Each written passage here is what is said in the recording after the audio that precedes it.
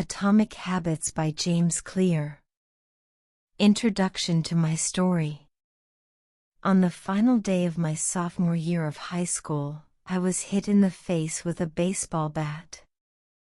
As my classmate took a full swing, the bat slipped out of his hands and came flying toward me before striking me directly between the eyes. I have no memory of the moment of impact. The bat smashed into my face with such force that it crushed my nose into a distorted U shape. The collision sent the soft tissue of my brain slamming into the inside of my skull. Immediately, a wave of swelling surged throughout my head. In a fraction of a second, I had a broken nose, multiple skull fractures, and 2 shattered eye sockets. When I opened my eyes, I saw people staring at me and running over to help. I looked down and noticed spots of red on my clothes. One of my classmates took the shirt off his back and handed it to me. I used it to plug the stream of blood rushing from my broken nose. Shocked and confused, I was unaware of how seriously I had been injured. My teacher looped his arm around my shoulder and we began the long walk to the nurse's office, across the field, down the hill, and back into school. Random hands touched my sides, holding me upright. We took our time and walked slowly. Nobody realized that every minute mattered. When we arrived at the nurse's office, she asked me a series of questions. "What year is it?" 1998, I answered. It was actually 2002. Who is the President of the United States? Bill Clinton, I said. The correct answer was George W. Bush. What is your mom's name? I stalled. 10 seconds passed. Patty, I said casually, ignoring the fact that it had taken me 10 seconds to remember my own mother's name. That is the last question I remember. My body was unable to handle the rapid swelling in my brain and I lost consciousness before the ambulance arrived. Minutes later, I was carried out of school and taken to the local hospital. Shortly after arriving, my body began shutting down. I struggled with basic functions like swallowing and breathing. I had my first seizure of the day. Then I stopped breathing entirely. As the doctors hurried to supply me with oxygen, they also decided the local hospital was unequipped to handle the situation and ordered a helicopter to fly me to a larger hospital in Cincinnati. I was rolled out of the emergency room doors and toward the helipad across the street. The stretcher rattled on a bumpy sidewalk as one nurse pushed me along while another pumped each breath into me by hand. My mother, who had arrived at the hospital a few moments before, climbed into the helicopter beside me. I remained unconscious and unable to breathe on my own as she held my hand during the flight. While my mother rode with me in the helicopter, my father went home to check on my brother and sister and break the news to them. He choked back tears as he explained to my sister that he would miss her 8th grade graduation ceremony that night. After passing my siblings off to family and friends, he drove to Cincinnati to meet my mother. When my mom and I landed on the roof of the hospital, a team of nearly 20 doctors and nurses sprinted onto the helipad and wheeled me into the trauma unit. By this time, the swelling in my brain had become so severe that I was having repeated post-traumatic seizures. My broken bones needed to be fixed, but I was in no condition to undergo surgery. After yet another seizure, my third of the day, I was put into a medically induced coma and placed on a ventilator. My parents were no strangers to this hospital. 10 years earlier, they had entered the same building on the ground floor after my sister was diagnosed with leukemia at age 3. I was 5 at the time. My brother was just 6 months old. After 2.5 years of chemotherapy treatments, spinal taps, and bone marrow biopsies, my little sister finally walked out of the hospital happy, healthy, and cancer-free. And now, after 10 years of normal life, my parents found themselves back in the same place with a different child. While I slipped into a coma, the hospital sent a priest and a social worker to comfort my parents. It was the same priest who had met with them a decade earlier on the evening they found out my sister had cancer. As day faded into night, a series of machines kept me alive. My parents slept restlessly on a hospital mattress. One moment they would collapse from fatigue, the next they would be wide awake with worry. My mother would tell me later, it was one of the worst nights I've ever had. My recovery. Mercifully, by the next morning my breathing had rebounded to the point where the doctors felt comfortable releasing me from the coma. When I finally regained consciousness, I discovered that I had lost my ability to smell. As a test, a nurse asked me to blow my nose and sniff an apple juice box. My sense of smell returned, but, to everyone's surprise, the act of blowing my nose forced air through the fractures in my eye socket and pushed my left eye outward. My eyeball bulged out of the socket, held precariously in place by my eyelid and the optic nerve attaching my eye to my brain. The ophthalmologist said my eye would gradually slide back into place as the air seeped out, but it was hard to tell how long this would take. I was scheduled for surgery 1 week later, which would allow me some additional time to heal. I looked like I had been on the wrong end of a boxing match, but I was cleared to leave the hospital.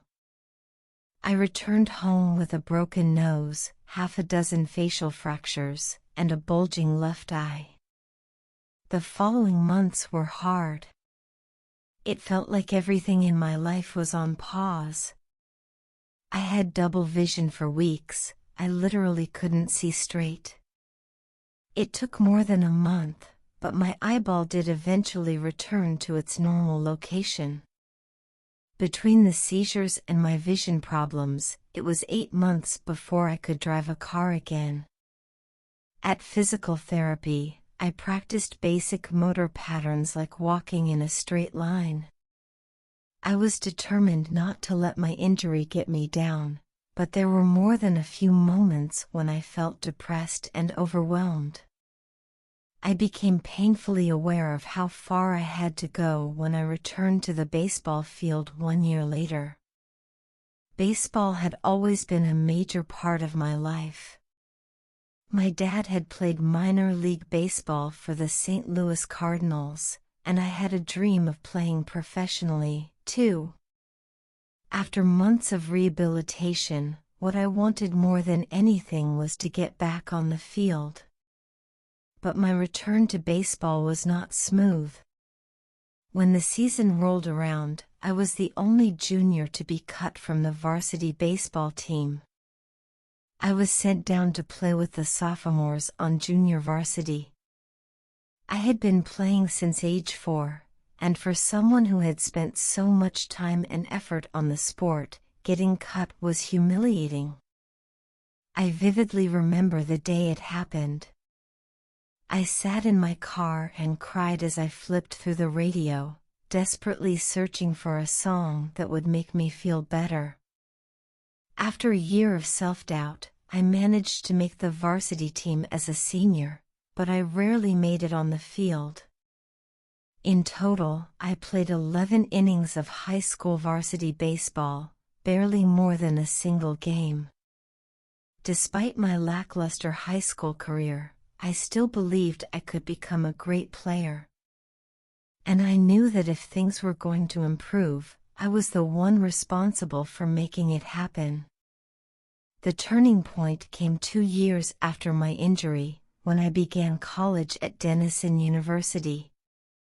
It was a new beginning, and it was the place where I would discover the surprising power of small habits for the first time.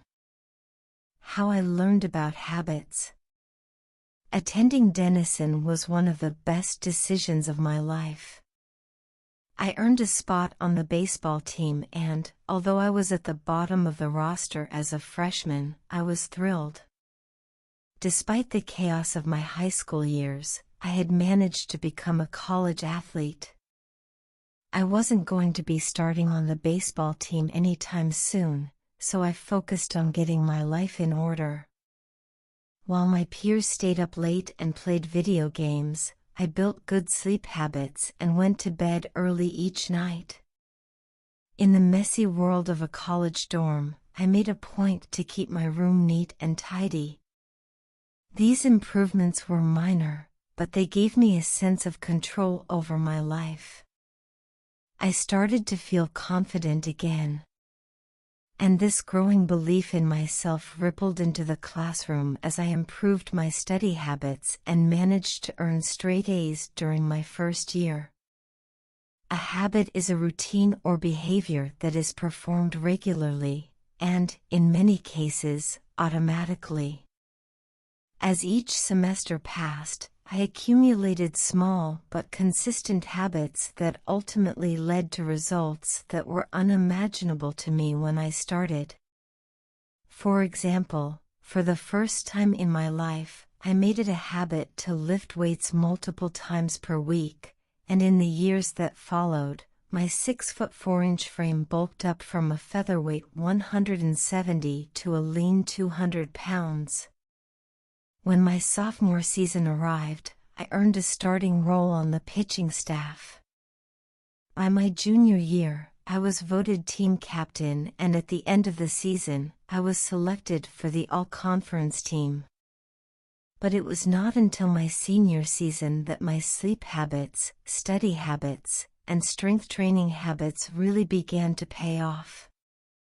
6 years after I had been hit in the face with a baseball bat, flown to the hospital, and placed into a coma, I was selected as the top male athlete at Denison University and named to the ESPN Academic All-America team, an honor given to just 33 players across the country. By the time I graduated, I was listed in the school record books in 8 different categories. That same year, I was awarded the university's highest academic honor, the President's Medal. I hope you'll forgive me if this sounds boastful. To be honest, there was nothing legendary or historic about my athletic career. I never ended up playing professionally. However, looking back on those years, I believe I accomplished something just as rare. I fulfilled my potential.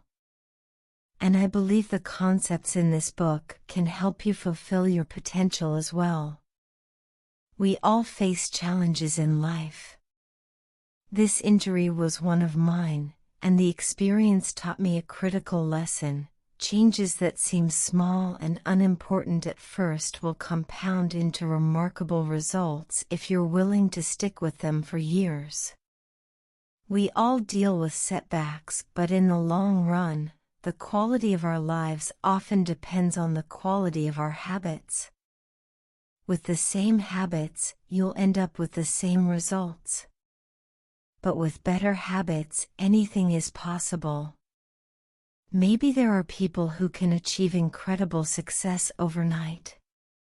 I don't know any of them, and I'm certainly not one of them. There wasn't one defining moment on my journey from medically induced coma to academic All-American. There were many. It was a gradual evolution, a long series of small wins and tiny breakthroughs. The only way I made progress, the only choice I had, was to start small. And I employed this same strategy a few years later when I started my own business and began working on this book. How and why I wrote this book. In November 2012, I began publishing articles at jamesclear.com. For years, I had been keeping notes about my personal experiments with habits, and I was finally ready to share some of them publicly. I began by publishing a new article every Monday and Thursday.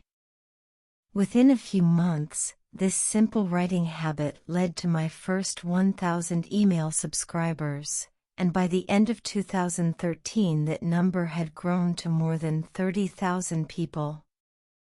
In 2014, my email list expanded to over 100,000 subscribers, which made it one of the fastest-growing newsletters on the internet. I had felt like an imposter when I began writing 2 years earlier, but now I was becoming known as an expert on habits, a new label that excited me but also felt uncomfortable.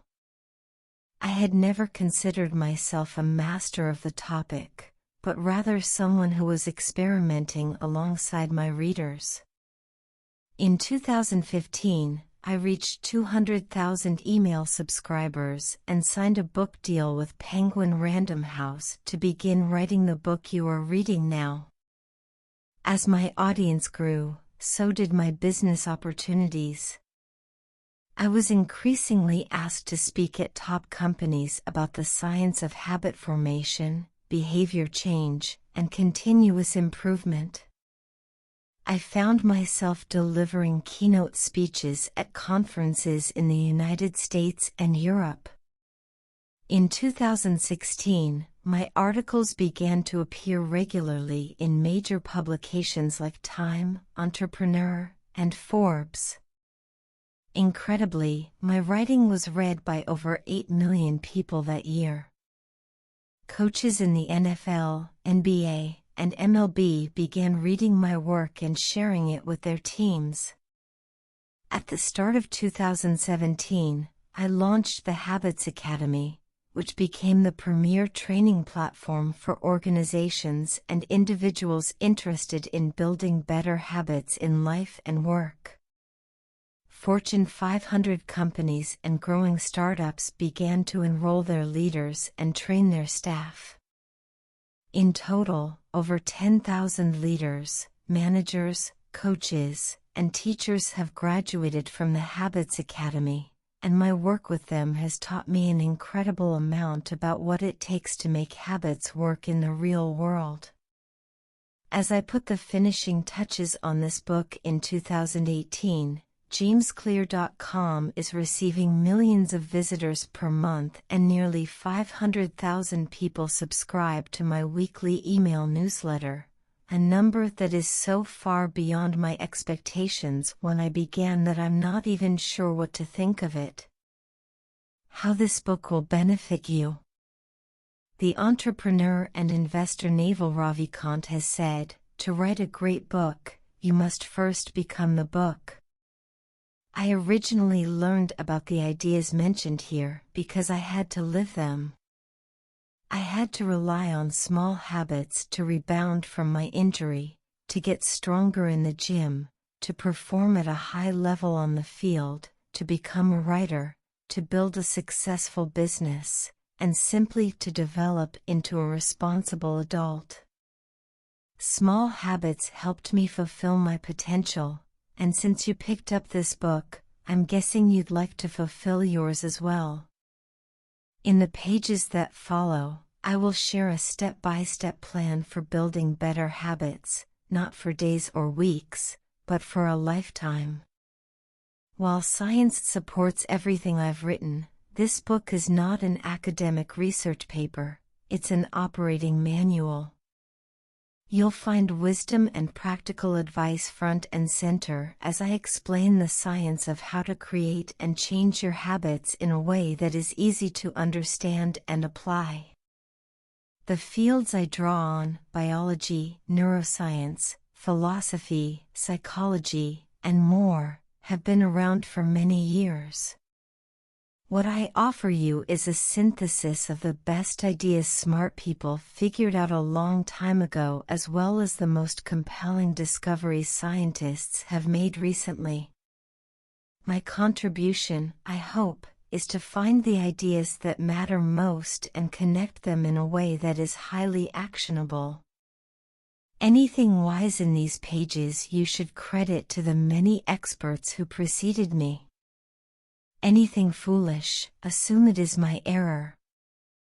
The backbone of this book is my 4-step model of habits: cue, craving, response, and reward, and the 4 laws of behavior change that evolve out of these steps.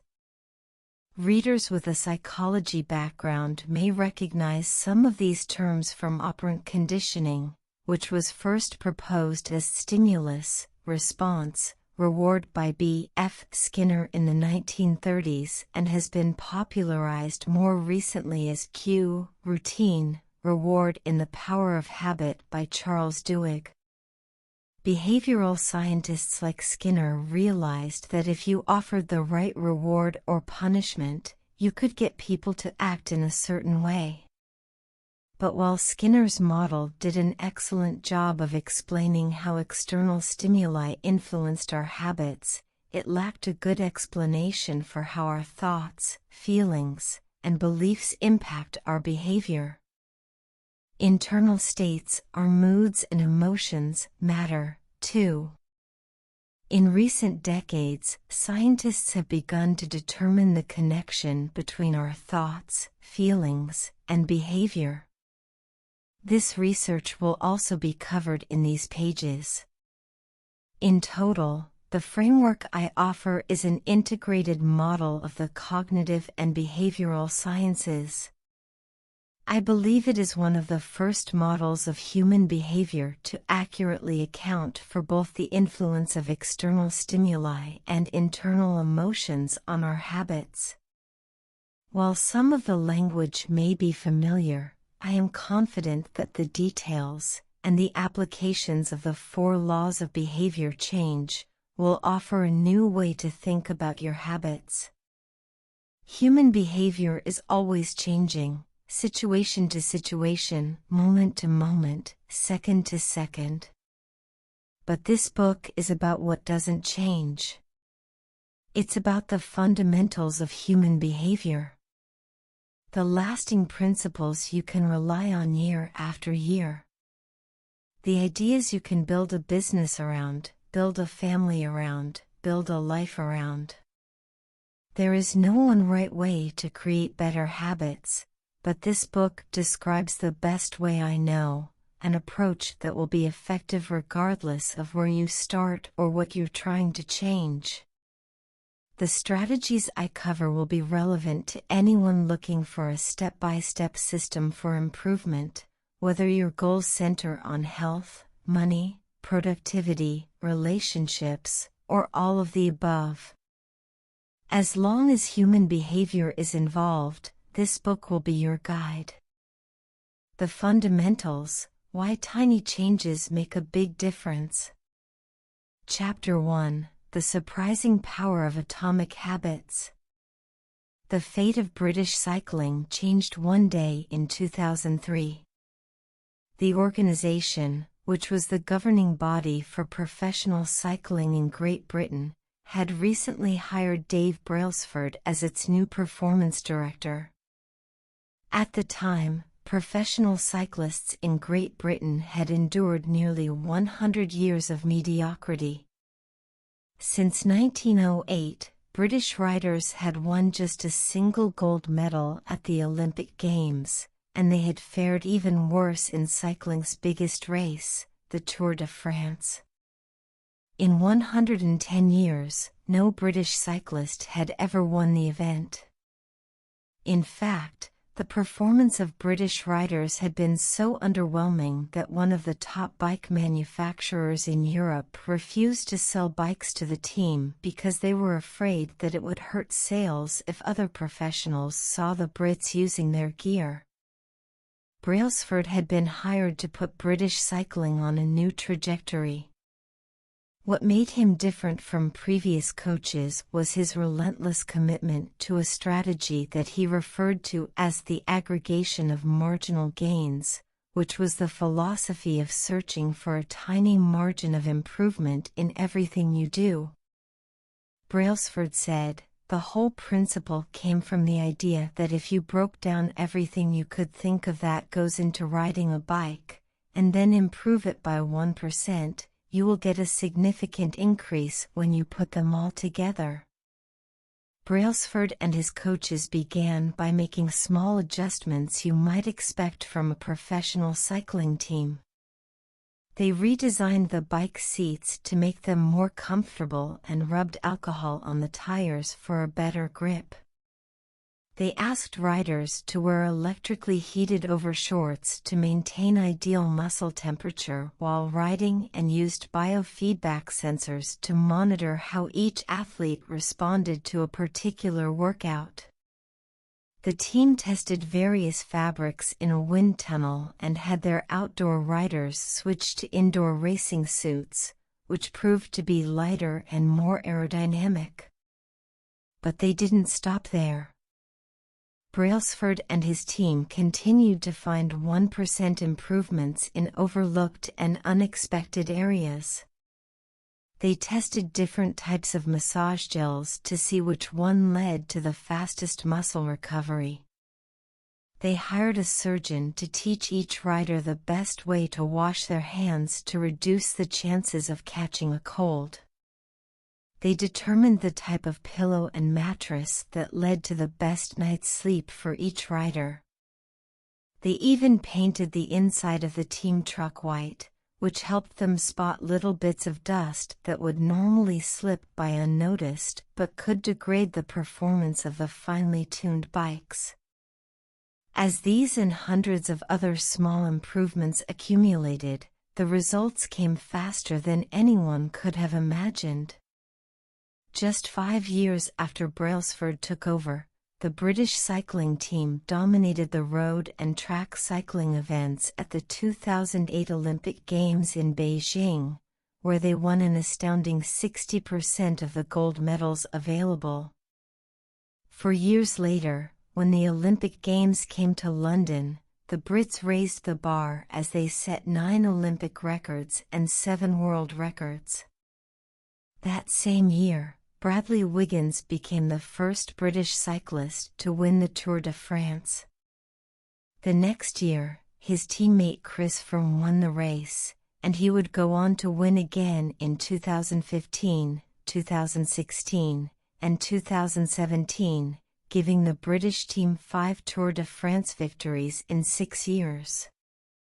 During the 10-year span from 2007 to 2017, British cyclists won 178 World Championships and 66 Olympic or Paralympic gold medals and captured 5 Tour de France victories in what is widely regarded as the most successful run in cycling history. How does this happen? How does a team of previously ordinary athletes transform into world champions with tiny changes that, at first glance, would seem to make a modest difference at best? Why do small improvements accumulate into such remarkable results, and how can you replicate this approach in your own life?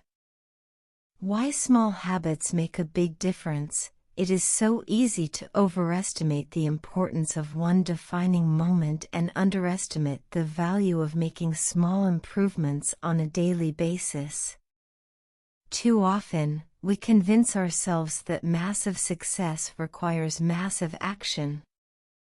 Whether it is losing weight, building a business, writing a book, winning a championship, or achieving any other goal, we put pressure on ourselves to make some earth-shattering improvement that everyone will talk about. Meanwhile, improving by 1% isn't particularly notable. Sometimes it isn't even noticeable, but it can be far more meaningful, especially in the long run. the difference a tiny improvement can make over time is astounding. Here's how the math works out. If you can get 1% better each day for 1 year, you'll end up 37 times better by the time you're done. Conversely, if you get 1% worse each day for 1 year, you'll decline nearly down to 0. What starts as a small win or a minor setback accumulates into something much more. Habits are the compound interest of self-improvement. The same way that money multiplies through compound interest, the effects of your habits multiply as you repeat them.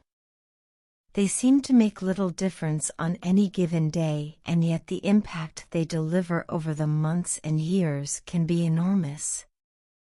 It is only when looking back 2, 5, or perhaps 10 years later that the value of good habits and the cost of bad ones becomes strikingly apparent. This can be a difficult concept to appreciate in daily life. We often dismiss small changes because they don't seem to matter very much in the moment. If you save a little money now, you're still not a millionaire. If you go to the gym 3 days in a row, you're still out of shape. If you study Mandarin for an hour tonight, you still haven't learned the language. We make a few changes, but the results never seem to come quickly, and so we slide back into our previous routines. Unfortunately, the slow pace of transformation also makes it easy to let a bad habit slide. If you eat an unhealthy meal today, the scale doesn't move much. If you work late tonight and ignore your family, they will forgive you. If you procrastinate and put your project off until tomorrow, there will usually be time to finish it later. A single decision is easy to dismiss. But when we repeat 1% errors, day after day, by replicating poor decisions, duplicating tiny mistakes, and rationalizing little excuses, our small choices compound into toxic results. It's the accumulation of many missteps, a 1% decline here and there, that eventually leads to a problem. The impact created by a change in your habits is similar to the effect of shifting the route of an airplane by just a few degrees. Imagine you are flying from Los Angeles to New York City. If a pilot leaving from LAX adjusts the heading just 3.5 degrees south, you will land in Washington, D.C., instead of New York. Such a small change is barely noticeable at takeoff. The nose of the airplane moves just a few feet, but when magnified across the entire United States, you end up hundreds of miles apart. Similarly, a slight change in your daily habits can guide your life to a very different destination. Making a choice that is 1% better or 1% worse seems insignificant in the moment, but over the span of moments that make up a lifetime, these choices determine the difference between who you are and who you could be. Success is the product of daily habits, not once-in-a-lifetime transformations. That said, it doesn't matter how successful or unsuccessful you are right now. What matters is whether your habits are putting you on the path toward success. You should be far more concerned with your current trajectory than with your current results. If you're a millionaire but you spend more than you earn each month, then you're on a bad trajectory. If your spending habits don't change, it's not going to end well. Conversely, if you're broke, but you save a little bit every month, then you're on the path toward financial freedom, even if you're moving slower than you'd like. Your outcomes are a lagging measure of your habits. Your net worth is a lagging measure of your financial habits. Your weight is a lagging measure of your eating habits. Your knowledge is a lagging measure of your learning habits. Your clutter is a lagging measure of your cleaning habits. You get what you repeat.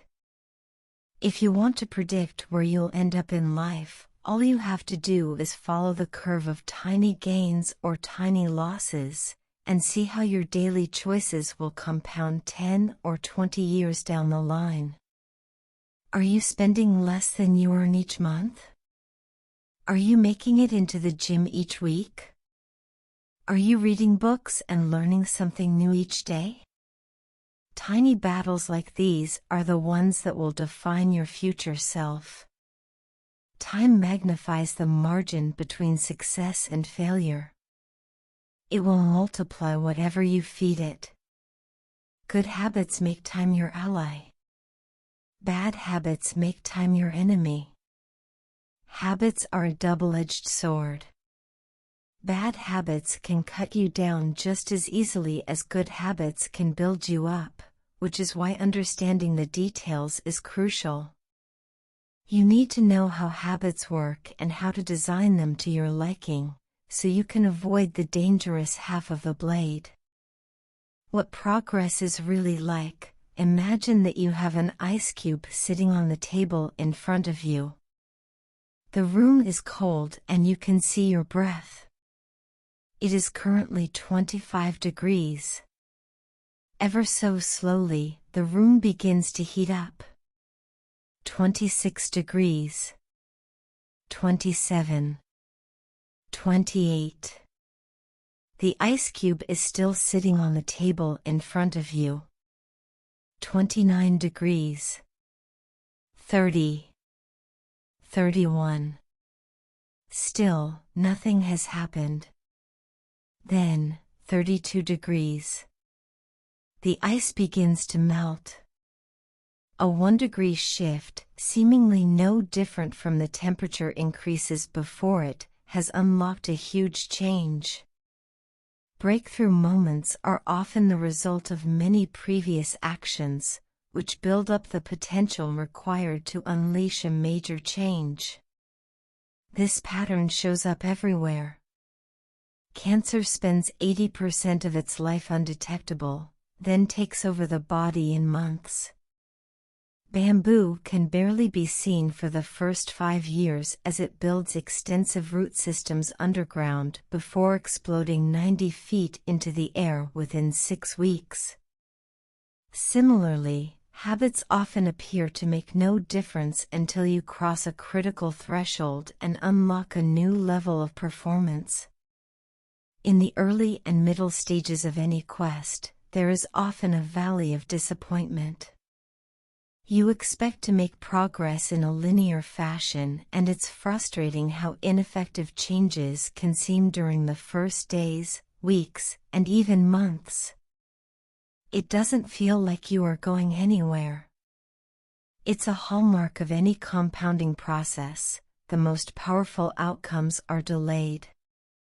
This is one of the core reasons why it is so hard to build habits that last. People make a few small changes, fail to see a tangible result, and decide to stop. You think, "I've been running every day for a month, so why can't I see any change in my body?" Once this kind of thinking takes over, it's easy to let good habits fall by the wayside. But in order to make a meaningful difference, habits need to persist long enough to break through this plateau, what I call the plateau of latent potential. If you find yourself struggling to build a good habit or break a bad one, it is not because you have lost your ability to improve. It is often because you have not yet crossed the plateau of latent potential. Complaining about not achieving success despite working hard is like complaining about an ice cube not melting when you heated it from 25 to 31 degrees. Your work was not wasted, it is just being stored. All the action happens at 32 degrees. When you finally break through the plateau of latent potential, people will call it an overnight success. The outside world only sees the most dramatic event rather than all that preceded it. But you know that it's the work you did long ago, when it seemed that you weren't making any progress, that makes the jump today possible. It is the human equivalent of geological pressure. Two tectonic plates can grind against one another for millions of years, the tension slowly building all the while. Then, one day, they rub each other once again, in the same fashion they have for ages, but this time the tension is too great. An earthquake erupts. Change can take years, before it happens all at once. Mastery requires patience. The San Antonio Spurs, one of the most successful teams in NBA history, have a quote from social reformer Jacob Riis hanging in their locker room: "When nothing seems to help, I go and look at a stonecutter hammering away at his rock, perhaps 100 times without as much as a crack showing in it. Yet at the 101st blow it will split in two, and I know it was not that last blow that did it, but all that had gone before." All big things come from small beginnings. The seed of every habit is a single, tiny decision. But as that decision is repeated, a habit sprouts and grows stronger. Roots entrench themselves and branches grow. The task of breaking a bad habit is like uprooting a powerful oak within us. And the task of building a good habit is like cultivating a delicate flower one day at a time. But what determines whether we stick with a habit long enough to survive the plateau of latent potential and break through to the other side? What is it that causes some people to slide into unwanted habits and enables others to enjoy the compounding effects of good ones? Forget about goals, focus on systems instead. Prevailing wisdom claims that the best way to achieve what we want in life, getting into better shape, building a successful business, relaxing more and worrying less, spending more time with friends and family, is to set specific, actionable goals. For many years, this was how I approached my habits, too. Each one was a goal to be reached. I set goals for the grades I wanted to get in school, for the weights I wanted to lift in the gym, for the profits I wanted to earn in business. I succeeded at a few, but I failed at a lot of them. Eventually, I began to realize that my results had very little to do with the goals I set and nearly everything to do with the systems I followed. What's the difference between systems and goals? It's a distinction I first learned from Scott Adams, the cartoonist behind the Dilbert comic. Goals are about the results you want to achieve. Systems are about the processes that lead to those results. If you're a coach, your goal might be to win a championship. Your system is the way you recruit players, manage your assistant coaches, and conduct practice. If you're an entrepreneur, your goal might be to build $1 million business. Your system is how you test product ideas, hire employees, and run marketing campaigns. If you're a musician, your goal might be to play a new piece. Your system is how often you practice, how you break down and tackle difficult measures, and your method for receiving feedback from your instructor. Now for the interesting question: if you completely ignored your goals and focused only on your system, would you still succeed? For example, if you were a basketball coach and you ignored your goal to win a championship and focused only on what your team does at practice each day, would you still get results? I think you would. The goal in any sport is to finish with the best score, but it would be ridiculous to spend the whole game staring at the scoreboard. The only way to actually win is to get better each day. In the words of 3-time Super Bowl winner Bill Walsh, the score takes care of itself. The same is true for other areas of life. If you want better results, then forget about setting goals. Focus on your system instead. What do I mean by this? Are goals completely useless? Of course not. Goals are good for setting a direction, but systems are best for making progress. A handful of problems arise when you spend too much time thinking about your goals and not enough time designing your systems. Problem number 1: winners and losers have the same goals. Goal setting suffers from a serious case of survivorship bias. We concentrate on the people who end up winning, the survivors, and mistakenly assume that ambitious goals led to their success while overlooking all of the people who had the same objective but didn't succeed. Every Olympian wants to win a gold medal. Every candidate wants to get the job. And if successful and unsuccessful people share the same goals, then the goal cannot be what differentiates the winners from the losers. It wasn't the goal of winning the Tour de France that propelled the British cyclists to the top of the sport. Presumably, they had wanted to win the race every year before, just like every other professional team. The goal had always been there. It was only when they implemented a system of continuous small improvements that they achieved a different outcome. Problem number 2: achieving a goal is only a momentary change.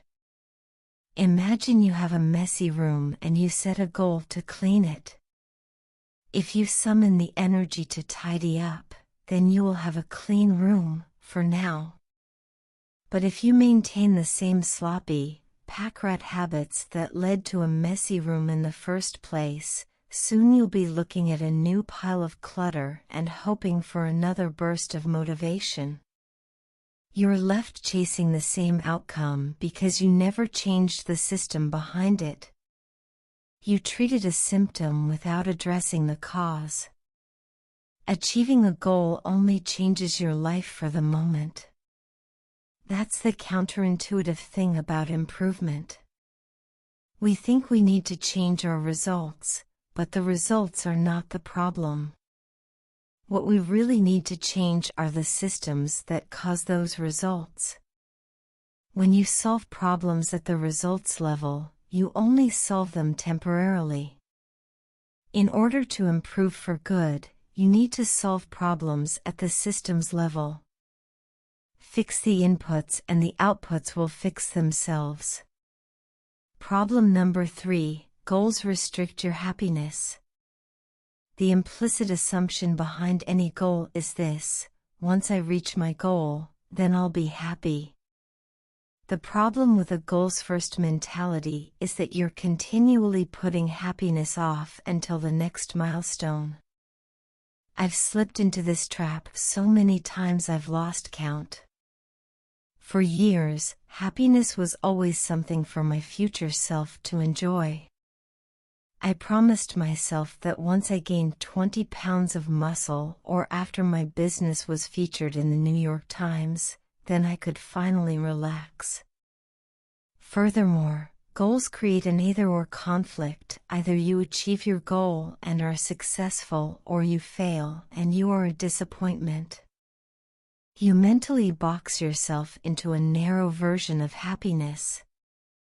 This is misguided. It is unlikely that your actual path through life will match the exact journey you had in mind when you set out. It makes no sense to restrict your satisfaction to one scenario when there are many paths to success. A systems-first mentality provides the antidote. When you fall in love with the process rather than the product, you don't have to wait to give yourself permission to be happy. You can be satisfied anytime your system is running. And a system can be successful in many different forms, not just the one you first envision. Problem number 4. Goals are at odds with long-term progress. Finally, a goal-oriented mindset can create a yo-yo effect. Many runners work hard for months, but as soon as they cross the finish line, they stop training. The race is no longer there to motivate them. When all of your hard work is focused on a particular goal, what is left to push you forward after you achieve it? This is why many people find themselves reverting to their old habits after accomplishing a goal.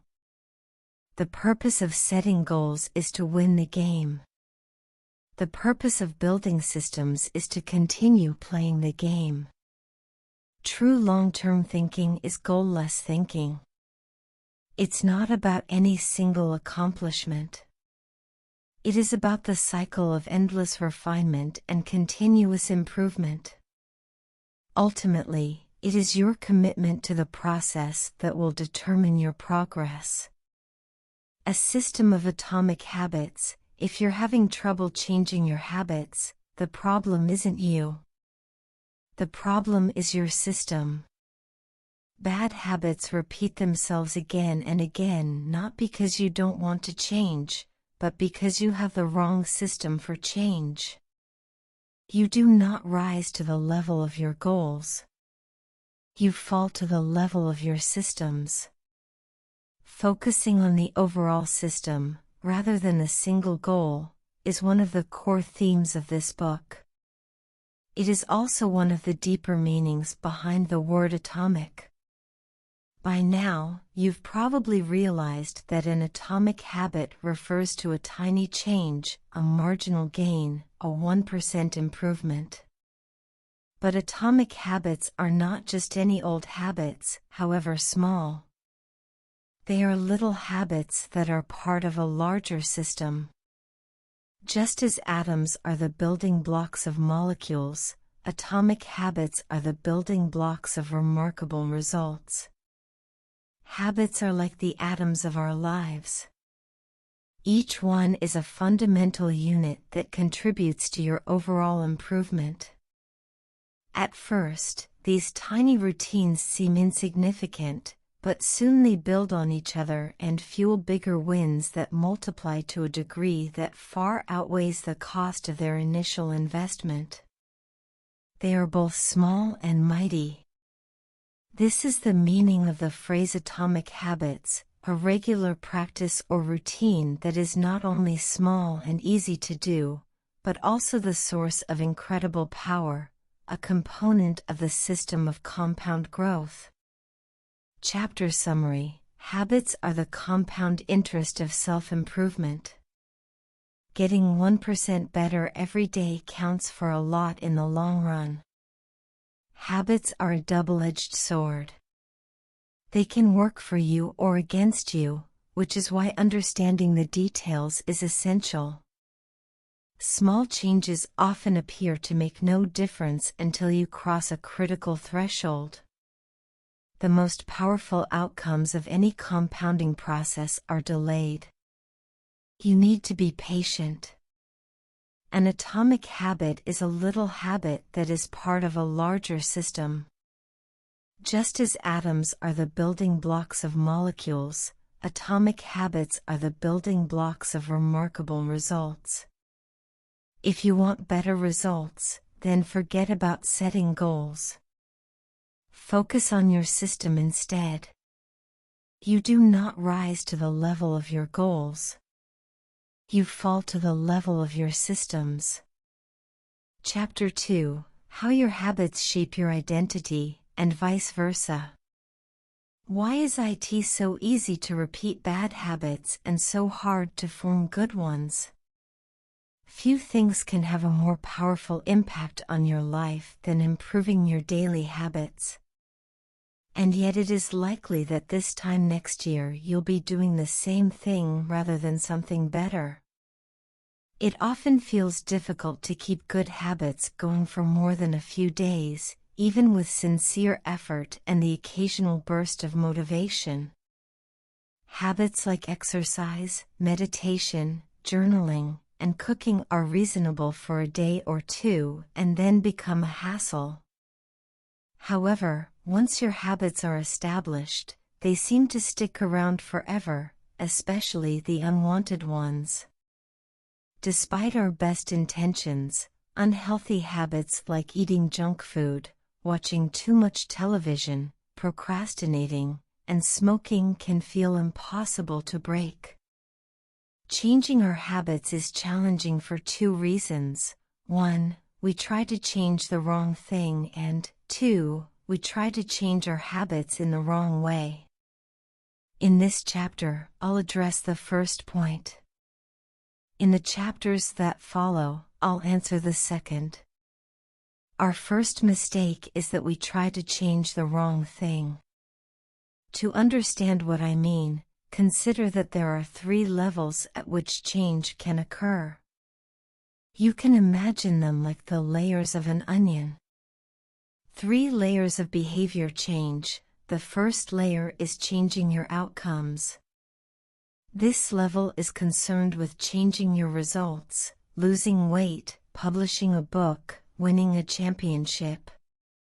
Most of the goals you set are associated with this level of change. The second layer is changing your process.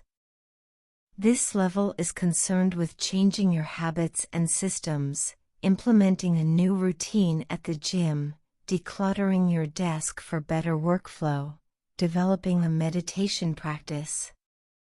Most of the habits you build are associated with this level. The third and deepest layer is changing your identity. This level is concerned with changing your beliefs, your worldview, your self-image, your judgments about yourself and others. Most of the beliefs, assumptions, and biases you hold are associated with this level. Outcomes are about what you get. Processes are about what you do. Identity is about what you believe. When it comes to building habits that last, when it comes to building a system of 1% improvements, the problem is not that one level is better or worse than another. All levels of change are useful in their own way. The problem is the direction of change. Many people begin the process of changing their habits by focusing on what they want to achieve. This leads us to outcome-based habits. The alternative is to build identity-based habits. With this approach, we start by focusing on who we wish to become. Imagine 2 people resisting a cigarette. When offered a smoke, the first person says, "No thanks. I'm trying to quit." It sounds like a reasonable response, but this person still believes they are a smoker who is trying to be something else. They are hoping their behavior will change while carrying around the same beliefs. The second person declines by saying, "No thanks. I'm not a smoker." It's a small difference, but this statement signals a shift in identity. Smoking was part of their former life, not their current one. They no longer identify as someone who smokes. Most people don't even consider identity change when they set out to improve.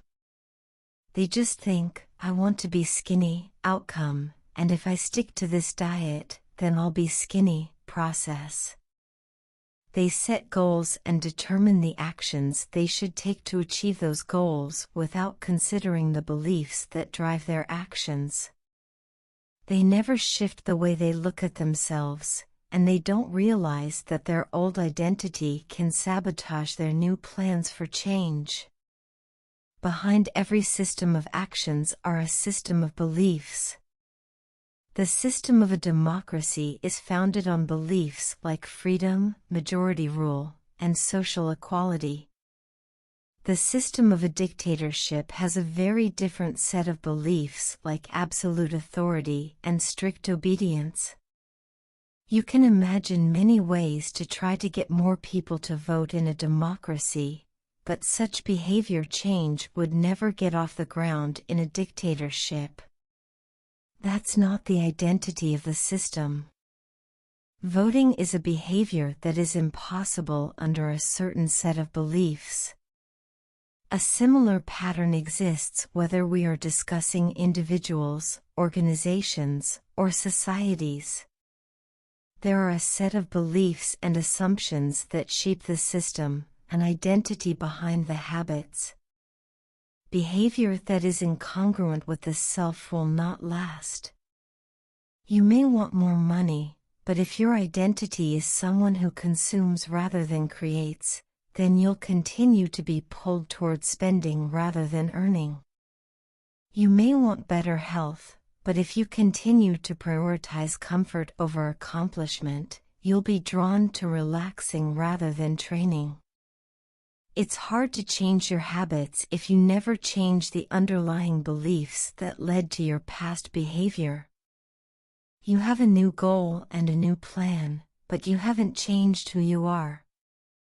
The story of Brian Clark, an entrepreneur from Boulder, Colorado, provides a good example. For as long as I can remember, I've chewed my fingernails, Clark told me. It started as a nervous habit when I was young, and then morphed into an undesirable grooming ritual. One day, I resolved to stop chewing my nails until they grew out a bit. Through mindful willpower alone, I managed to do it. Then, Clark did something surprising. I asked my wife to schedule my first ever manicure, he said. My thought was that if I started paying to maintain my nails, I wouldn't chew them. And it worked, but not for the monetary reason.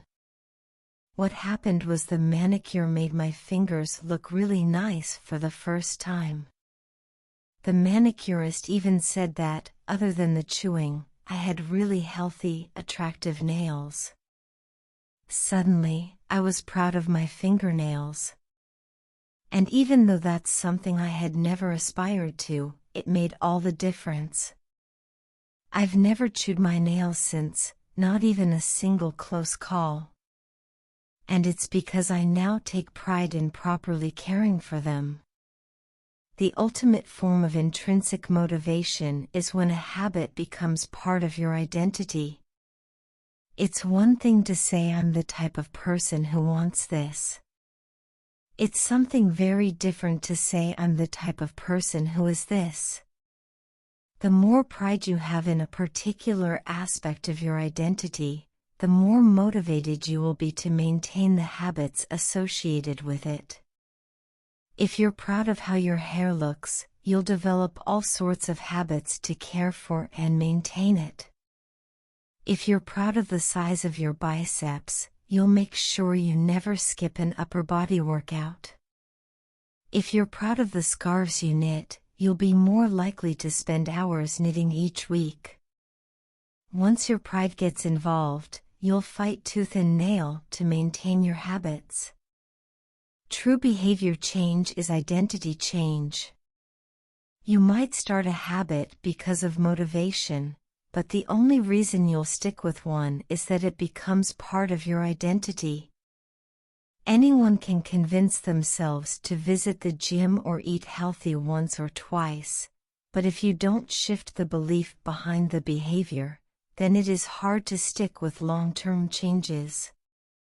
Improvements are only temporary until they become part of who you are. The goal is not to read a book, the goal is to become a reader. The goal is not to run a marathon, the goal is to become a runner. The goal is not to learn an instrument, the goal is to become a musician. Your behaviors are usually a reflection of your identity. What you do is an indication of the type of person you believe that you are either consciously or non-consciously. Research has shown that once a person believes in a particular aspect of their identity, they are more likely to act in alignment with that belief. For example, people who identified as being a voter were more likely to vote than those who simply claimed voting was an action they wanted to perform. Similarly, the person who incorporates exercise into their identity doesn't have to convince themselves to train. Doing the right thing is easy. After all, when your behavior and your identity are fully aligned, you are no longer pursuing behavior change. You are simply acting like the type of person you already believe yourself to be. Like all aspects of habit formation, this, too, is a double-edged sword. When working for you, identity change can be a powerful force for self-improvement. When working against you, though, identity change can be a curse. Once you have adopted an identity, it can be easy to let your allegiance to it impact your ability to change. Many people walk through life in a cognitive slumber, blindly following the norms attached to their identity. I'm terrible with directions. I'm not a morning person. I'm bad at remembering people's names. I'm always late. I'm not good with technology. I'm horrible at math, and 1,000 other variations.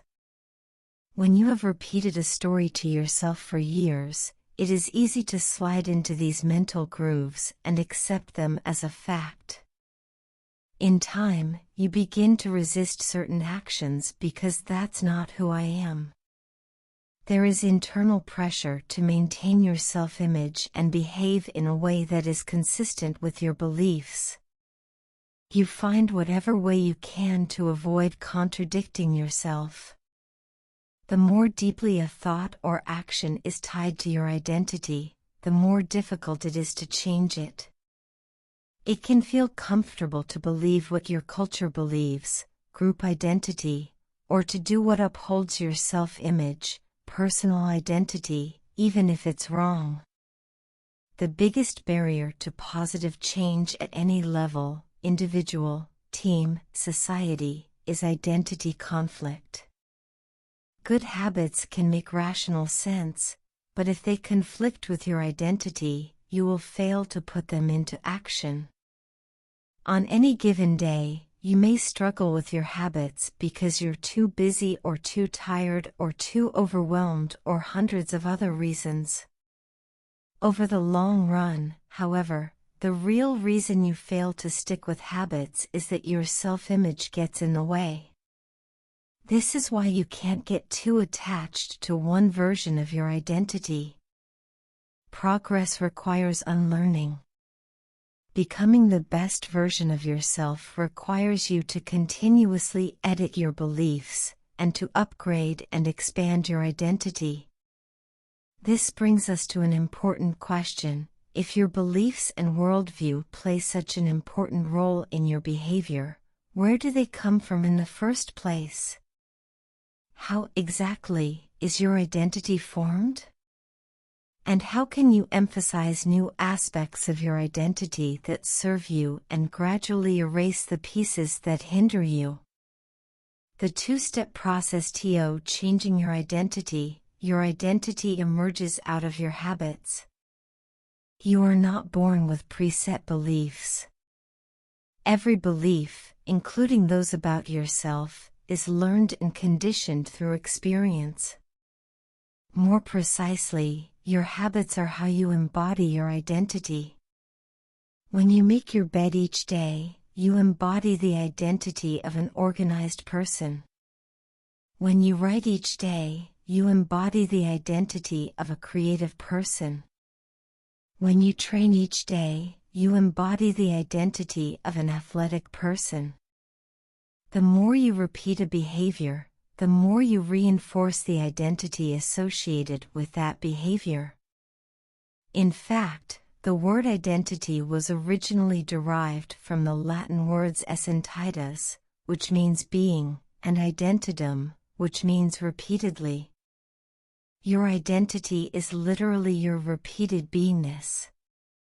Whatever your identity is right now, you only believe it because you have proof of it. If you go to church every Sunday for 20 years, you have evidence that you are religious. If you study biology for 1 hour every night, you have evidence that you are studious. If you go to the gym even when it's snowing, you have evidence that you are committed to fitness. The more evidence you have for a belief, the more strongly you will believe it. For most of my early life, I didn't consider myself a writer. If you were to ask any of my high school teachers or college professors, they would tell you I was an average writer at best, certainly not a standout. When I began my writing career, I published a new article every Monday and Thursday for the first few years.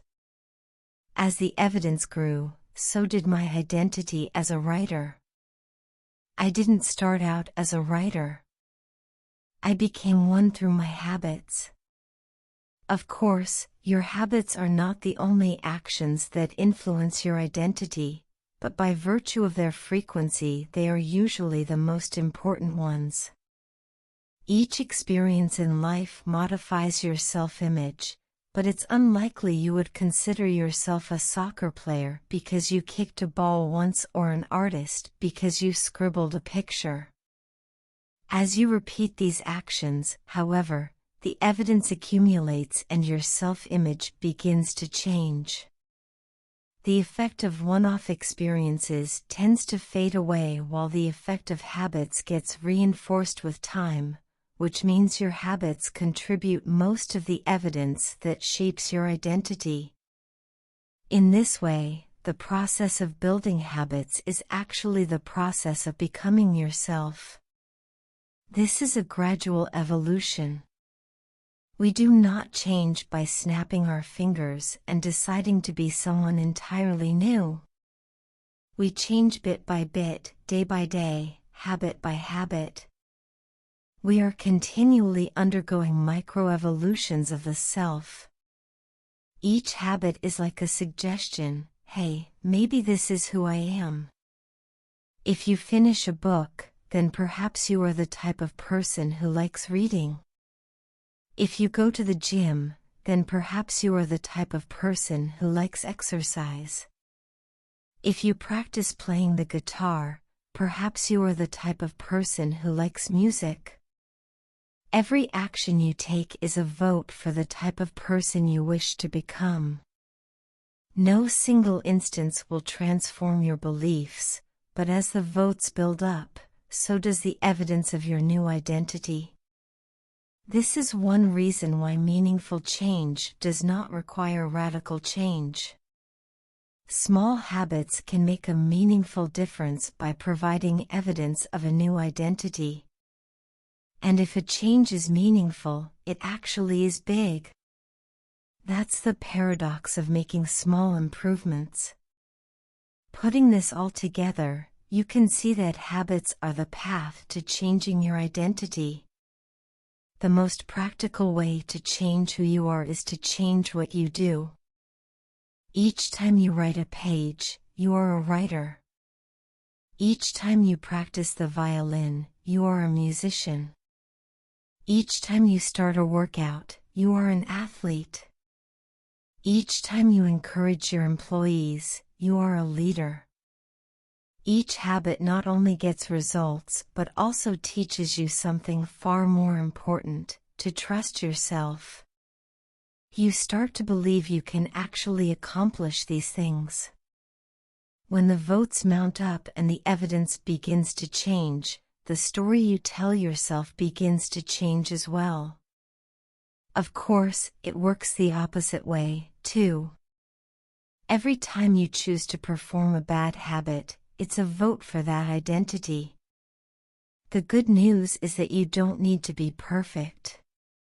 In any election, there are going to be votes for both sides. You don't need a unanimous vote to win an election, you just need a majority. It doesn't matter if you cast a few votes for a bad behavior or an unproductive habit. Your goal is simply to win the majority of the time. New identities require new evidence.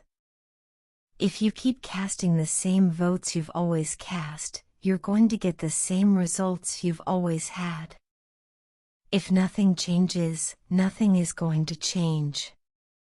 It is a simple two-step process. 1. Decide the type of person you want to be. 2. Prove it to yourself with small wins. First, decide who you want to be. This holds at any level, as an individual, as a team, as a community, as a nation. What do you want to stand for? What are your principles and values? Who do you wish to become? These are big questions, and many people aren't sure where to begin, but they do know what kind of results they want: to get six-pack abs, or to feel less anxious, or to double their salary. That's fine. Start there and work backward from the results you want to the type of person who could get those results. Ask yourself, who is the type of person that could get the outcome I want? Who is the type of person that could lose 40 pounds? Who is the type of person that could learn a new language? Who is the type of person that could run a successful startup? For example, who is the type of person who could write a book? It's probably someone who is consistent and reliable. Now your focus shifts from writing a book, outcome-based, to being the type of person who is consistent and reliable, identity-based. This process can lead to beliefs like, I'm the kind of teacher who stands up for her students. I'm the kind of doctor who gives each patient the time and empathy they need. I'm the kind of manager who advocates for her employees. Once you have a handle on the type of person you want to be, you can begin taking small steps to reinforce your desired identity. I have a friend who lost over 100 pounds by asking herself, what would a healthy person do? All day long, she would use this question as a guide. Would a healthy person walk or take a cab? Would a healthy person order a burrito or a salad? She figured if she acted like a healthy person long enough, eventually she would become that person. She was right. The concept of identity-based habits is our first introduction to another key theme in this book: feedback loops. Your habits shape your identity, and your identity shapes your habits. It's a two-way street. The formation of all habits is a feedback loop, a concept we will explore in depth in the next chapter, but it's important to let your values, principles, and identity drive the loop rather than your results. The focus should always be on becoming that type of person, not getting a particular outcome. The real reason habits matter: identity change is the North Star of habit change. The remainder of this book will provide you with step-by-step instructions on how to build better habits in yourself, your family, your team, your company, and anywhere else you wish. But the true question is, are you becoming the type of person you want to become? The first step is not what or how, but who. You need to know who you want to be. Otherwise, your quest for change is like a boat without a rudder. And that's why we are starting here. You have the power to change your beliefs about yourself. Your identity is not set in stone. You have a choice in every moment. You can choose the identity you want to reinforce today with the habits you choose today. And this brings us to the deeper purpose of this book and the real reason habits matter. Building better habits isn't about littering your day with life hacks. It's not about flossing one tooth each night or taking a cold shower each morning or wearing the same outfit each day. It's not about achieving external measures of success like earning more money, losing weight, or reducing stress. Habits can help you achieve all of these things, but fundamentally they are not about having something. They are about becoming someone. Ultimately, your habits matter because they help you become the type of person you wish to be. They are the channel through which you develop your deepest beliefs about yourself. Quite literally, you become your habits. Chapter summary: there are 3 levels of change: outcome change, process change, and identity change. The most effective way to change your habits is to focus not on what you want to achieve, but on who you wish to become. Your identity emerges out of your habits. Every action is a vote for the type of person you wish to become. Becoming the best version of yourself requires you to continuously edit your beliefs, and to upgrade and expand your identity. The real reason habits matter is not because they can get you better results, although they can do that, but because they can change your beliefs about yourself. Chapter 3: How to Build Better Habits in 4 Simple Steps. In 1898, a psychologist named Edward Thorndike conducted an experiment that would lay the foundation for our understanding of how habits form and the rules that guide our behavior. Thorndike was interested in studying the behavior of animals, and he started by working with cats. He would place each cat inside a device known as a puzzle box. The box was designed so that the cat could escape through a door by some simple act, such as pulling at a loop of cord, pressing a lever, or stepping on a platform. For example, one box contained a lever that, when pressed, would open a door on the side of the box.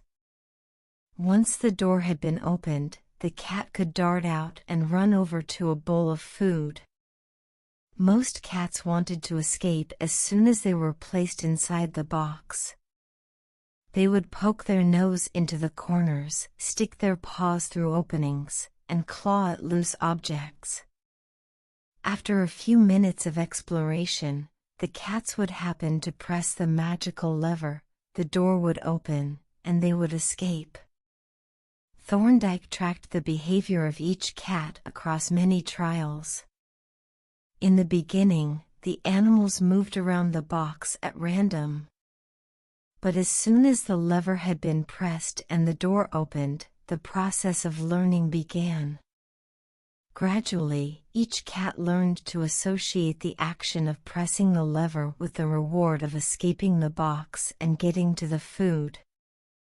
After 20 to 30 trials, this behavior became so automatic and habitual that the cat could escape within a few seconds.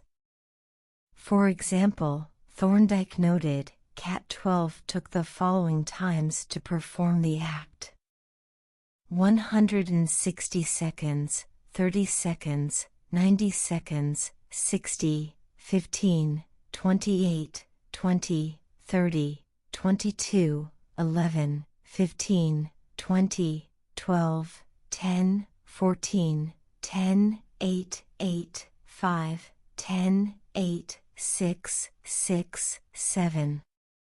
During the first 3 trials, the cat escaped in an average of 1.5 minutes.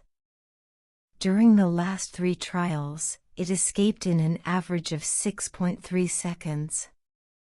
With practice, each cat made fewer errors and their actions became quicker and more automatic.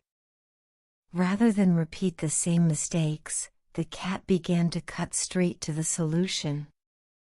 From his studies, Thorndike described the learning process by stating, behaviors followed by satisfying consequences tend to be repeated, and those that produce unpleasant consequences are less likely to be repeated. His work provides the perfect starting point for discussing how habits form in our own lives. It also provides answers to some fundamental questions like, what are habits? And why does the brain bother building them at all? Why your brain builds habits. A habit is a behavior that has been repeated enough times to become automatic. The process of habit formation begins with trial and error. Whenever you encounter a new situation in life, your brain has to make a decision. How do I respond to this? The first time you come across a problem, you're not sure how to solve it. Like Thorndike's cat, you're just trying things out to see what works. Neurological activity in the brain is high during this period. You are carefully analyzing the situation and making conscious decisions about how to act. You're taking in tons of new information and trying to make sense of it all. The brain is busy learning the most effective course of action. Occasionally, like a cat pressing on a lever, you stumble across a solution. You're feeling anxious, and you discover that going for a run calms you down. You're mentally exhausted from a long day of work, and you learn that playing video games relaxes you. You're exploring, and then, bam, a reward. After you stumble upon an unexpected reward, you alter your strategy for next time. Your brain immediately begins to catalog the events that preceded the reward. Wait a minute, that felt good. What did I do right before that? This is the feedback loop behind all human behavior. Try, fail, learn, try differently. With practice, the useless movements fade away and the useful actions get reinforced. That's a habit forming. Whenever you face a problem repeatedly, your brain begins to automate the process of solving it. Your habits are just a series of automatic solutions that solve the problems and stresses you face regularly.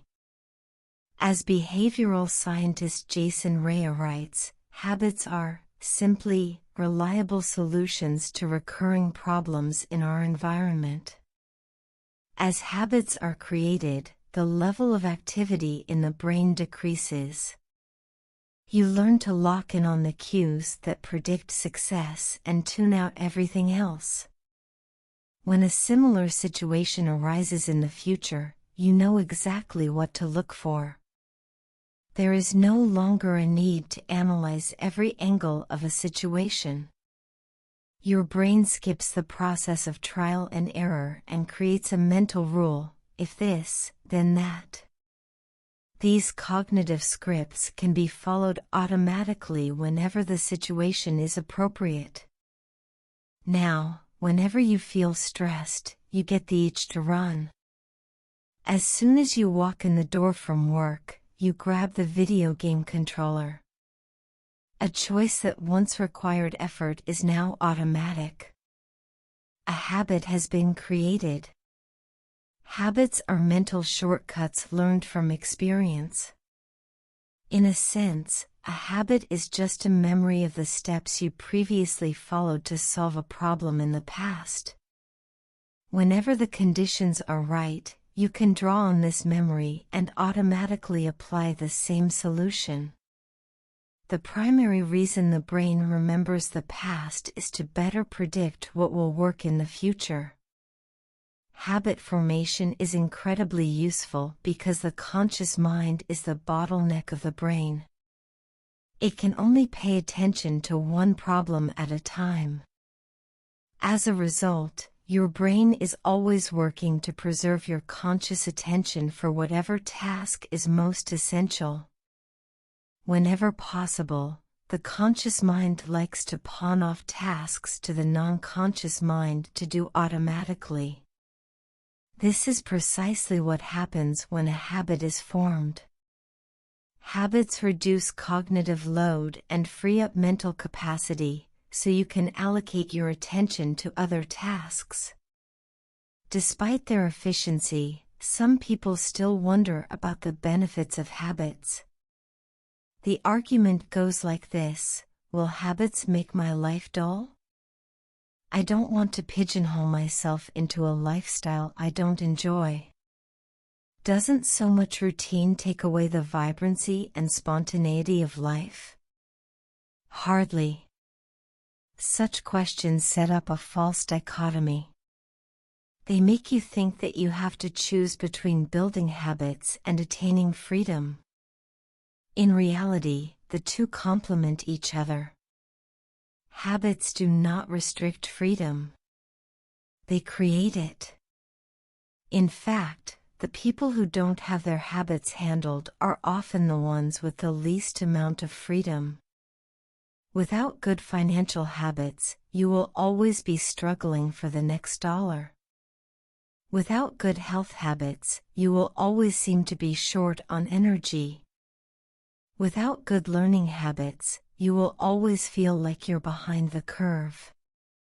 If you're always being forced to make decisions about simple tasks, when should I work out, where do I go to write, when do I pay the bills, then you have less time for freedom. It's only by making the fundamentals of life easier that you can create the mental space needed for free thinking and creativity.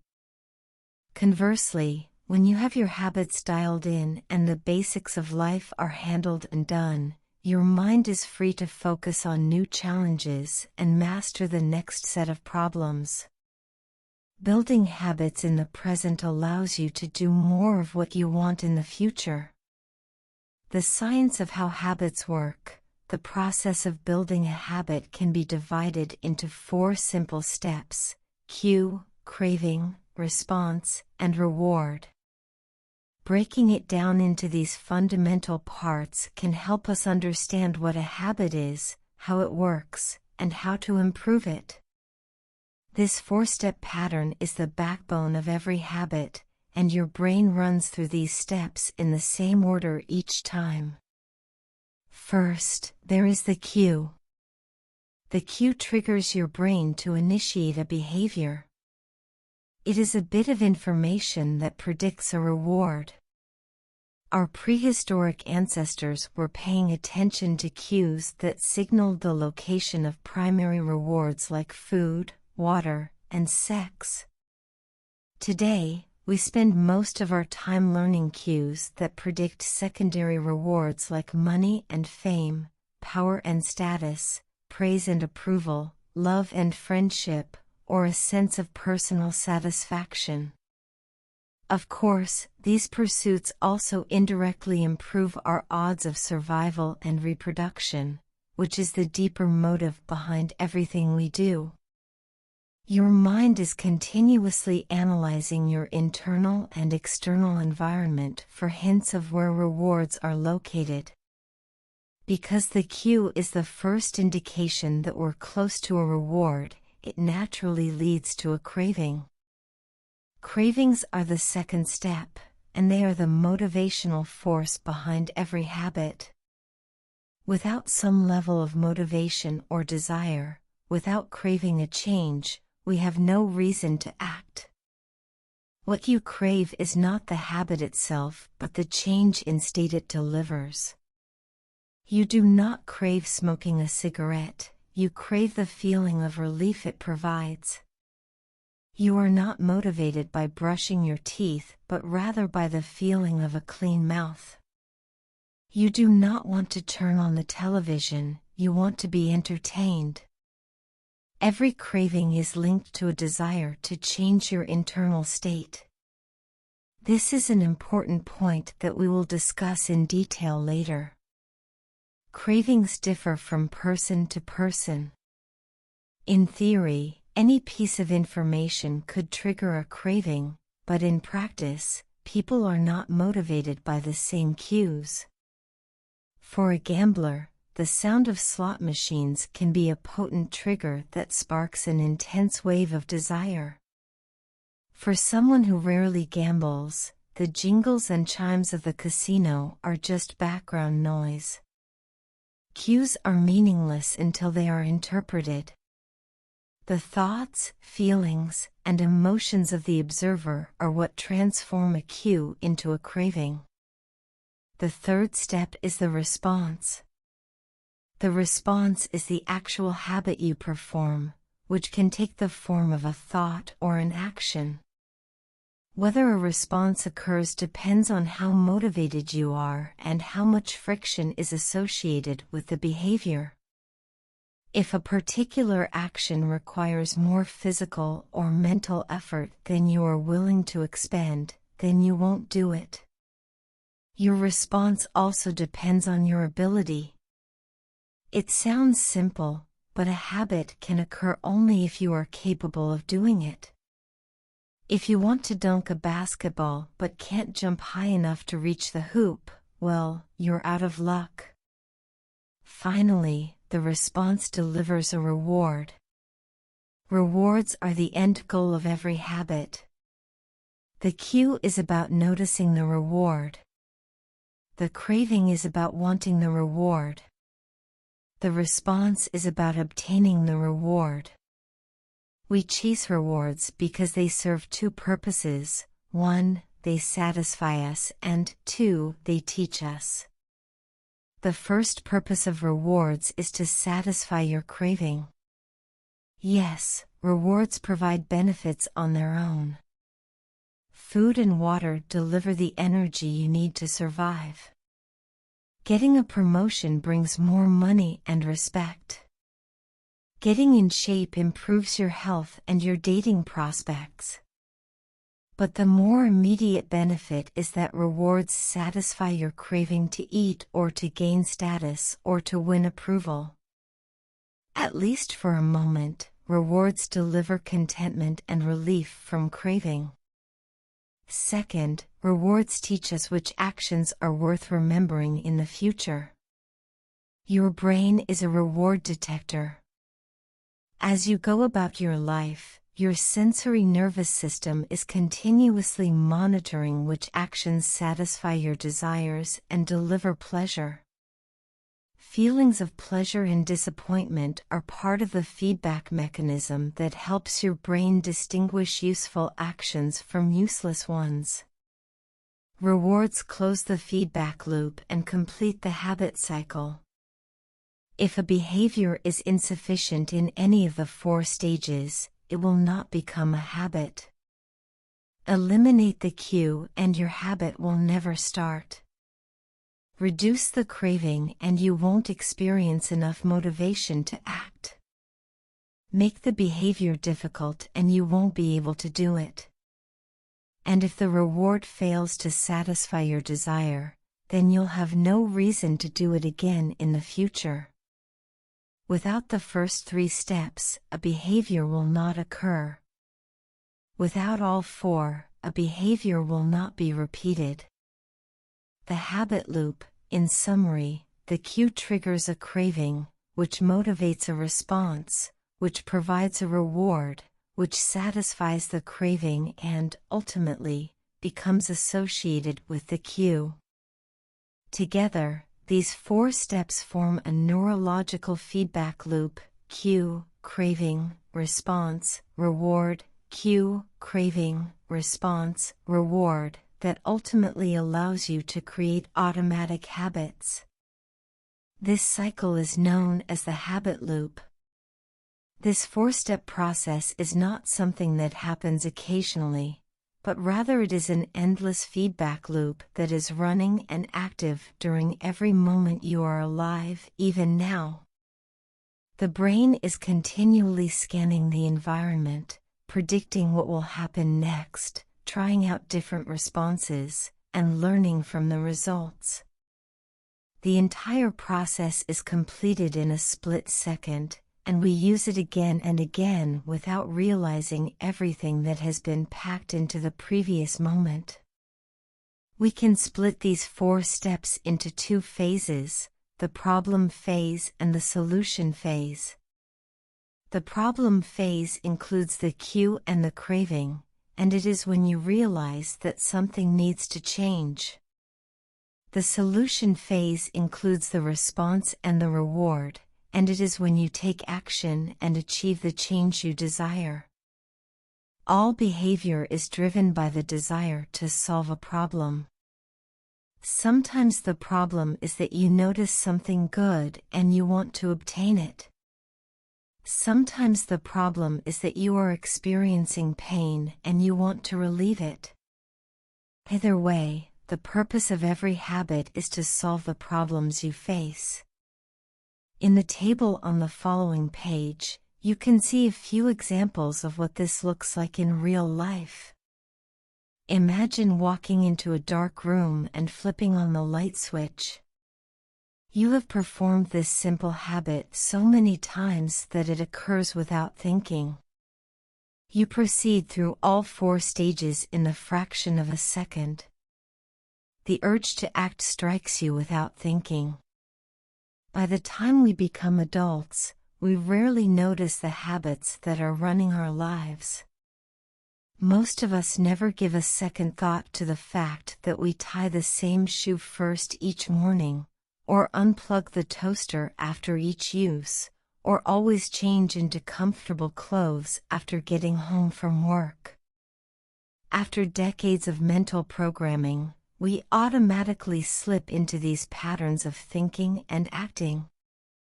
The 4 laws of behavior change. In the following chapters, we will see time and again how the 4 stages of cue, craving, response, and reward influence nearly everything we do each day.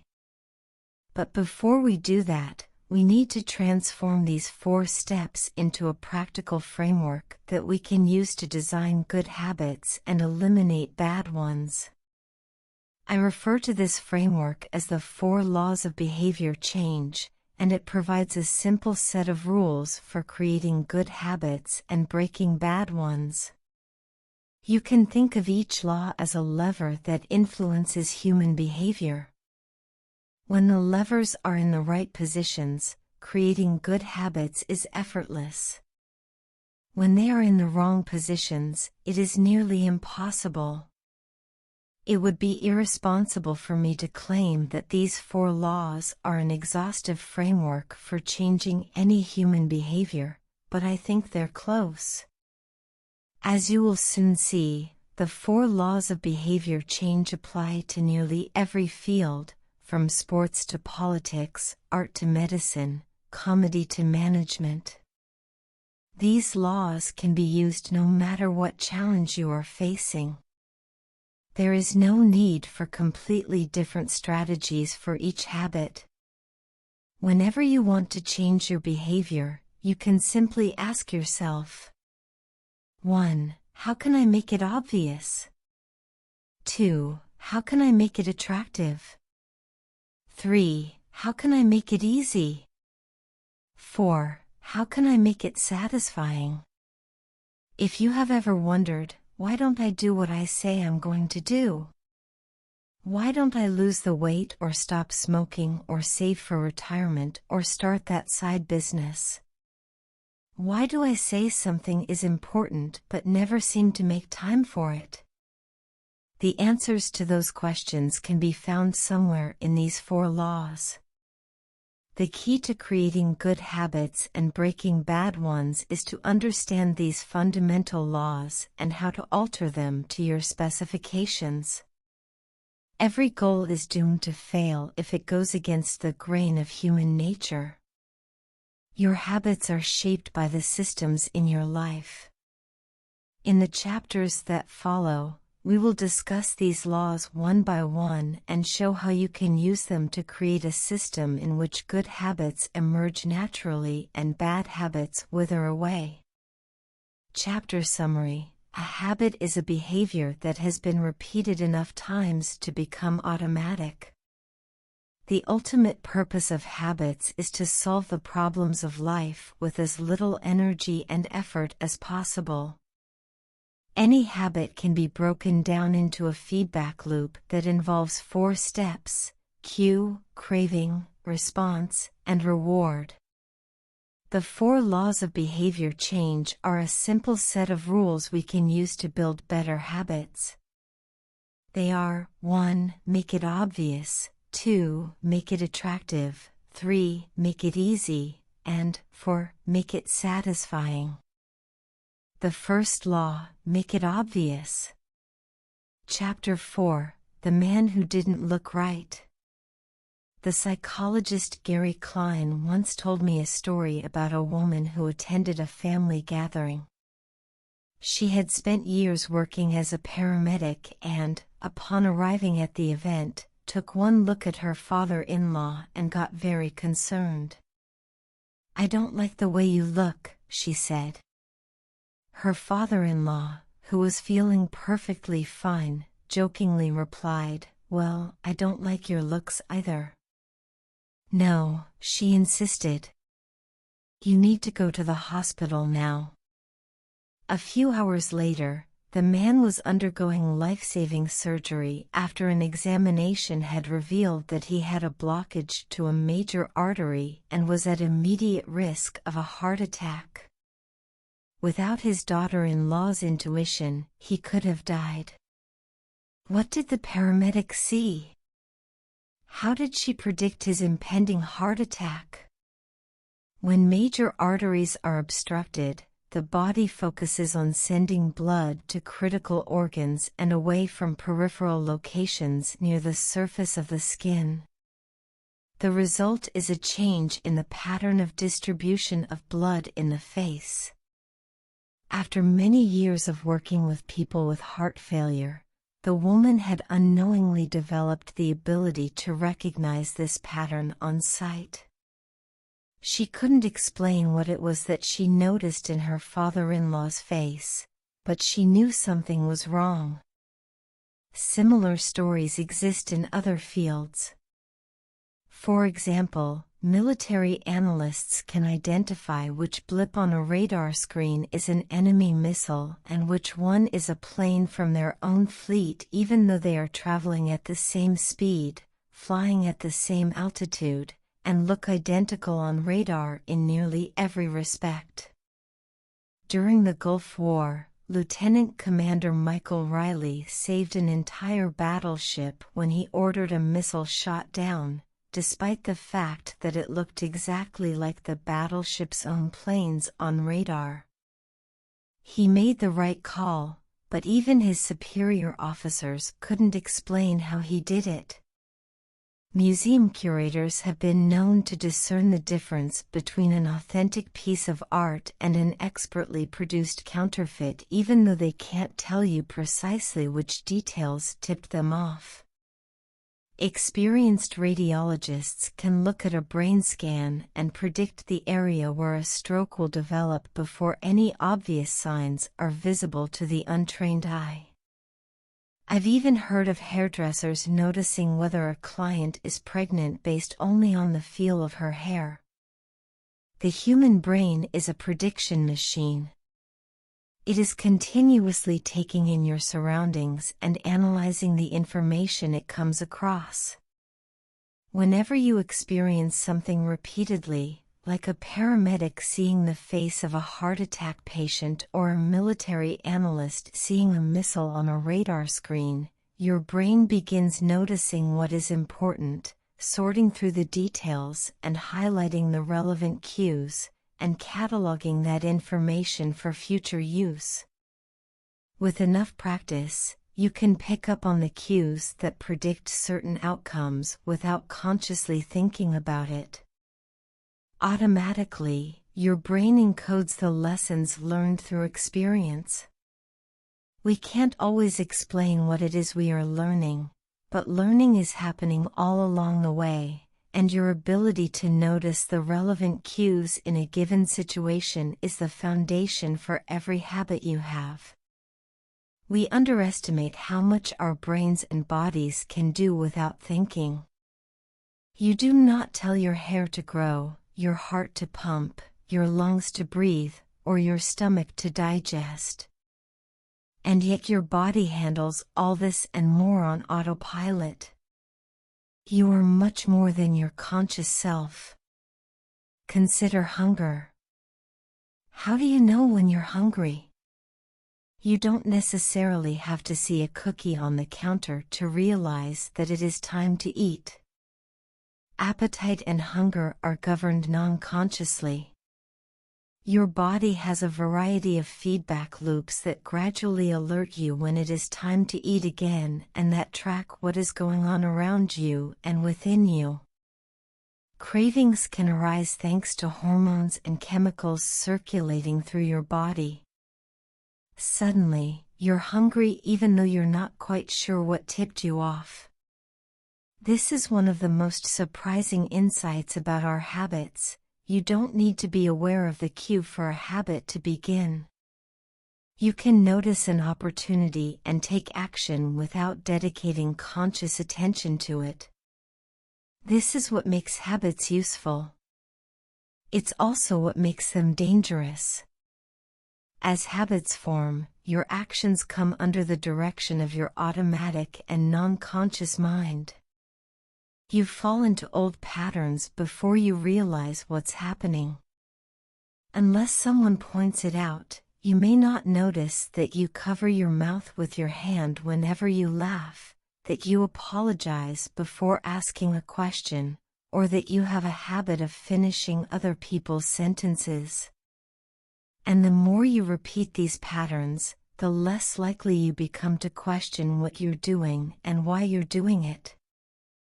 I once heard of a retail clerk who was instructed to cut up empty gift cards after customers had used up the balance on the card. One day, the clerk cashed out a few customers in a row who purchased with gift cards. When the next person walked up, the clerk swiped the customer's actual credit card, picked up the scissors, and then cut it in half, entirely on autopilot, before looking up at the stunned customer and realizing what had just happened. Another woman I came across in my research was a former preschool teacher who had switched to a corporate job. Even though she was now working with adults, her old habits would kick in and she kept asking coworkers if they had washed their hands after going to the bathroom. I also found the story of a man who had spent years working as a lifeguard and would occasionally yell "walk" whenever he saw a child running. Over time, the cues that spark our habits become so common that they are essentially invisible: the treats on the kitchen counter, the remote control next to the couch, the phone in our pocket. Our responses to these cues are so deeply encoded that it may feel like the urge to act comes from nowhere. For this reason, we must begin the process of behavior change with awareness. Before we can effectively build new habits, we need to get a handle on our current ones. This can be more challenging than it sounds because once a habit is firmly rooted in your life, it is mostly non-conscious and automatic. If a habit remains mindless, you can't expect to improve it. As the psychologist Carl Jung said, until you make the unconscious conscious, it will direct your life and you will call it fate.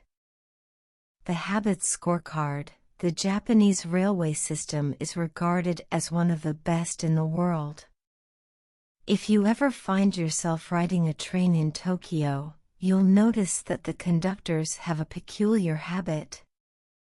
As each operator runs the train, they proceed through a ritual of pointing at different objects and calling out commands. When the train approaches a signal, the operator will point at it and say, "Signal is green." As the train pulls into and out of each station, the operator will point at the speedometer and call out the exact speed. When it's time to leave, the operator will point at the timetable and state the time. Out on the platform, other employees are performing similar actions. Before each train departs, staff members will point along the edge of the platform and declare, "All clear." Every detail is identified, pointed at, and named aloud. This process, known as pointing and calling, is a safety system designed to reduce mistakes. It seems silly, but it works incredibly well. Pointing and calling reduces errors by up to 85% and cuts accidents by 30%. The MTA subway system in New York City adopted a modified version that is point-only, and within 2 years of implementation, incidents of incorrectly berthed subways fell 57%. Pointing and calling is so effective because it raises the level of awareness from a non-conscious habit to a more conscious level. Because the train operators must use their eyes, hands, mouth, and ears, they are more likely to notice problems before something goes wrong. My wife does something similar. Whenever we are preparing to walk out the door for a trip, she verbally calls out the most essential items in her packing list. I've got my keys. I've got my wallet. I've got my glasses. I've got my husband. The more automatic a behavior becomes, the less likely we are to consciously think about it. And when we've done something 1,000 times before, we begin to overlook things. We assume that the next time will be just like the last. We're so used to doing what we've always done that we don't stop to question whether it's the right thing to do at all. Many of our failures in performance are largely attributable to a lack of self-awareness. One of our greatest challenges in changing habits is maintaining awareness of what we are actually doing. This helps explain why the consequences of bad habits can sneak up on us. We need a point-and-call system for our personal lives. That's the origin of the Habits Scorecard, which is a simple exercise you can use to become more aware of your behavior. To create your own, make a list of your daily habits. Here's a sample of where your list might start. Wake up. Turn off alarm. Check my phone. Go to the bathroom. Weigh myself. Take a shower. Brush my teeth. Floss my teeth. Put on deodorant. Hang up towel to dry. Get dressed. Make a cup of tea, and so on. Once you have a full list, look at each behavior, and ask yourself, is this a good habit, a bad habit, or a neutral habit? If it is a good habit, write plus next to it. If it is a bad habit, write minus. If it is a neutral habit, write equals. The marks you give to a particular habit will depend on your situation and your goals. For someone who is trying to lose weight, eating a bagel with peanut butter every morning might be a bad habit. For someone who is trying to bulk up and add muscle, the same behavior might be a good habit. It all depends on what you're working toward. Scoring your habits can be a bit more complex for another reason as well. The labels good habit and bad habit are slightly inaccurate. There are no good habits or bad habits. There are only effective habits. That is, effective at solving problems. All habits serve you in some way, even the bad ones, which is why you repeat them. For this exercise, categorize your habits by how they will benefit you in the long run. Generally speaking, good habits will have net positive outcomes. Bad habits have net negative outcomes. Smoking a cigarette may reduce stress right now, that's how it's serving you, but it's not a healthy long-term behavior. If you're still having trouble determining how to rate a particular habit, here is a question I like to use. Does this behavior help me become the type of person I wish to be? Does this habit cast a vote for or against my desired identity? Habits that reinforce your desired identity are usually good. Habits that conflict with your desired identity are usually bad. As you create your habits scorecard, there is no need to change anything at first. The goal is to simply notice what is actually going on. Observe your thoughts and actions without judgment or internal criticism. Don't blame yourself for your faults. Don't praise yourself for your successes. If you eat a chocolate bar every morning, acknowledge it, almost as if you were watching someone else. Oh, how interesting that they would do such a thing. If you binge eat, simply notice that you are eating more calories than you should. If you waste time online, notice that you are spending your life in a way that you do not want to. The first step to changing bad habits is to be on the lookout for them. If you feel like you need extra help, then you can try pointing and calling in your own life. Say out loud the action that you are thinking of taking and what the outcome will be. If you want to cut back on your junk food habit but notice yourself grabbing another cookie, say out loud, "I'm about to eat this cookie, but I don't need it. Eating it will cause me to gain weight and hurt my health." Hearing your bad habits spoken aloud makes the consequences seem more real. It adds weight to the action rather than letting yourself mindlessly slip into an old routine. This approach is useful even if you're simply trying to remember a task on your to-do list. Just saying out loud, "Tomorrow, I need to go to the post office after lunch," increases the odds that you'll actually do it. You're getting yourself to acknowledge the need for action, and that can make all the difference. The process of behavior change always starts with awareness. Strategies like pointing and calling and the habits scorecard are focused on getting you to recognize your habits and acknowledge the cues that trigger them, which makes it possible to respond in a way that benefits you. Chapter summary: with enough practice, your brain will pick up on the cues that predict certain outcomes without consciously thinking about it. Once our habits become automatic, we stop paying attention to what we are doing.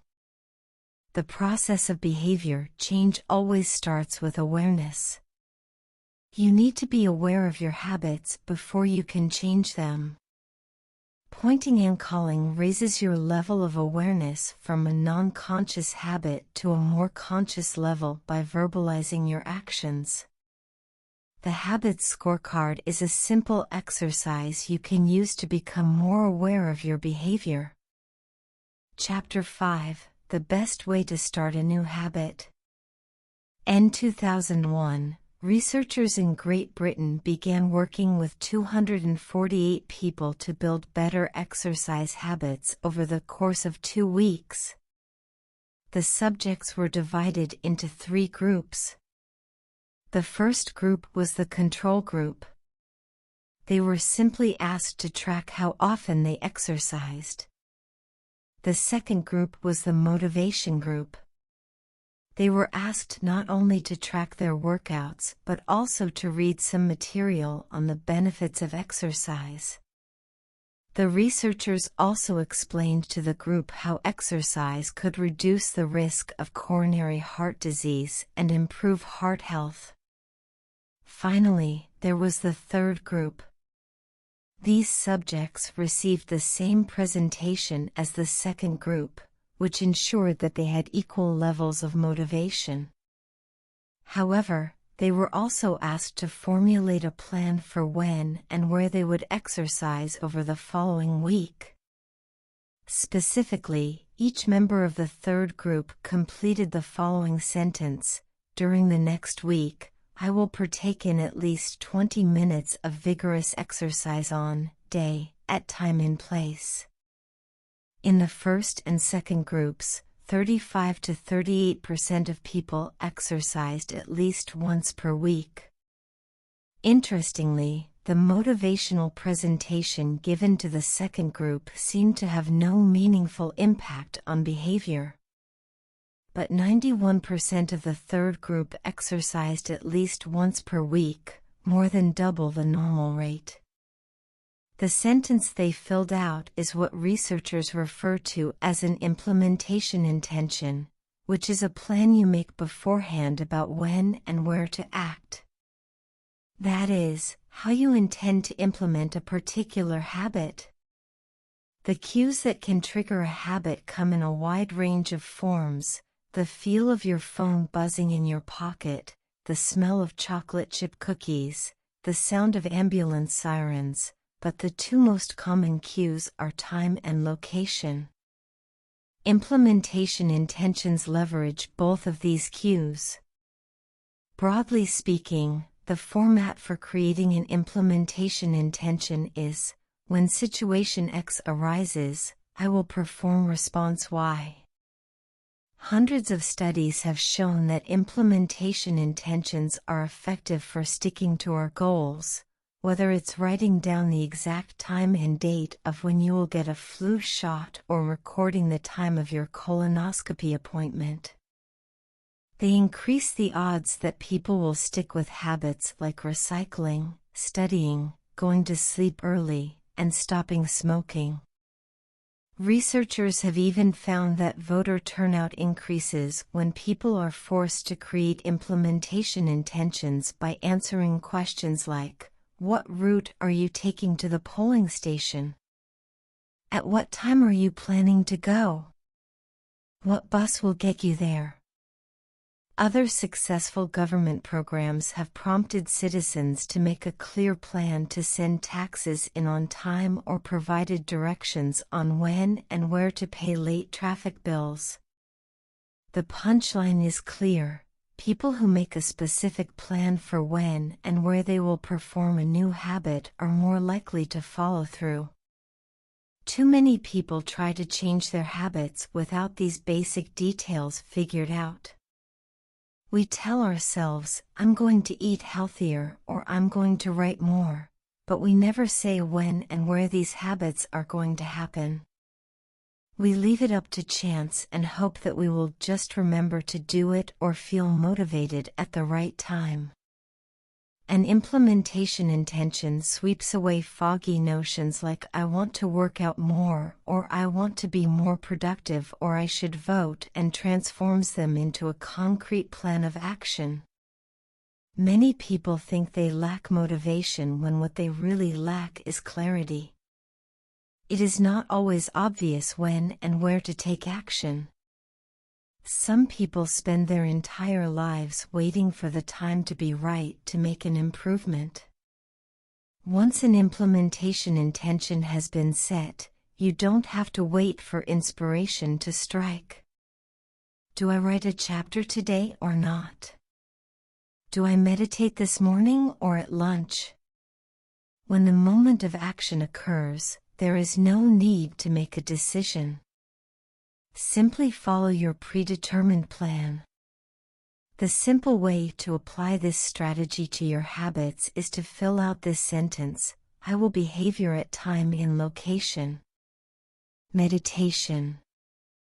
I will meditate for 1 minute at 7 a.m. in my kitchen. Studying. I will study Spanish for 20 minutes at 6 p.m. in my bedroom. Exercise. I will exercise for 1 hour at 5 p.m. in my local gym. Marriage. I will make my partner a cup of tea at 8 a.m. in the kitchen. If you aren't sure when to start your habit, try the first day of the week, month, or year. People are more likely to take action at those times because hope is usually higher. If we have hope, we have a reason to take action. A fresh start feels motivating. There is another benefit to implementation intentions. Being specific about what you want and how you will achieve it helps you say no to things that derail progress, distract your attention, and pull you off course. We often say yes to little requests because we are not clear enough about what we need to be doing instead. When your dreams are vague, it's easy to rationalize little exceptions all day long and never get around to the specific things you need to do to succeed. Give your habits a time and a space to live in the world. The goal is to make the time and location so obvious that, with enough repetition, you get an urge to do the right thing at the right time, even if you can't say why. As the writer Jason Zweig noted, obviously you're never going to just work out without conscious thought. But like a dog salivating at a bell, maybe you start to get antsy around the time of day you normally work out. There are many ways to use implementation intentions in your life and work. My favorite approach is one I learned from Stanford professor B.J. Fogg, and it is a strategy one referred to as habit stacking. Habit stacking, a simple plan to overhaul your habits. The French philosopher Denis Diderot lived nearly his entire life in poverty, but that all changed one day in 1765.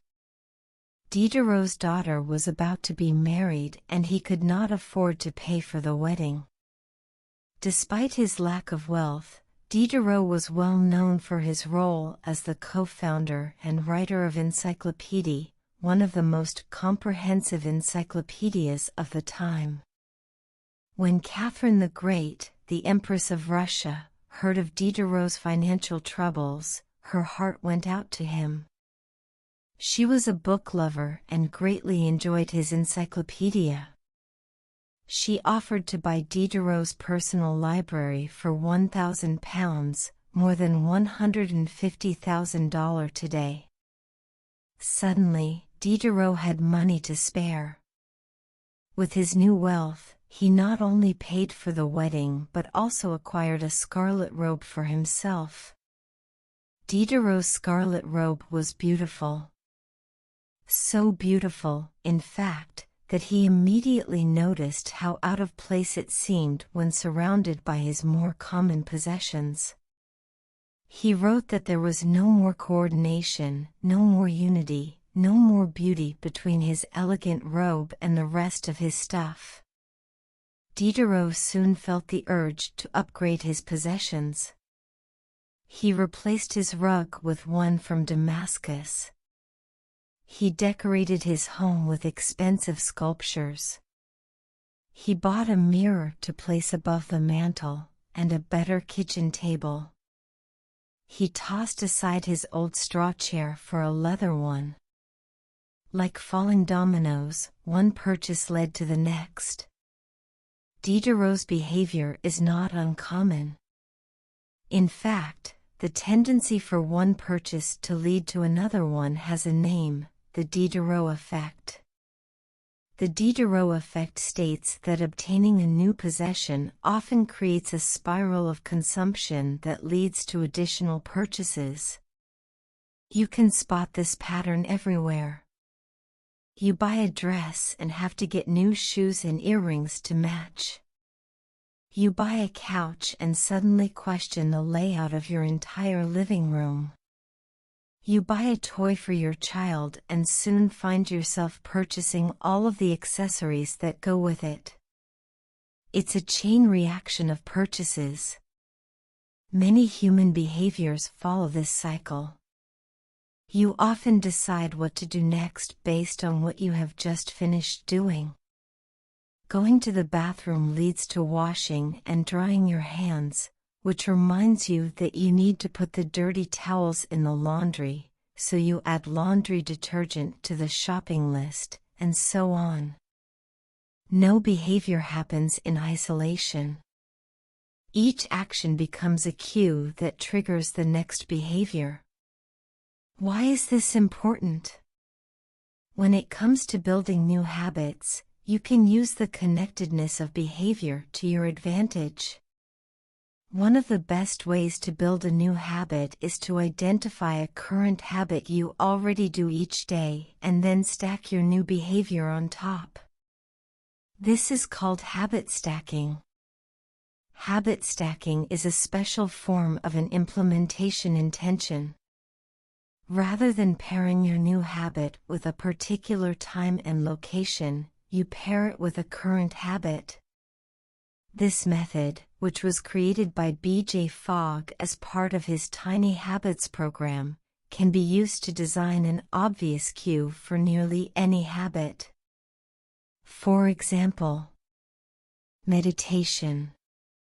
After I pour my cup of coffee each morning, I will meditate for 1 minute. Exercise.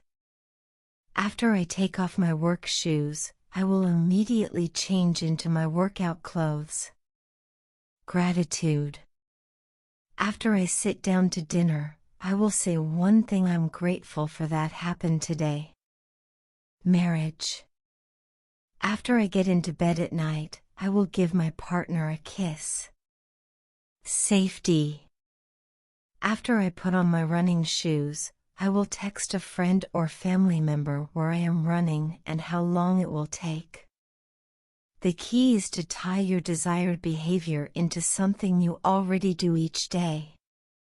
Once you have mastered this basic structure, you can begin to create larger stacks by chaining small habits together.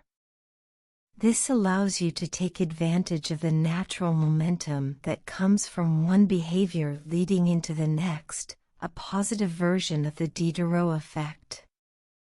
Habit stacking. Your morning routine habit stack might look like this. 1. After I pour my morning cup of coffee, I will meditate for 60 seconds. 2. After I meditate for 60 seconds, I will write my to-do list for the day. 3. After I write my to-do list for the day, I will immediately begin my first task. Or, consider this habit stack in the evening. 1. After I finish eating dinner, I will put my plate directly into the dishwasher. 2. After I put my dishes away, I will immediately wipe down the counter. 3. After I wipe down the counter, I will set out my coffee mug for tomorrow morning. You can also insert new behaviors into the middle of your current routines. For example, you may already have a morning routine that looks like this: wake up, make my bed, take a shower. Let's say you want to develop the habit of reading more each night. You can expand your habit stack and try something like, wake up, make my bed, place a book on my pillow, take a shower. Now, when you climb into bed each night, a book will be sitting there waiting for you to enjoy. Overall, habit stacking allows you to create a set of simple rules that guide your future behavior. It's like you always have a game plan for which action should come next. Once you get comfortable with this approach, you can develop general habit stacks to guide you whenever the situation is appropriate. Exercise. When I see a set of stairs, I will take them instead of using the elevator. Social skills. When I walk into a party, I will introduce myself to someone I don't know yet. Finances. When I want to buy something over $100, I will wait 24 hours before purchasing. Healthy eating. When I serve myself a meal, I will always put veggies on my plate first. Minimalism. When I buy a new item, I will give something away. One in, one out. Mood. When the phone rings, I will take one deep breath and smile before answering. Forgetfulness. When I leave a public place, I will check the table and chairs to make sure I don't leave anything behind. No matter how you use this strategy, the secret to creating a successful habit stack is selecting the right cue to kick things off. Unlike an implementation intention, which specifically states the time and location for a given behavior, habit stacking implicitly has the time and location built into it. When and where you choose to insert a habit into your daily routine can make a big difference. If you're trying to add meditation into your morning routine but mornings are chaotic and your kids keep running into the room, then that may be the wrong place and time. Consider when you are most likely to be successful. Don't ask yourself to do a habit when you're likely to be occupied with something else. Your cue should also have the same frequency as your desired habit. If you want to do a habit every day, but you stack it on top of a habit that only happens on Mondays, that's not a good choice. One way to find the right trigger for your habit stack is by brainstorming a list of your current habits. You can use your habits scorecard from the last chapter as a starting point. Alternatively, you can create a list with 2 columns. In the first column, write down the habits you do each day without fail. For example, get out of bed, take a shower, brush your teeth, get dressed, brew a cup of coffee, eat breakfast, take the kids to school, start the workday, eat lunch, end the workday, change out of work clothes, sit down for dinner, turn off the lights, get into bed. Your list can be much longer, but you get the idea. In the second column, write down all of the things that happen to you each day without fail. For example, the sun rises. You get a text message. The song you are listening to ends. The sun sets. Armed with these 2 lists, you can begin searching for the best place to layer your new habit into your lifestyle. Habit stacking works best when the cue is highly specific and immediately actionable. Many people select cues that are too vague. I made this mistake myself. When I wanted to start a push-up habit, my habit stack was when I take a break for lunch, I will do 10 push-ups. At first glance, this sounded reasonable. But soon, I realized the trigger was unclear. Would I do my push-ups before I ate lunch? After I ate lunch? Where would I do them?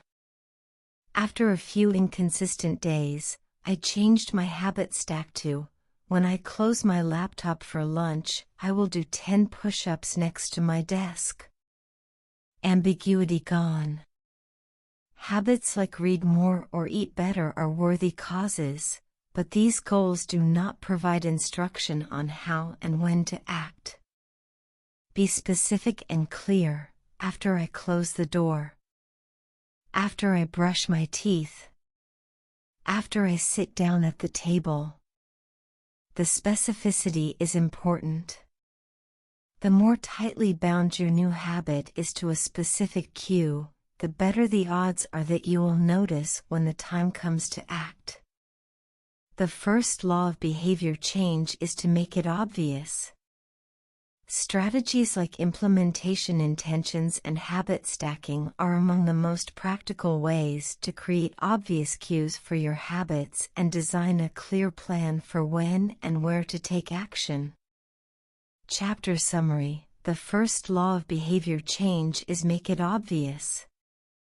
The two most common cues are time and location. Creating an implementation intention is a strategy you can use to pair a new habit with a specific time and location. The implementation intention formula is, I will behavior at time in location. Habit stacking is a strategy you can use to pair a new habit with a current habit. The habit stacking formula is, after current habit, I will new habit. Chapter 6, Motivation is overrated, environment often matters more. Anne Thorndike, a primary care physician at Massachusetts General Hospital in Boston, had a crazy idea. She believed she could improve the eating habits of thousands of hospital staff and visitors without changing their willpower or motivation in the slightest way. In fact, she didn't plan on talking to them at all. Thorndike and her colleagues designed a 6-month study to alter the choice architecture of a hospital cafeteria. They started by changing how drinks were arranged in the room. Originally, the refrigerators located next to the cash registers in the cafeteria were filled with only soda. The researchers added water as an option to each one. Additionally, they placed baskets of bottled water next to the food stations throughout the room. Soda was still in the primary refrigerators, but water was now available at all drink locations. Over the next 3 months, the number of soda sales at the hospital dropped by 11.4%. Meanwhile, sales of bottled water increased by 25.8%.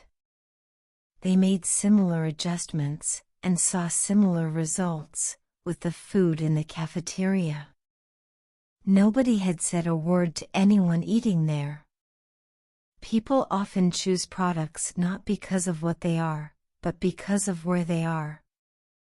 If I walk into the kitchen and see a plate of cookies on the counter, I'll pick up half a dozen and start eating, even if I hadn't been thinking about them beforehand and didn't necessarily feel hungry.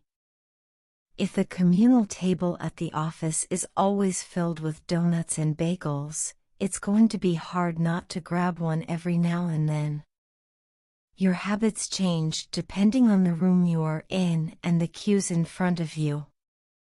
Environment is the invisible hand that shapes human behavior. Despite our unique personalities, certain behaviors tend to arise again and again under certain environmental conditions. In church, people tend to talk in whispers. On a dark street, people act wary and guarded. In this way, the most common form of change is not internal, but external. We are changed by the world around us. Every habit is context-dependent.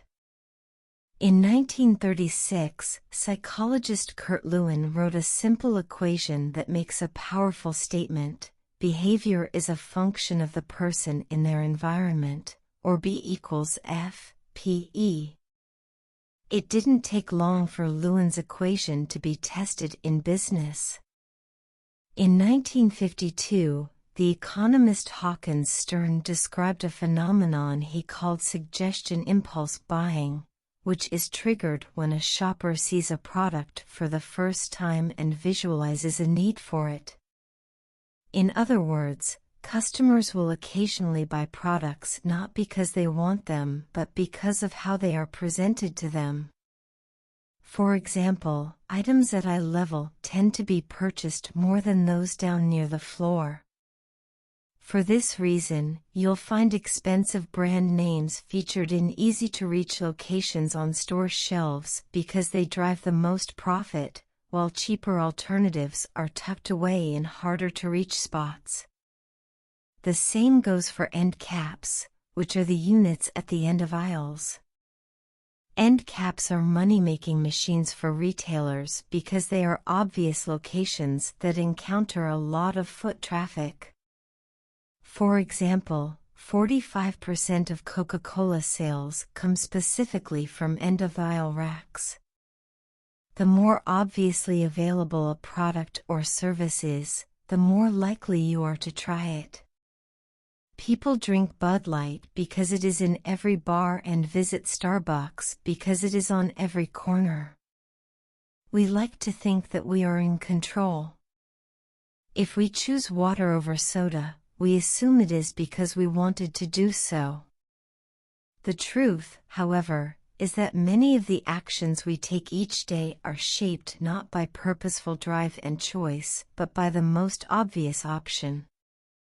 Every living being has its own methods for sensing and understanding the world. Eagles have remarkable long-distance vision. Snakes can smell by tasting the air with their highly sensitive tongues. Sharks can detect small amounts of electricity and vibrations in the water caused by nearby fish. Even bacteria have chemoreceptors, tiny sensory cells that allow them to detect toxic chemicals in their environment. In humans, perception is directed by the sensory nervous system. We perceive the world through sight, sound, smell, touch, and taste. But we also have other ways of sensing stimuli. Some are conscious, but many are non-conscious. For instance, you can notice when the temperature drops before a storm, or when the pain in your gut rises during a stomachache, or when you fall off balance while walking on rocky ground. Receptors in your body pick up on a wide range of internal stimuli, such as the amount of salt in your blood or the need to drink when thirsty. The most powerful of all human sensory abilities, however, is vision. The human body has about 11 million sensory receptors. Approximately 10 million of those are dedicated to sight. Some experts estimate that half of the brain's resources are used on vision. Given that we are more dependent on vision than on any other sense, it should come as no surprise that visual cues are the greatest catalyst of our behavior. For this reason, a small change in what you see can lead to a big shift in what you do. As a result, you can imagine how important it is to live and work in environments that are filled with productive cues and devoid of unproductive ones. Thankfully, there is good news in this respect. You don't have to be the victim of your environment.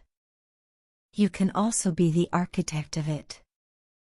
How to design your environment for success. During the energy crisis and oil embargo of the 1970s, Dutch researchers began to pay close attention to the country's energy usage. In one suburb near Amsterdam, they found that some homeowners used 30% less energy than their neighbors, despite the homes being of similar size and getting electricity for the same price.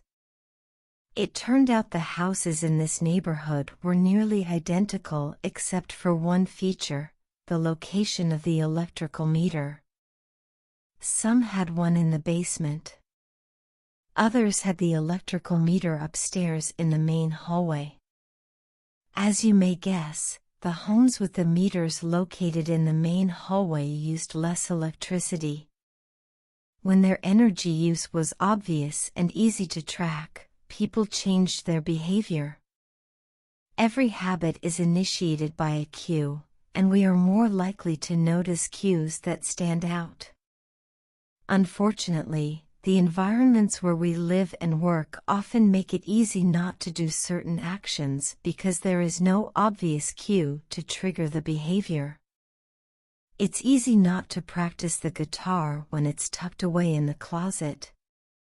It's easy not to read a book when the bookshelf is in the corner of the guest room. It's easy not to take your vitamins when they are out of sight in the pantry. When the cues that spark a habit are subtle or hidden, they are easy to ignore.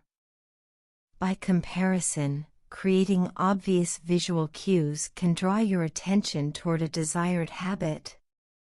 In the early 1990s, the cleaning staff at Schiphol Airport in Amsterdam installed a small sticker that looked like a fly near the center of each urinal. Apparently, when men stepped up to the urinals, they aimed for what they thought was a bug. The stickers improved their aim and significantly reduced spillage around the urinals. Further analysis determined that the stickers cut bathroom cleaning costs by 8% per year. I've experienced the power of obvious cues in my own life. I used to buy apples from the store, put them in the crisper in the bottom of the refrigerator, and forget all about them. By the time I remembered, the apples would have gone bad. I never saw them, so I never ate them. Eventually, I took my own advice and redesigned my environment. I bought a large display bowl and placed it in the middle of the kitchen counter. The next time I bought apples, that was where they went, out in the open where I could see them. Almost like magic, I began eating a few apples each day simply because they were obvious rather than out of sight. Here are a few ways you can redesign your environment and make the cues for your preferred habits more obvious. If you want to remember to take your medication each night, put your pill bottle directly next to the faucet on the bathroom counter. If you want to practice guitar more frequently, place your guitar stand in the middle of the living room. If you want to remember to send more thank you notes, keep a stack of stationery on your desk.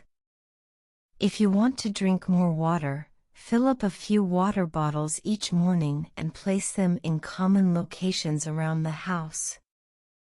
If you want to make a habit a big part of your life, make the cue a big part of your environment. The most persistent behaviors usually have multiple cues. Consider how many different ways a smoker could be prompted to pull out a cigarette, driving in the car, seeing a friend smoke, feeling stressed at work, and so on. The same strategy can be employed for good habits. By sprinkling triggers throughout your surroundings, you increase the odds that you'll think about your habit throughout the day. Make sure the best choice is the most obvious one. Making a better decision is easy and natural when the cues for good habits are right in front of you. Environment design is powerful not only because it influences how we engage with the world but also because we rarely do it. Most people live in a world others have created for them. But you can alter the spaces where you live and work to increase your exposure to positive cues and reduce your exposure to negative ones. Environment design allows you to take back control and become the architect of your life. Be the designer of your world and not merely the consumer of it. The context is the CUE. The cues that trigger a habit can start out very specific, but over time your habits become associated not with a single trigger but with the entire context surrounding the behavior.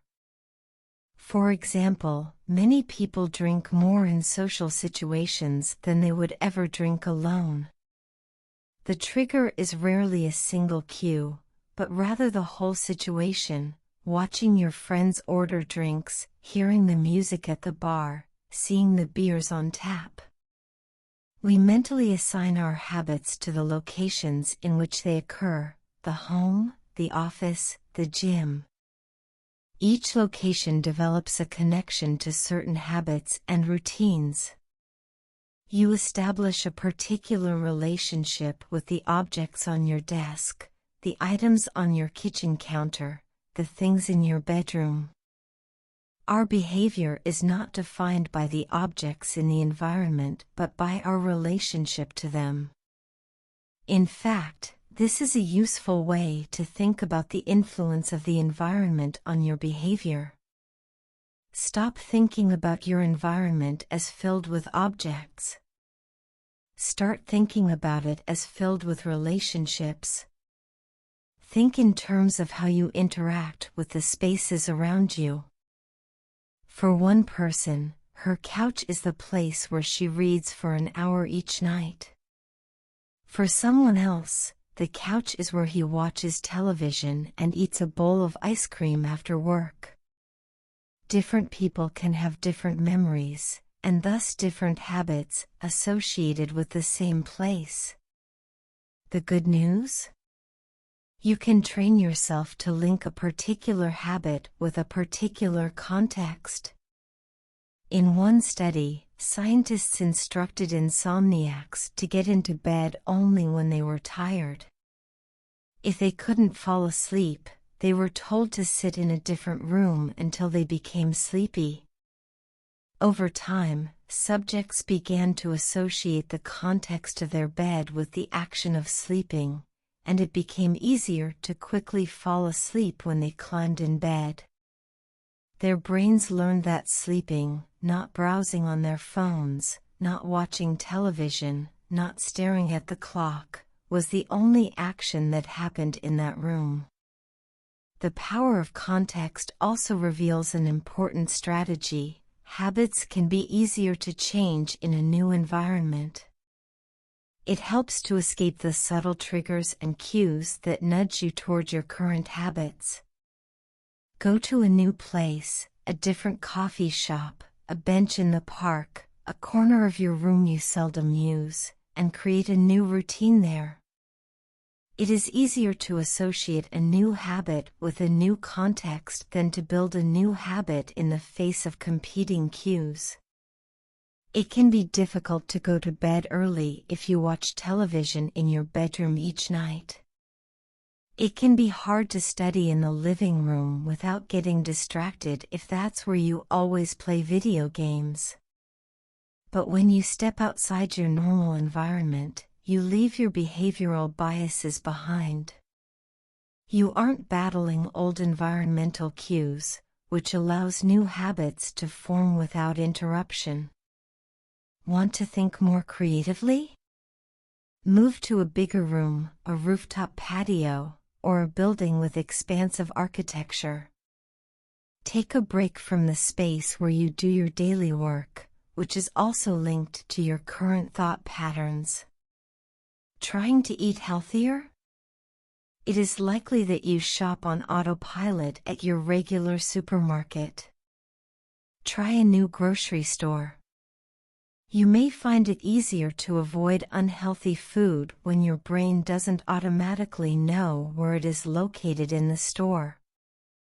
When you can't manage to get to an entirely new environment, redefine or rearrange your current one. Create a separate space for work, study, exercise, entertainment, and cooking. The mantra I find useful is one space, one use. When I started my career as an entrepreneur, I would often work from my couch or at the kitchen table. In the evenings, I found it very difficult to stop working.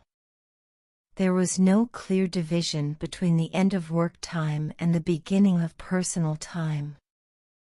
Was the kitchen table my office or the space where I ate meals? Was the couch where I relaxed or where I sent emails? Everything happened in the same place. A few years later, I could finally afford to move to a home with a separate room from my office. Suddenly, work was something that happened in here and personal life was something that happened out there. It was easier for me to turn off the professional side of my brain when there was a clear dividing line between work life and home life. Each room had one primary use. The kitchen was for cooking. The office was for working. Whenever possible, avoid mixing the context of one habit with another. When you start mixing contexts, you'll start mixing habits, and the easier ones will usually win out. This is one reason why the versatility of modern technology is both a strength and a weakness. You can use your phone for all sorts of tasks, which makes it a powerful device. But when you can use your phone to do nearly anything, it becomes hard to associate it with one task. You want to be productive, but you're also conditioned to browse social media, check email, and play video games whenever you open your phone. It's a mishmash of cues. You may be thinking, you don't understand. I live in New York City. My apartment is the size of a smartphone. I need each room to play multiple roles. Fair enough. If your space is limited, divide your room into activity zones: a chair for reading, a desk for writing, a table for eating. You can do the same with your digital spaces. I know a writer who uses his computer only for writing, his tablet only for reading, and his phone only for social media and texting. Every habit should have a home. If you can manage to stick with this strategy, each context will become associated with a particular habit and mode of thought. Habits thrive under predictable circumstances like these. Focus comes automatically when you are sitting at your work desk.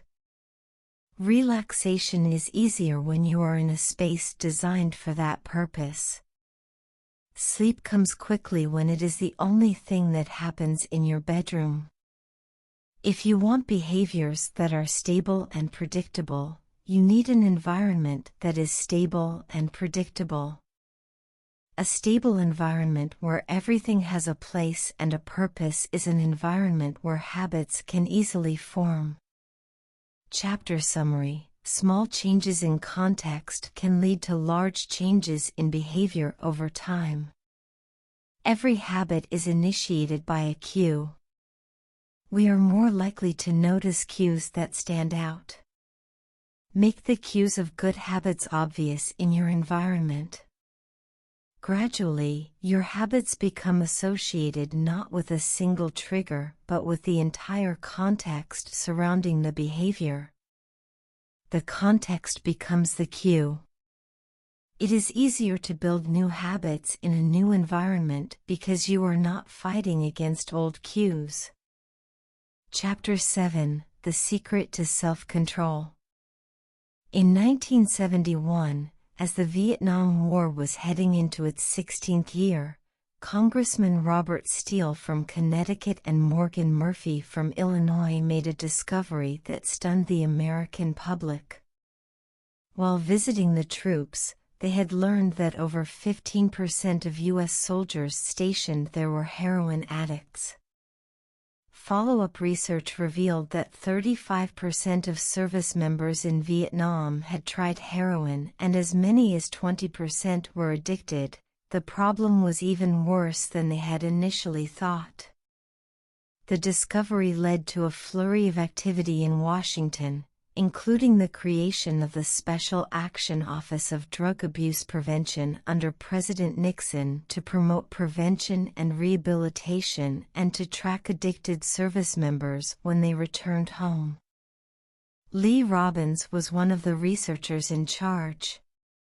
In a finding that completely upended the accepted beliefs about addiction, Robbins found that when soldiers who had been heroin users returned home, only 5% of them became re-addicted within a year, and just 12% relapsed within 3 years. In other words, approximately 9 out of 10 soldiers who used heroin in Vietnam eliminated their addiction nearly overnight. This finding contradicted the prevailing view at the time, which considered heroin addiction to be a permanent and irreversible condition. Instead, Robbins revealed that addictions could spontaneously dissolve if there was a radical change in the environment. In Vietnam, soldiers spent all day surrounded by cues triggering heroin use. It was easy to access, they were engulfed by the constant stress of war. They built friendships with fellow soldiers who were also heroin users, and they were thousands of miles from home. Once a soldier returned to the United States, though, he found himself in an environment devoid of those triggers. When the context changed, so did the habit. Compare this situation to that of a typical drug user. Someone becomes addicted at home or with friends, goes to a clinic to get clean, which is devoid of all the environmental stimuli that prompt their habit, then returns to their old neighborhood with all of their previous cues that caused them to get addicted in the first place. It's no wonder that usually you see numbers that are the exact opposite of those in the Vietnam study. Typically, 90% of heroin users become re-addicted once they return home from rehab. The Vietnam studies ran counter to many of our cultural beliefs about bad habits because it challenged the conventional association of unhealthy behavior as a moral weakness. If you're overweight, a smoker, or an addict, you've been told your entire life that it is because you lack self-control, maybe even that you're a bad person. The idea that a little bit of discipline would solve all our problems is deeply embedded in our culture. Recent research, however, shows something different. When scientists analyze people who appear to have tremendous self-control, it turns out those individuals aren't all that different from those who are struggling. Instead, disciplined people are better at structuring their lives in a way that does not require heroic willpower and self-control. In other words, they spend less time in tempting situations. The people with the best self-control are typically the ones who need to use it the least. It's easier to practice self-restraint when you don't have to use it very often. So, yes, perseverance, grit, and willpower are essential to success, but the way to improve these qualities is not by wishing you were a more disciplined person, but by creating a more disciplined environment. This counterintuitive idea makes even more sense once you understand what happens when a habit is formed in the brain. A habit that has been encoded in the mind is ready to be used whenever the relevant situation arises. When Patty Olwell, a therapist from Austin, Texas, started smoking, she would often light up while riding horses with a friend. Eventually, she quit smoking and avoided it for years. She had also stopped riding. Decades later, she hopped on a horse again and found herself craving a cigarette for the first time in forever. The cues were still internalized, she just hadn't been exposed to them in a long time. Once a habit has been encoded, the urge to act follows whenever the environmental cues reappear. This is one reason behavior change techniques can backfire.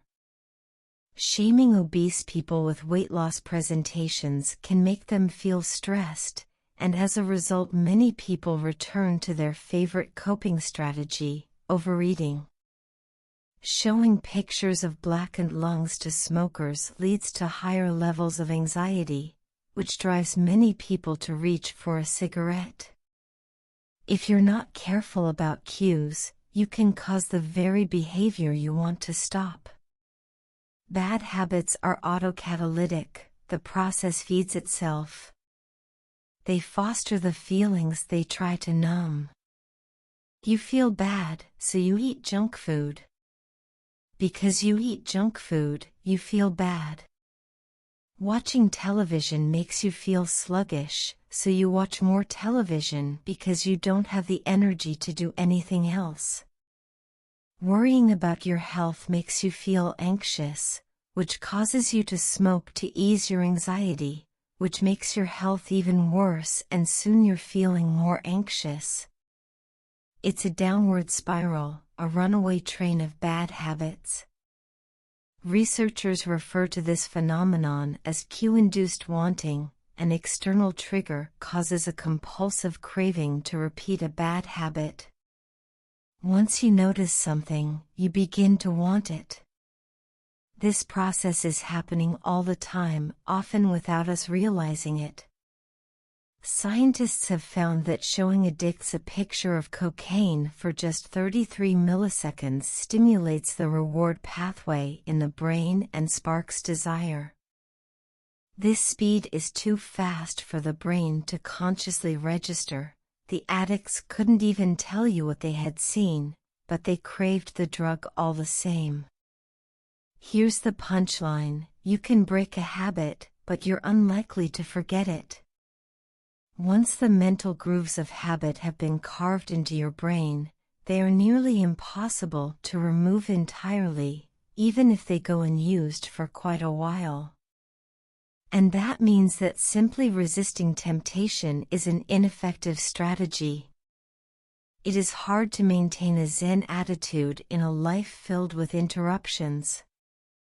It takes too much energy. In the short run, you can choose to overpower temptation. In the long run, we become a product of the environment that we live in. To put it bluntly, I have never seen someone consistently stick to positive habits in a negative environment.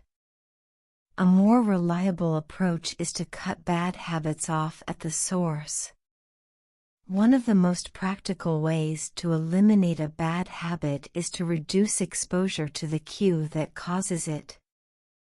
If you can't seem to get any work done, leave your phone in another room for a few hours.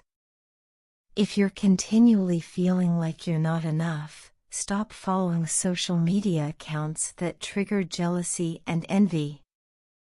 If you're wasting too much time watching television, move the TV out of the bedroom. If you're spending too much money on electronics, quit reading reviews of the latest tech gear. If you're playing too many video games, unplug the console and put it in a closet after each use. This practice is an inversion of the first law of behavior change.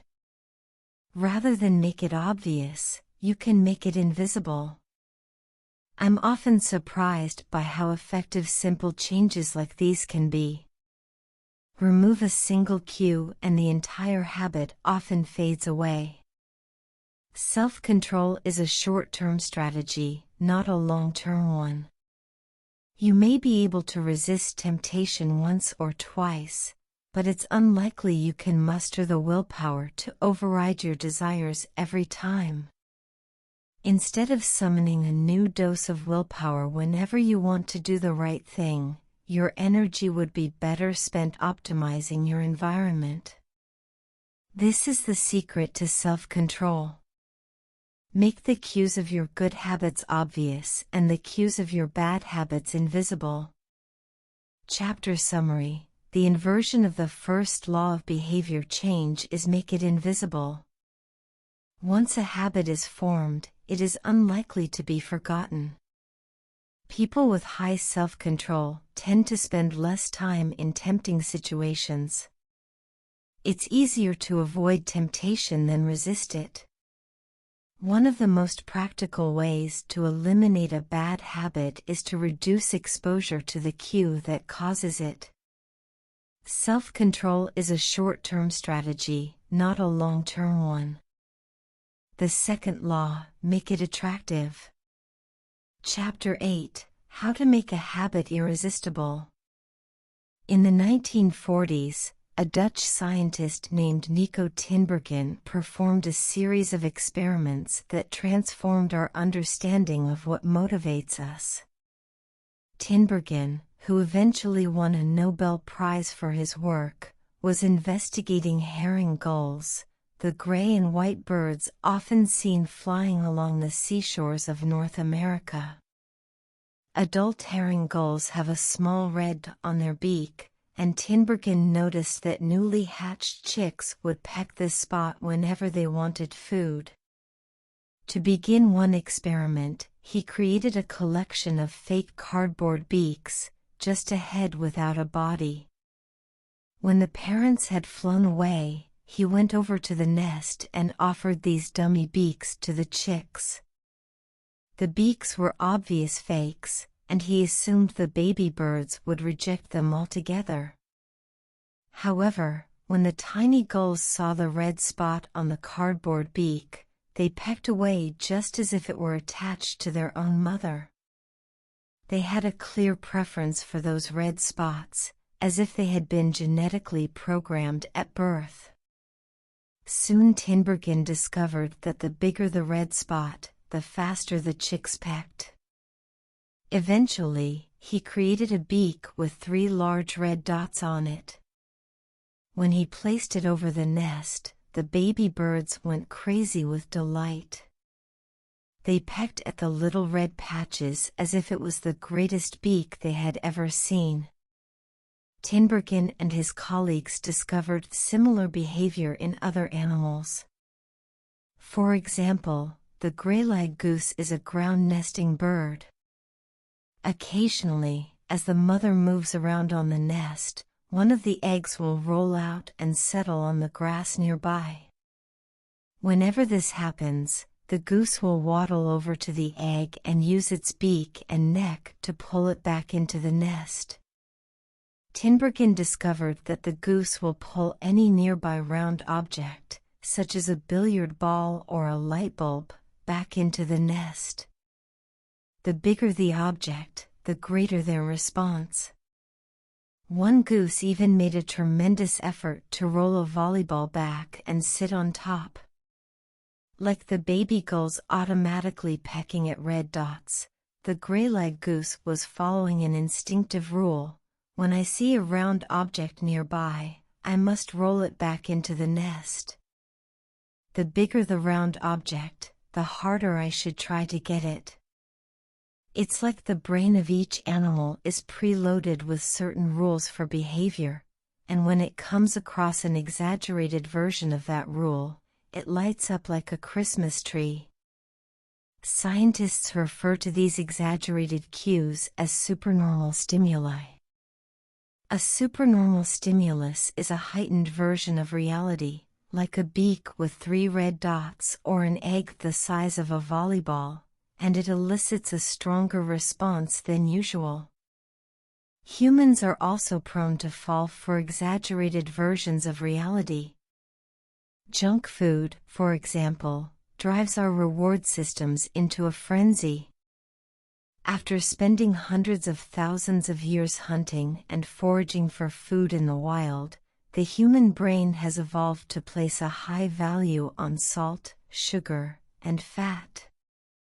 Such foods are often calorie-dense, and they were quite rare when our ancient ancestors were roaming the savannah. When you don't know where your next meal is coming from, eating as much as possible is an excellent strategy for survival. Today, however, we live in a calorie-rich environment. Food is abundant, but your brain continues to crave it like it is scarce. Placing a high value on salt, sugar, and fat is no longer advantageous to our health, but the craving persists because the brain's reward centers have not changed for approximately 50,000 years. The modern food industry relies on stretching our Paleolithic instincts beyond their evolutionary purpose. A primary goal of food science is to create products that are more attractive to consumers. Nearly every food in a bag, box, or jar has been enhanced in some way, if only with additional flavoring. Companies spend millions of dollars to discover the most satisfying level of crunch in a potato chip or the perfect amount of fizz in a soda. Entire departments are dedicated to optimizing how a product feels in your mouth, a quality known as orosensation. French fries, for example, are a potent combination, golden brown and crunchy on the outside, light and smooth on the inside. Other processed foods enhance dynamic contrast, which refers to items with a combination of sensations, like crunchy and creamy. Imagine the gooiness of melted cheese on top of a crispy pizza crust, or the crunch of an Oreo cookie combined with its smooth center. With natural, unprocessed foods, you tend to experience the same sensations over and over. How's that 17th bite of kale taste? After a few minutes, your brain loses interest and you begin to feel full. But foods that are high in dynamic contrast keep the experience novel and interesting, encouraging you to eat more. Ultimately, such strategies enable food scientists to find the bliss point for each product, the precise combination of salt, sugar, and fat that excites your brain and keeps you coming back for more. The result, of course, is that you overeat because hyperpalatable foods are more attractive to the human brain. As Stephan Guyenet, a neuroscientist who specializes in eating behavior and obesity, says, "We've gotten too good at pushing our own buttons." The modern food industry, and the overeating habits it has spawned, is just one example of the second law of behavior change: make it attractive. The more attractive an opportunity is, the more likely it is to become habit-forming. Look around. Society is filled with highly engineered versions of reality that are more attractive than the world our ancestors evolved in. Stores feature mannequins with exaggerated hips and breasts to sell clothes. Social media delivers more likes and praise in a few minutes than we could ever get in the office or at home. Online porn splices together stimulating scenes at a rate that would be impossible to replicate in real life. Advertisements are created with a combination of ideal lighting, professional makeup, and photoshopped edits. Even the model doesn't look like the person in the final image. These are the supernormal stimuli of our modern world. They exaggerate features that are naturally attractive to us, and our instincts go wild as a result, driving us into excessive shopping habits, social media habits, porn habits, eating habits, and many others. If history serves as a guide, the opportunities of the future will be more attractive than those of today. The trend is for rewards to become more concentrated and stimuli to become more enticing. Junk food is a more concentrated form of calories than natural foods. Hard liquor is a more concentrated form of alcohol than beer. Video games are a more concentrated form of play than board games. Compared to nature, these pleasure-packed experiences are hard to resist. We have the brains of our ancestors but temptations they never had to face. If you want to increase the odds that a behavior will occur, then you need to make it attractive. Throughout our discussion of the second law, our goal is to learn how to make our habits irresistible. While it is not possible to transform every habit into a supernormal stimulus, we can make any habit more enticing. To do this, we must start by understanding what a craving is and how it works. We begin by examining a biological signature that all habits share: the dopamine spike. The dopamine-driven feedback loop. Scientists can track the precise moment a craving occurs by measuring a neurotransmitter called dopamine. The importance of dopamine became apparent in 1954 when the neuroscientists James Olds and Peter Milner ran an experiment that revealed the neurological processes behind craving and desire. By implanting electrodes in the brains of rats, the researchers blocked the release of dopamine. To the surprise of the scientists, the rats lost all will to live. They wouldn't eat. They wouldn't have sex. They didn't crave anything. Within a few days, the animals died of thirst. In follow-up studies, other scientists also inhibited the dopamine-releasing parts of the brain, but this time, they squirted little droplets of sugar into the mouths of the dopamine-depleted rats. Their little rat faces lit up with pleasurable grins from the tasty substance. Even though dopamine was blocked, they liked the sugar just as much as before, they just didn't want it anymore. The ability to experience pleasure remained, but without dopamine, desire died. And without desire, action stopped. When other researchers reversed this process and flooded the reward system of the brain with dopamine, animals performed habits at breakneck speed. In one study, mice received a powerful hit of dopamine each time they poked their nose in a box. Within minutes, the mice developed a craving so strong they began poking their nose into the box 800 times per hour. Humans are not so different. The average slot machine player will spin the wheel 600 times per hour. Habits are a dopamine-driven feedback loop. Every behavior that is highly habit-forming, taking drugs, eating junk food, playing video games, browsing social media, is associated with higher levels of dopamine. The same can be said for our most basic habitual behaviors like eating food, drinking water, having sex, and interacting socially. For years, scientists assumed dopamine was all about pleasure, but now we know it plays a central role in many neurological processes, including motivation, learning and memory, punishment and aversion, and voluntary movement. When it comes to habits, the key takeaway is this: dopamine is released not only when you experience pleasure, but also when you anticipate it. Gambling addicts have a dopamine spike right before they place a bet, not after they win. Cocaine addicts get a surge of dopamine when they see the powder, not after they take it.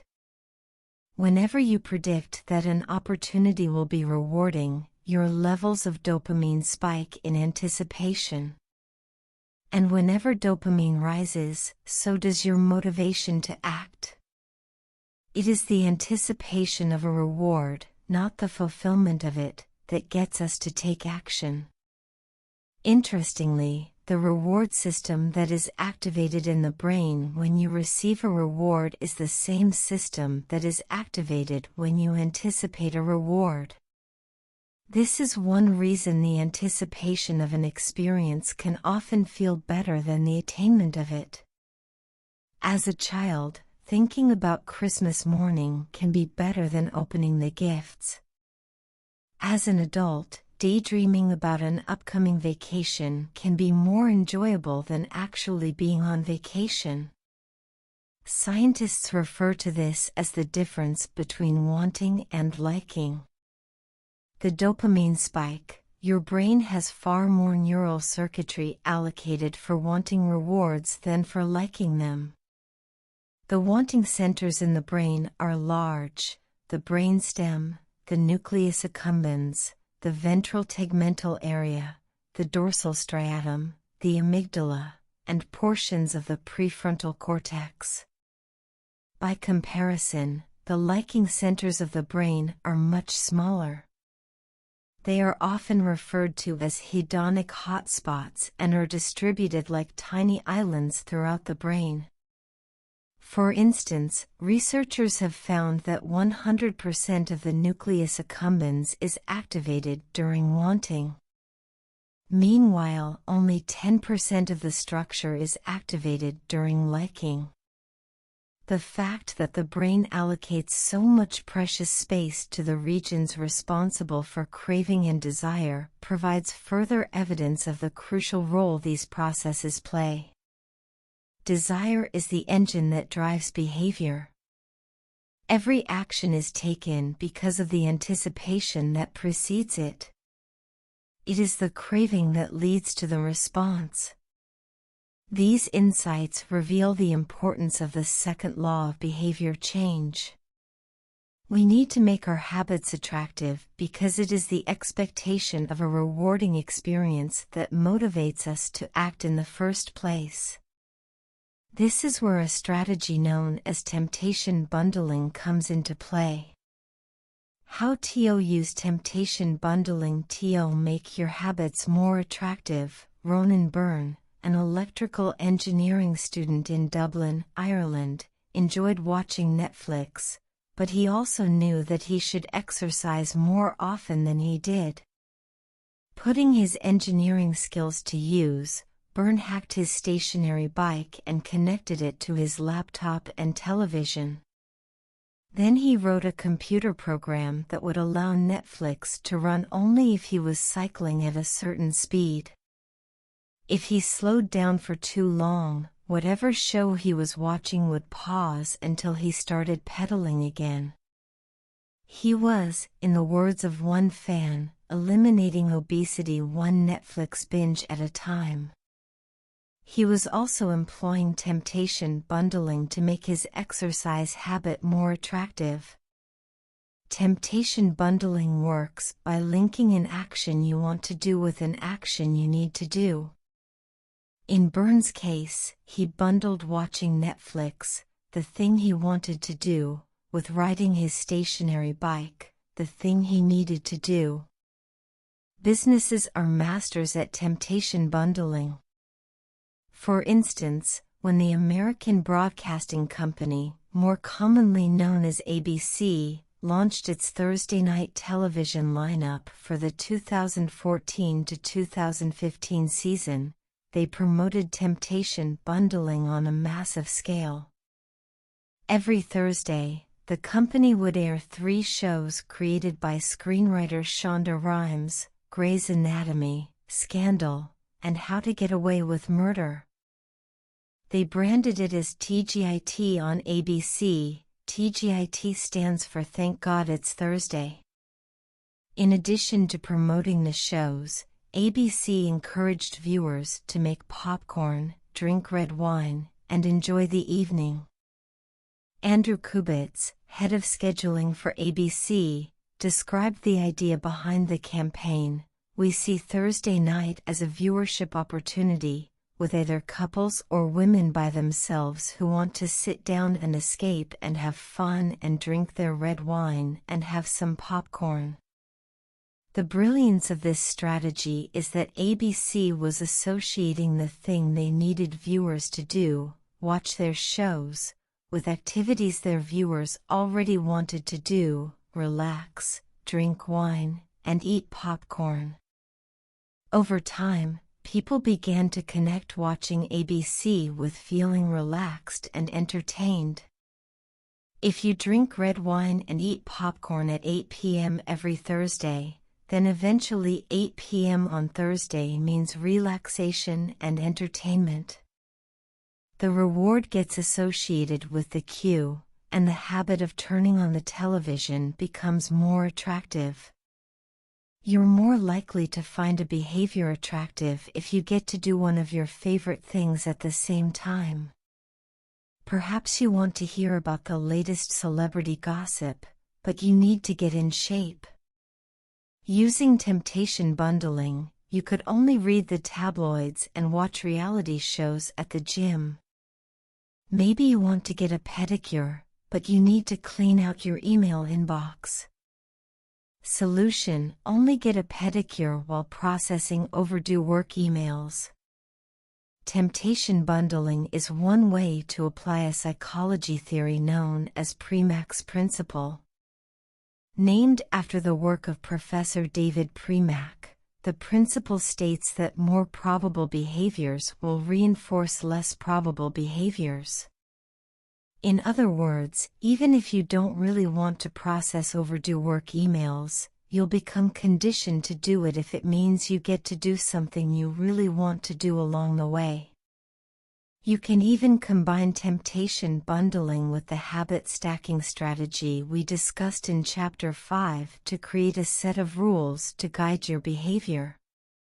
If you want to read the news, but you need to express more gratitude, 1. After I get my morning coffee, I will say one thing I'm grateful for that happened yesterday, need. 2. After I say one thing I'm grateful for, I will read the news, want. If you want to watch sports, but you need to make sales calls, 1. After I get back from my lunch break, I will call 3 potential clients, need. 2. After I call 3 potential clients, I will check ESPN, want. If you want to check Facebook, but you need to exercise more, 1. After I pull out my phone, I will do 10 burpees, need. 2. After I do 10 burpees, I will check Facebook, want. The hope is that eventually you'll look forward to calling 3 clients or doing 10 burpees because it means you get to read the latest sports news or check Facebook. Doing the thing you need to do means you get to do the thing you want to do. We began this chapter by discussing supernormal stimuli, which are heightened versions of reality that increase our desire to take action. Temptation bundling is one way to create a heightened version of any habit by connecting it with something you already want. Engineering a truly irresistible habit is a hard task, but this simple strategy can be employed to make nearly any habit more attractive than it would be otherwise. Chapter summary: the second law of behavior change is make it attractive. The more attractive an opportunity is, the more likely it is to become habit-forming. Habits are a dopamine-driven feedback loop. When dopamine rises, so does our motivation to act. It is the anticipation of a reward, not the fulfillment of it, that gets us to take action.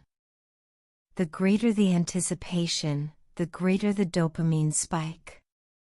Temptation bundling is one way to make your habits more attractive.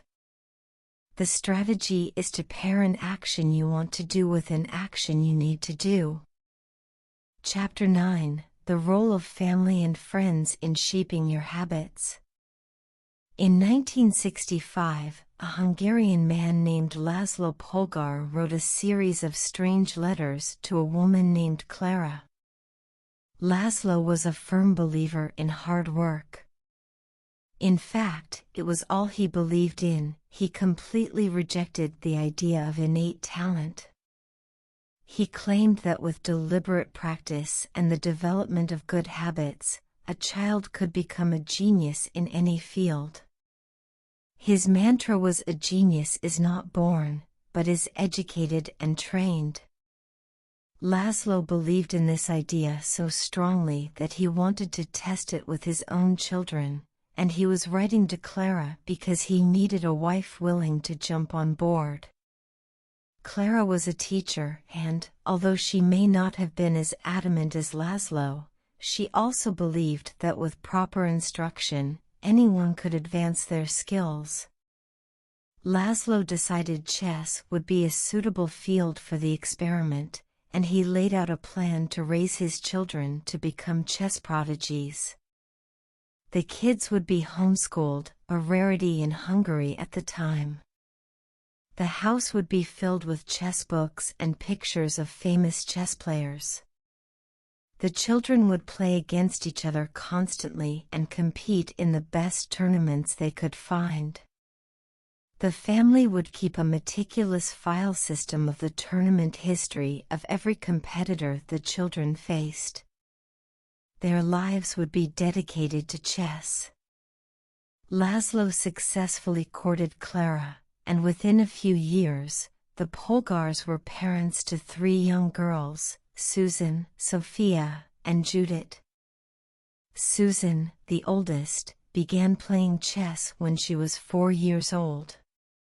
Within 6 months, she was defeating adults. Sophia, the middle child, did even better.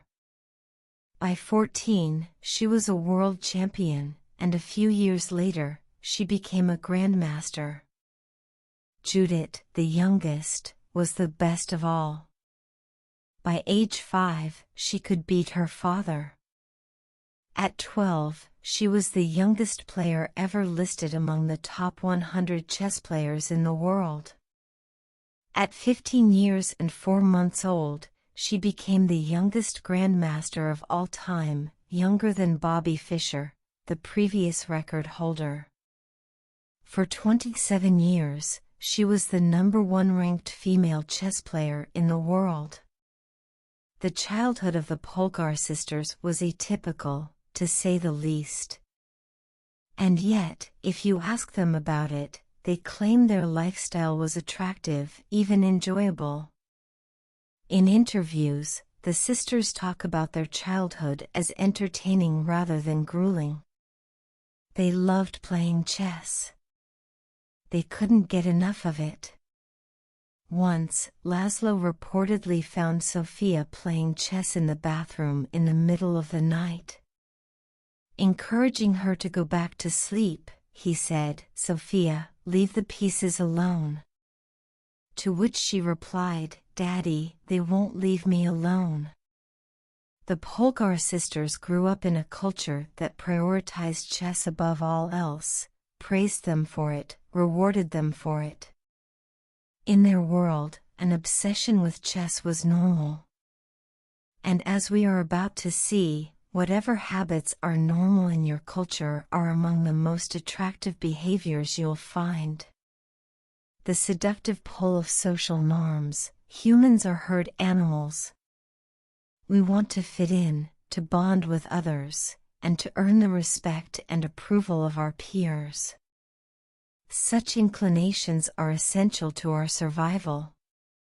For most of our evolutionary history, our ancestors lived in tribes.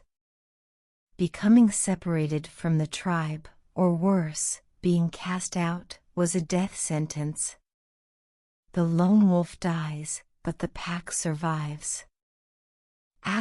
Meanwhile, those who collaborated and bonded with others enjoyed increased safety, meeting opportunities, and access to resources.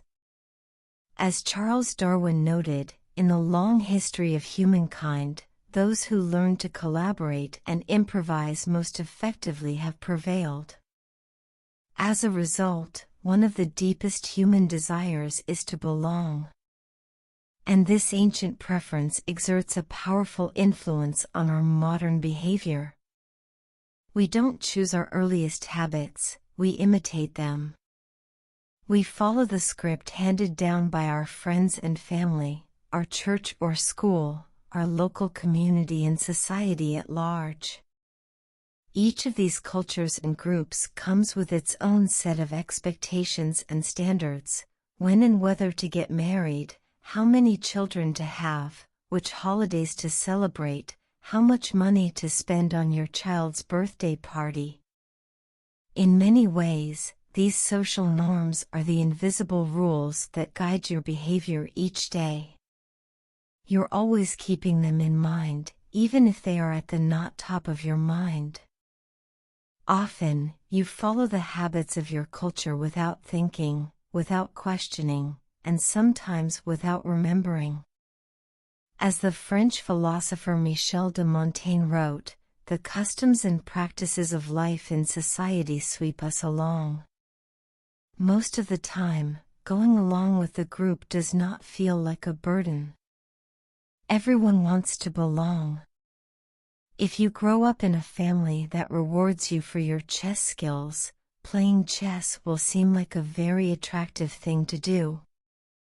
If you work in a job where everyone wears expensive suits, then you'll be inclined to splurge on one as well. If all of your friends are sharing an inside joke or using a new phrase, you'll want to do it, too, so they know that you get it. Behaviors are attractive when they help us fit in. We imitate the habits of 3 groups in particular. 1. The clothes. 2. The many. 3. The powerful. Each group offers an opportunity to leverage the second law of behavior change and make our habits more attractive. 1. Imitating the clothes. Proximity has a powerful effect on our behavior. This is true of the physical environment, as we discussed in Chapter 6, but it is also true of the social environment. We pick up habits from the people around us. We copy the way our parents handle arguments, the way our peers flirt with one another, the way our coworkers get results. When your friends smoke pot, you give it a try, too. When your wife has a habit of double-checking that the door is locked before going to bed, you pick it up as well. I find that I often imitate the behavior of those around me without realizing it. In conversation, I'll automatically assume the body posture of the other person. In college, I began to talk like my roommates. When traveling to other countries, I unconsciously imitate the local accent despite reminding myself to stop. As a general rule, the closer we are to someone, the more likely we are to imitate some of their habits. One groundbreaking study tracked 12,000 people for 32 years and found that a person's chances of becoming obese increased by 57% if he or she had a friend who became obese. It works the other way, too. Another study found that if one person in a relationship lost weight, the other partner would also slim down about 1/3 of the time. Our friends and family provide a sort of invisible peer pressure that pulls us in their direction. Of course, peer pressure is bad only if you're surrounded by bad influences. When astronaut Mike Massimino was a graduate student at MIT, he took a small robotics class. Of the 10 people in the class, 4 became astronauts. If your goal was to make it into space, then that room was about the best culture you could ask for. Similarly, one study found that the higher your best friend's IQ at age 11 or 12, the higher your IQ would be at age 15, even after controlling for natural levels of intelligence. We soak up the qualities and practices of those around us. One of the most effective things you can do to build better habits is to join a culture where your desired behavior is the normal behavior. New habits seem achievable when you see others doing them every day. If you are surrounded by fit people, you're more likely to consider working out to be a common habit. If you're surrounded by jazz lovers, you're more likely to believe it's reasonable to play jazz every day. Your culture sets your expectation for what is normal.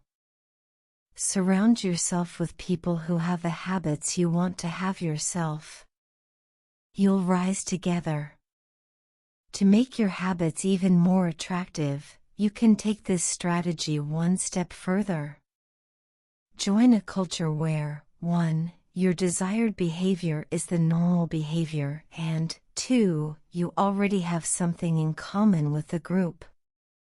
Steve Kamb, an entrepreneur in New York City, runs a company called Nerd Fitness, which helps nerds, misfits, and mutants lose weight, get strong, and get healthy. His clients include video game lovers, movie fanatics, and average Joes who want to get in shape.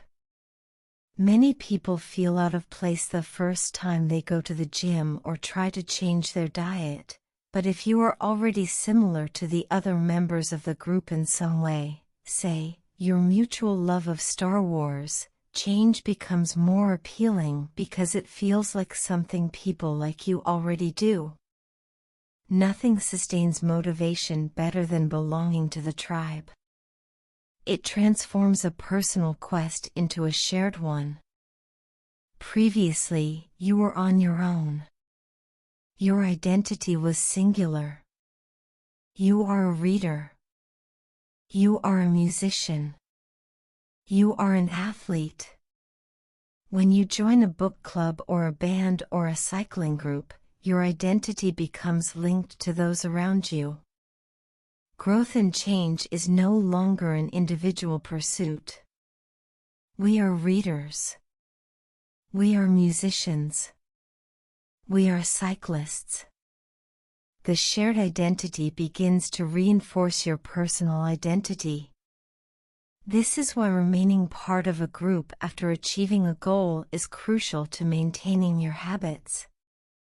It's friendship and community that embed a new identity and help behaviors last over the long run.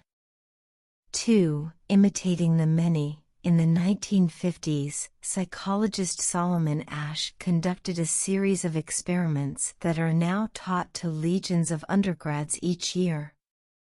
To begin each experiment, the subject entered the room with a group of strangers. Unbeknownst to them, the other participants were actors planted by the researcher and instructed to deliver scripted answers to certain questions. The group would be shown one card with a line on it and then a second card with a series of lines. Each person was asked to select the line on the second card that was similar in length to the line on the first card. It was a very simple task. Here is an example of two cards used in the experiment. Conforming to social norms, the experiment always began the same. First, there would be some easy trials where everyone agreed on the correct line. After a few rounds, the participants were shown a test that was just as obvious as the previous ones, except the actors in the room would select an intentionally incorrect answer. For example, they would respond A to the comparison shown in Figure 10. Everyone would agree that the lines were the same even though they were clearly different. The subject, who was unaware of the ruse, would immediately become bewildered. Their eyes would open wide. They would laugh nervously to themselves. They would double-check the reactions of other participants. Their agitation would grow as one person after another delivered the same incorrect response. Soon, the subject began to doubt their own eyes. Eventually, they delivered the answer they knew in their heart to be incorrect. Asch ran this experiment many times and in many different ways. What he discovered was that as the number of actors increased, so did the conformity of the subject. If it was just the subject and one actor, then there was no effect on the person's choice. They just assumed they were in the room with a dummy. When two actors were in the room with the subject, there was still little impact. But as the number of people increased to 3 actors and 4 and all the way to 8, the subject became more likely to second-guess themselves. By the end of the experiment, nearly 75% of the subjects had agreed with the group answer even though it was obviously incorrect. Whenever we are unsure how to act, we look to the group to guide our behavior. We are constantly scanning our environment and wondering, what is everyone else doing? We check reviews on Amazon or Yelp or TripAdvisor because we want to imitate the best buying, eating, and travel habits. It's usually a smart strategy. There is evidence in numbers. But there can be a downside. The normal behavior of the tribe often overpowers the desired behavior of the individual. For example, one study found that when a chimpanzee learns an effective way to crack nuts open as a member of one group and then switches to a new group that uses a less effective strategy, it will avoid using the superior nut cracking method just to blend in with the rest of the chimps. Humans are similar. There is tremendous internal pressure to comply with the norms of the group. The reward of being accepted is often greater than the reward of winning an argument, looking smart, or finding truth. Most days, we'd rather be wrong with the crowd than be right by ourselves. The human mind knows how to get along with others. It wants to get along with others. This is our natural mode. You can override it, you can choose to ignore the group or to stop caring what other people think, but it takes work. Running against the grain of your culture requires extra effort.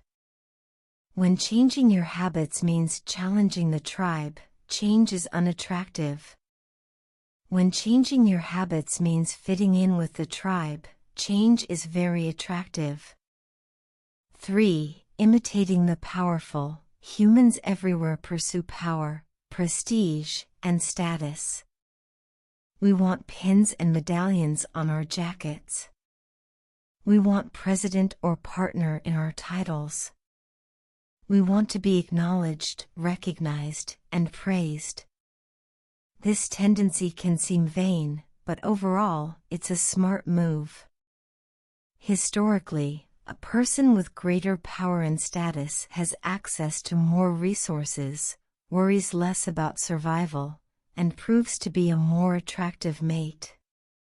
We are drawn to behaviors that earn us respect, approval, admiration, and status. We want to be the one in the gym who can do muscle-ups, or the musician who can play the hardest chord progressions, or the parent with the most accomplished children, because these things separate us from the crowd. Once we fit in, we start looking for ways to stand out. This is one reason we care so much about the habits of highly effective people. We try to copy the behavior of successful people because we desire success ourselves. Many of our daily habits are imitations of people we admire. You replicate the marketing strategies of the most successful firms in your industry. You make a recipe from your favorite baker. You borrow the storytelling strategies of your favorite writer. You mimic the communication style of your boss. We imitate people we envy. High-status people enjoy the approval, respect, and praise of others. And that means if a behavior can get us approval, respect, and praise, we find it attractive. We are also motivated to avoid behaviors that would lower our status. We trim our hedges and mow our lawn because we don't want to be the slob of the neighborhood. When our mother comes to visit, we clean up the house because we don't want to be judged. We are continually wondering what will others think of me, and altering our behavior based on the answer. The Polgar sisters, the chess prodigies mentioned at the beginning of this chapter, are evidence of the powerful and lasting impact social influences can have on our behavior. The sisters practiced chess for many hours each day and continued this remarkable effort for decades. But these habits and behaviors maintained their attractiveness, in part, because they were valued by their culture. From the praise of their parents to the achievement of different status markers like becoming a grandmaster, they had many reasons to continue their effort. Chapter summary: the culture we live in determines which behaviors are attractive to us. We tend to adopt habits that are praised and approved of by our culture because we have a strong desire to fit in and belong to the tribe. We tend to imitate the habits of three social groups: the close, family and friends; the many, the tribe; and the powerful, those with status and prestige. One of the most effective things you can do to build better habits is to join a culture where 1. Your desired behavior is the normal behavior, and 2. You already have something in common with the group. The normal behavior of the tribe often overpowers the desired behavior of the individual. Most days, we'd rather be wrong with the crowd than be right by ourselves. If a behavior can get us approval, respect, and praise, we find it attractive. Chapter 10: How to Find and Fix the Causes of Your Bad Habits. In late 2012, I was sitting in an old apartment just a few blocks from Istanbul's most famous street, Istiklal Caddesi. I was in the middle of a 4-day trip to Turkey and my guide, Mike, was relaxing in a worn-out armchair a few feet away. Mike wasn't really a guide. He was just a guy from Maine who had been living in Turkey for 5 years, but he offered to show me around while I was visiting the country, and I took him up on it. On this particular night, I had been invited to dinner with him and a handful of his Turkish friends. There were 7 of us, and I was the only one who hadn't, at some point, smoked at least 1 pack of cigarettes per day. I asked one of the Turks how he got started. "Friends," he said. "It always starts with your friends. One friend smokes, then you try it."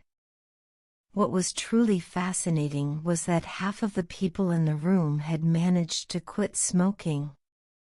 Mike had been smoke-free for a few years at that point, and he swore up and down that he broke the habit because of a book called Alan Carr's Easy Way to Stop Smoking. "It frees you from the mental burden of smoking," he said.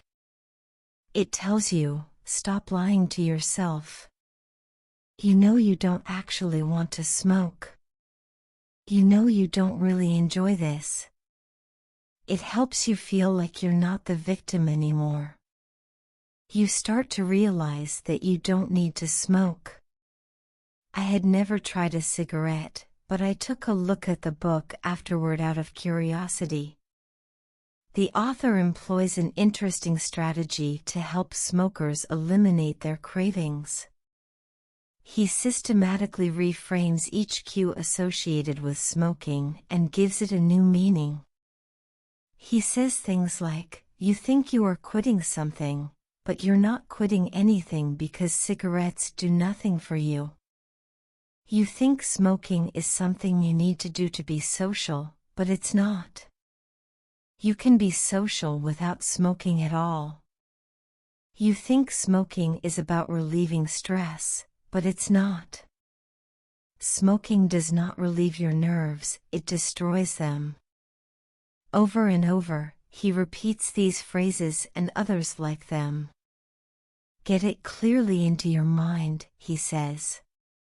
"You are losing nothing, and you are making marvelous positive gains not only in health, energy and money but also in confidence, self-respect, freedom and, most important of all, in the length and quality of your future life."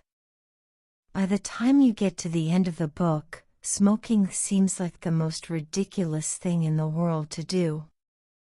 And if you no longer expect smoking to bring you any benefits, you have no reason to smoke. It is an inversion of the second law of behavior change: make it unattractive. Now, I know this idea might sound overly simplistic. Just change your mind and you can quit smoking. But stick with me for a minute. Where cravings come from, every behavior has a surface-level craving and a deeper, underlying motive. I often have a craving that goes something like this: I want to eat tacos. If you were to ask me why I want to eat tacos, I wouldn't say, because I need food to survive. But the truth is, somewhere deep down, I am motivated to eat tacos because I have to eat to survive. The underlying motive is to obtain food and water even if my specific craving is for a taco. Some of our underlying motives include: conserve energy, obtain food and water, find love and reproduce. connect and bond with others. Win social acceptance and approval. Reduce uncertainty. Achieve status and prestige. A craving is just a specific manifestation of a deeper underlying motive. Your brain did not evolve with a desire to smoke cigarettes or to check Instagram or to play video games. At a deep level, you simply want to reduce uncertainty and relieve anxiety, to win social acceptance and approval, or to achieve status.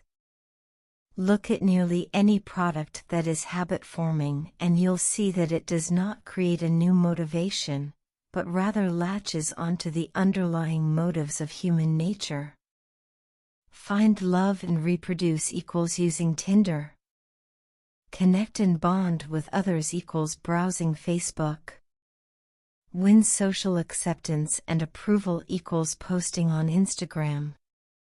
Reduce uncertainty equals searching on Google. Achieve status and prestige equals playing video games. Your habits are modern-day solutions to ancient desires. New versions of old vices. The underlying motives behind human behavior remain the same. The specific habits we perform differ based on the period of history. Here's the powerful part: there are many different ways to address the same underlying motive. One person might learn to reduce stress by smoking a cigarette. Another person learns to ease their anxiety by going for a run. Your current habits are not necessarily the best way to solve the problems you face, they are just the methods you learn to use. Once you associate a solution with the problem you need to solve, you keep coming back to it. Habits are all about associations. These associations determine whether we predict a habit to be worth repeating or not. As we covered in our discussion of the first law, your brain is continually absorbing information and noticing cues in the environment. Every time you perceive a cue, your brain runs a simulation and makes a prediction about what to do in the next moment. Cue: you notice that the stove is hot. Prediction: if I touch it I'll get burned, so I should avoid touching it. Cue: you see that the traffic light turned green. Prediction: if I step on the gas, I'll make it safely through the intersection and get closer to my destination, so I should step on the gas. You see a cue, categorize it based on past experience, and determine the appropriate response. This all happens in an instant, but it plays a crucial role in your habits because every action is preceded by a prediction. Life feels reactive, but it is actually predictive. All day long, you are making your best guess of how to act given what you've just seen and what has worked for you in the past. You are endlessly predicting what will happen in the next moment. Our behavior is heavily dependent on these predictions. Put another way, our behavior is heavily dependent on how we interpret the events that happen to us, not necessarily the objective reality of the events themselves. Two people can look at the same cigarette, and one feels the urge to smoke while the other is repulsed by the smell. The same cue can spark a good habit or a bad habit depending on your prediction. The cause of your habits is actually the prediction that precedes them. These predictions lead to feelings, which is how we typically describe a craving, a feeling, a desire, an urge. Feelings and emotions transform the cues we perceive and the predictions we make into a signal that we can apply. They help explain what we are currently sensing. For instance, whether or not you realize it, you are noticing how warm or cold you feel right now. If the temperature drops by 1 degree, you probably won't do anything. If the temperature drops 10 degrees, however, you'll feel cold and put on another layer of clothing. Feeling cold was the signal that prompted you to act. You have been sensing the cues the entire time, but it is only when you predict that you would be better off in a different state that you take action. A craving is the sense that something is missing. It is the desire to change your internal state. When the temperature falls, there is a gap between what your body is currently sensing and what it wants to be sensing. This gap between your current state and your desired state provides a reason to act. Desire is the difference between where you are now and where you want to be in the future. Even the tiniest action is tinged with the motivation to feel differently than you do in the moment. When you binge eat or light up or browse social media, what you really want is not a potato chip or a cigarette or a bunch of likes. What you really want is to feel different. Our feelings and emotions tell us whether to hold steady in our current state or to make a change. They help us decide the best course of action. Neurologists have discovered that when emotions and feelings are impaired, we actually lose the ability to make decisions. We have no signal of what to pursue and what to avoid. As the neuroscientist Antonio Damasio explains, it is emotion that allows you to mark things as good, bad, or indifferent. To summarize, the specific cravings you feel and habits you perform are really an attempt to address your fundamental underlying motives. Whenever a habit successfully addresses a motive, you develop a craving to do it again. In time, you learn to predict that checking social media will help you feel loved or that watching YouTube will allow you to forget your fears. Habits are attractive when we associate them with positive feelings, and we can use this insight to our advantage rather than to our detriment. How to reprogram your brain to enjoy hard habits. You can make hard habits more attractive if you can learn to associate them with a positive experience. Sometimes, all you need is a slight mindset shift. For instance, we often talk about everything we have to do in a given day. You have to wake up early for work. You have to make another sales call for your business. You have to cook dinner for your family. Now, imagine changing just one word. You don't have to. You get to. You get to wake up early for work. You get to make another sales call for your business. You get to cook dinner for your family. By simply changing one word, you shift the way you view each event. You transition from seeing these behaviors as burdens and turn them into opportunities.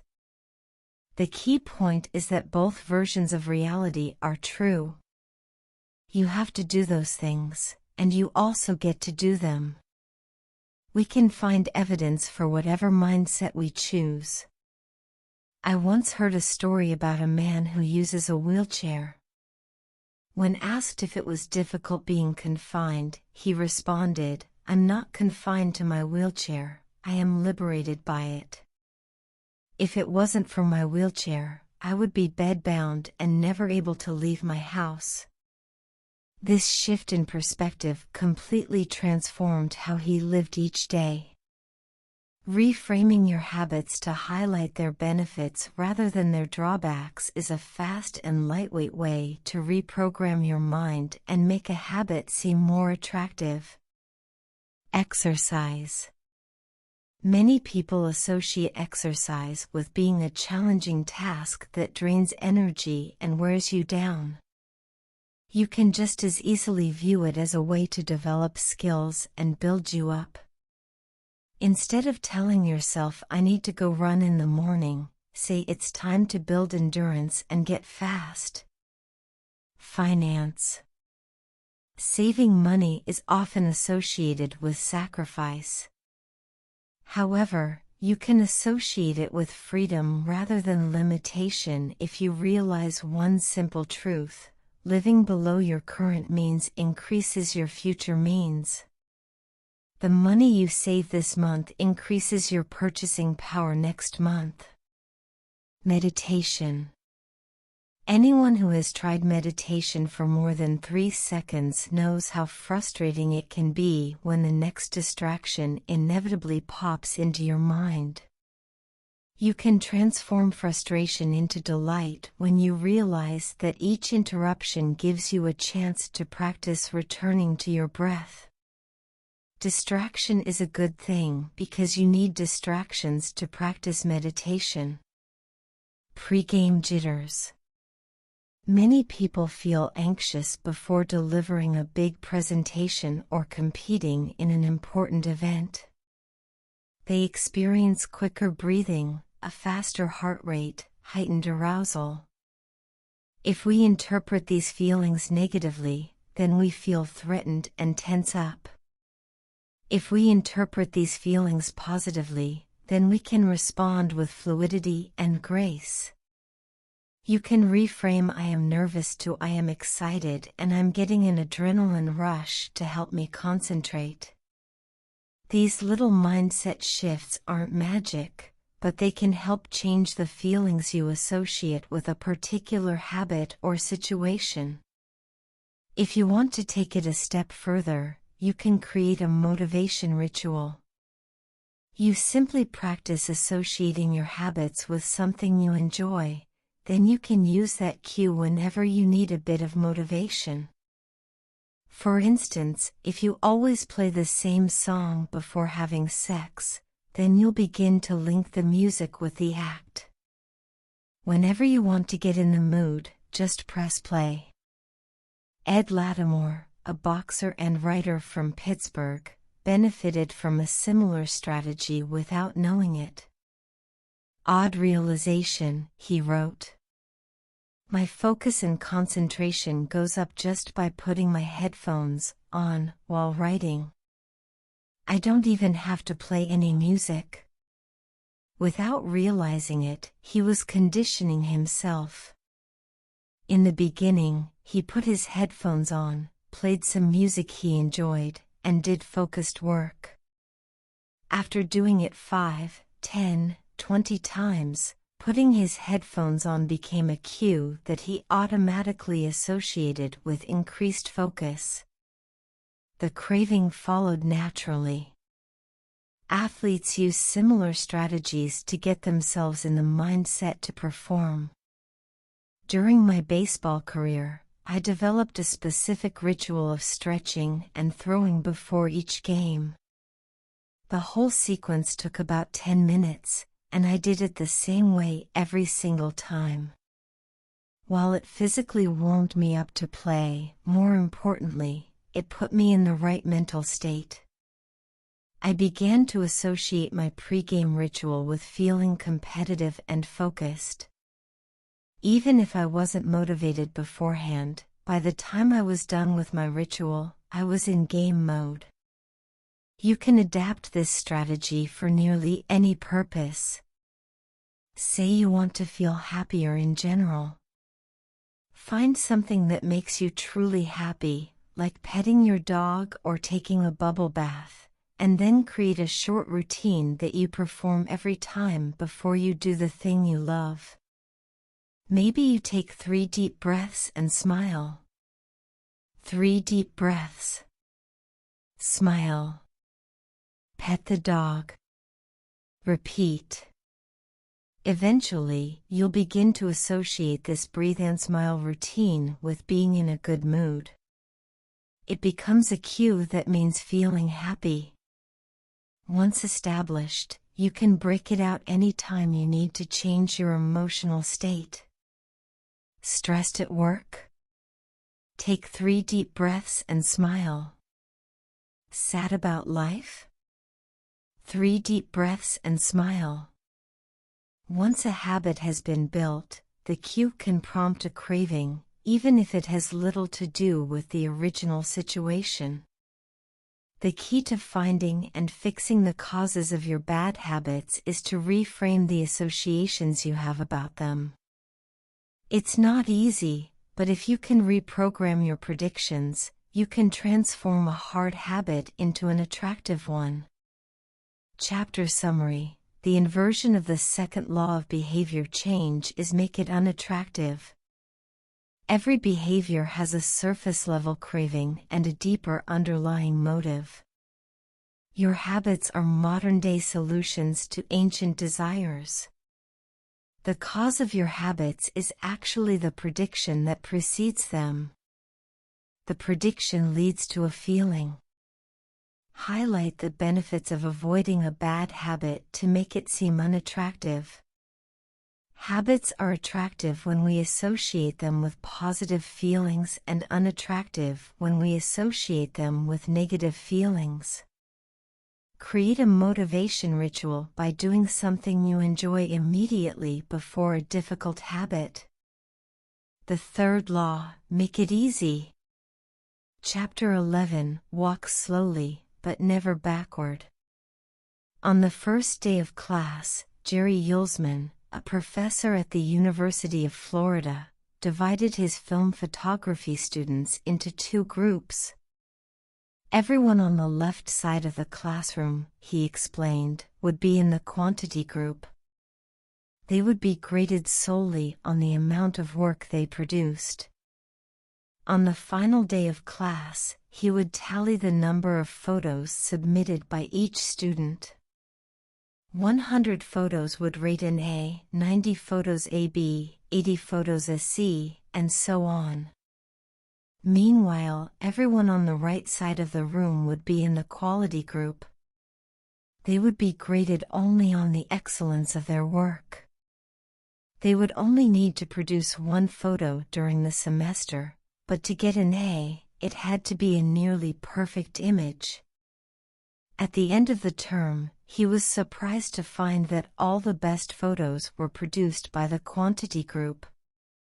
During the semester, these students were busy taking photos, experimenting with composition and lighting, testing out various methods in the darkroom, and learning from their mistakes.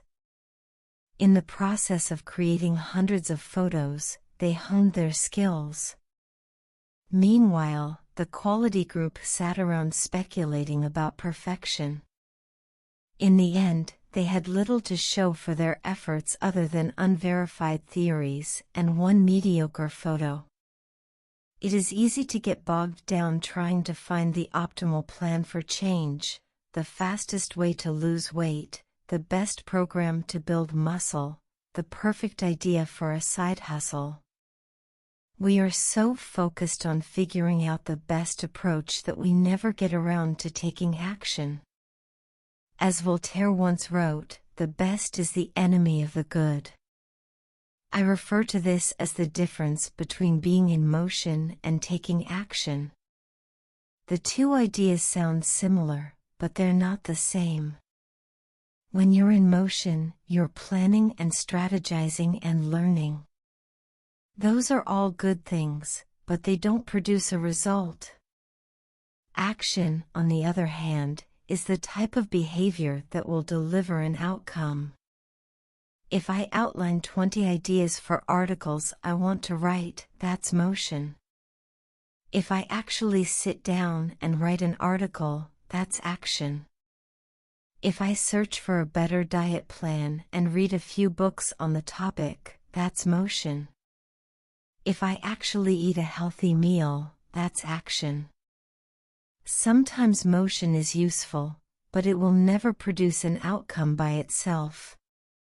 It doesn't matter how many times you go talk to the personal trainer, that motion will never get you in shape. Only the action of working out will get the result you're looking to achieve. If motion doesn't lead to results, why do we do it? Sometimes we do it because we actually need to plan or learn more. But more often than not, We do it because motion allows us to feel like we're making progress without running the risk of failure. Most of us are experts at avoiding criticism. It doesn't feel good to fail or to be judged publicly, so we tend to avoid situations where that might happen. And that's the biggest reason why you slip into motion rather than taking action. You want to delay failure. It's easy to be in motion and convince yourself that you're still making progress. You think, I've got conversations going with 4 potential clients right now. This is good. We're moving in the right direction. Or, I brainstormed some ideas for that book I want to write. This is coming together. Motion makes you feel like you're getting things done. But really, you're just preparing to get something done. When preparation becomes a form of procrastination, you need to change something. You don't want to merely be planning. You want to be practicing. If you want to master a habit, the key is to start with repetition, not perfection. You don't need to map out every feature of a new habit. You just need to practice it. This is the first takeaway of the 3rd law. You just need to get your reps in. How long does it actually take to form a new habit? Habit formation is the process by which a behavior becomes progressively more automatic through repetition. The more you repeat an activity, the more the structure of your brain changes to become efficient at that activity. Neuroscientists call this long-term potentiation, which refers to the strengthening of connections between neurons in the brain based on recent patterns of activity. With each repetition, cell-to-cell signaling improves and the neural connections tighten. First described by neuropsychologist Donald Hebb in 1949, this phenomenon is commonly known as Hebb's law. Neurons that fire together wire together. Repeating a habit leads to clear physical changes in the brain. In musicians, the cerebellum, critical for physical movements like plucking a guitar string or pulling a violin bow, is larger than it is in non-musicians. Mathematicians, meanwhile, have increased gray matter in the inferior parietal lobule, which plays a key role in computation and calculation. Its size is directly correlated with the amount of time spent in the field. The older and more experienced the mathematician, the greater the increase in gray matter. When scientists analyzed the brains of taxi drivers in London, they found that the hippocampus, a region of the brain involved in spatial memory, was significantly larger in their subjects than in non-taxi drivers. Even more fascinating, the hippocampus decreased in size when a driver retired. Like the muscles of the body responding to regular weight training, particular regions of the brain adapt as they are used and atrophy as they are abandoned. Of course, the importance of repetition in establishing habits was recognized long before neuroscientists began poking around. In 1860, the English philosopher George H. Lewes noted, in learning to speak a new language, to play on a musical instrument, or to perform unaccustomed movements, great difficulty is felt, because the channels through which each sensation has to pass have not become established, but no sooner has frequent repetition cut a pathway, than this difficulty vanishes. The actions become so automatic that they can be performed while the mind is otherwise engaged. Both common sense and scientific evidence agree, repetition is a form of change. Each time you repeat an action, you are activating a particular neural circuit associated with that habit. This means that simply putting in your reps is one of the most critical steps you can take to encoding a new habit. It is why the students who took tons of photos improved their skills while those who merely theorized about perfect photos did not. One group engaged in active practice, the other in passive learning. One in action, the other in motion. All habits follow a similar trajectory from effortful practice to automatic behavior, a process known as automaticity. Automaticity is the ability to perform a behavior without thinking about each step, which occurs when the non-conscious mind takes over. One of the most common questions I hear is, how long does it take to build a new habit? But what people really should be asking is, how many does it take to form a new habit? That is, how many repetitions are required to make a habit automatic? There is nothing magical about time passing with regard to habit formation. It doesn't matter if it's been 21 days or 30 days or 300 days. What matters is the rate at which you perform the behavior. You could do something twice in 30 days, or 200 times. It's the frequency that makes the difference. Your current habits have been internalized over the course of hundreds, if not thousands, of repetitions. New habits require the same level of frequency. You need to string together enough successful attempts until the behavior is firmly embedded in your mind and you cross the habit line.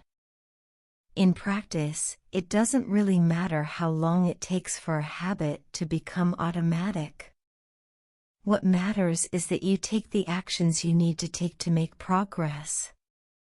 Whether an action is fully automatic is of less importance. To build a habit, you need to practice it. And the most effective way to make practice happen is to adhere to the third law of behavior change: make it easy.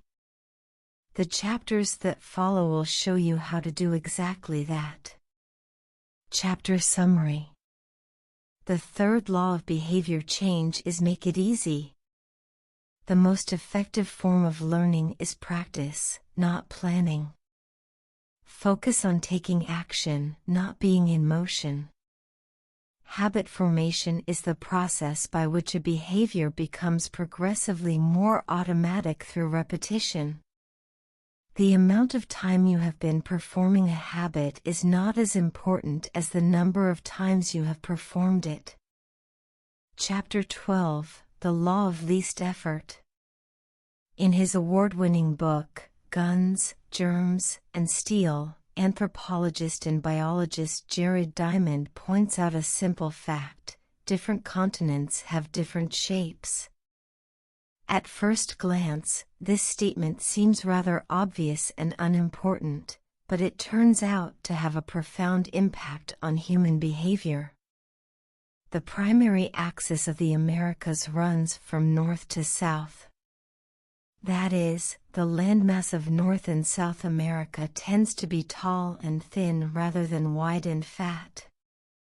The same is generally true for Africa. Meanwhile, the landmass that makes up Europe, Asia, and the Middle East is the opposite. This massive stretch of land tends to be more east-west in shape. According to Diamond, this difference in shape played a significant role in the spread of agriculture over the centuries. When agriculture began to spread around the globe, farmers had an easier time expanding along east-west routes than along north-south ones.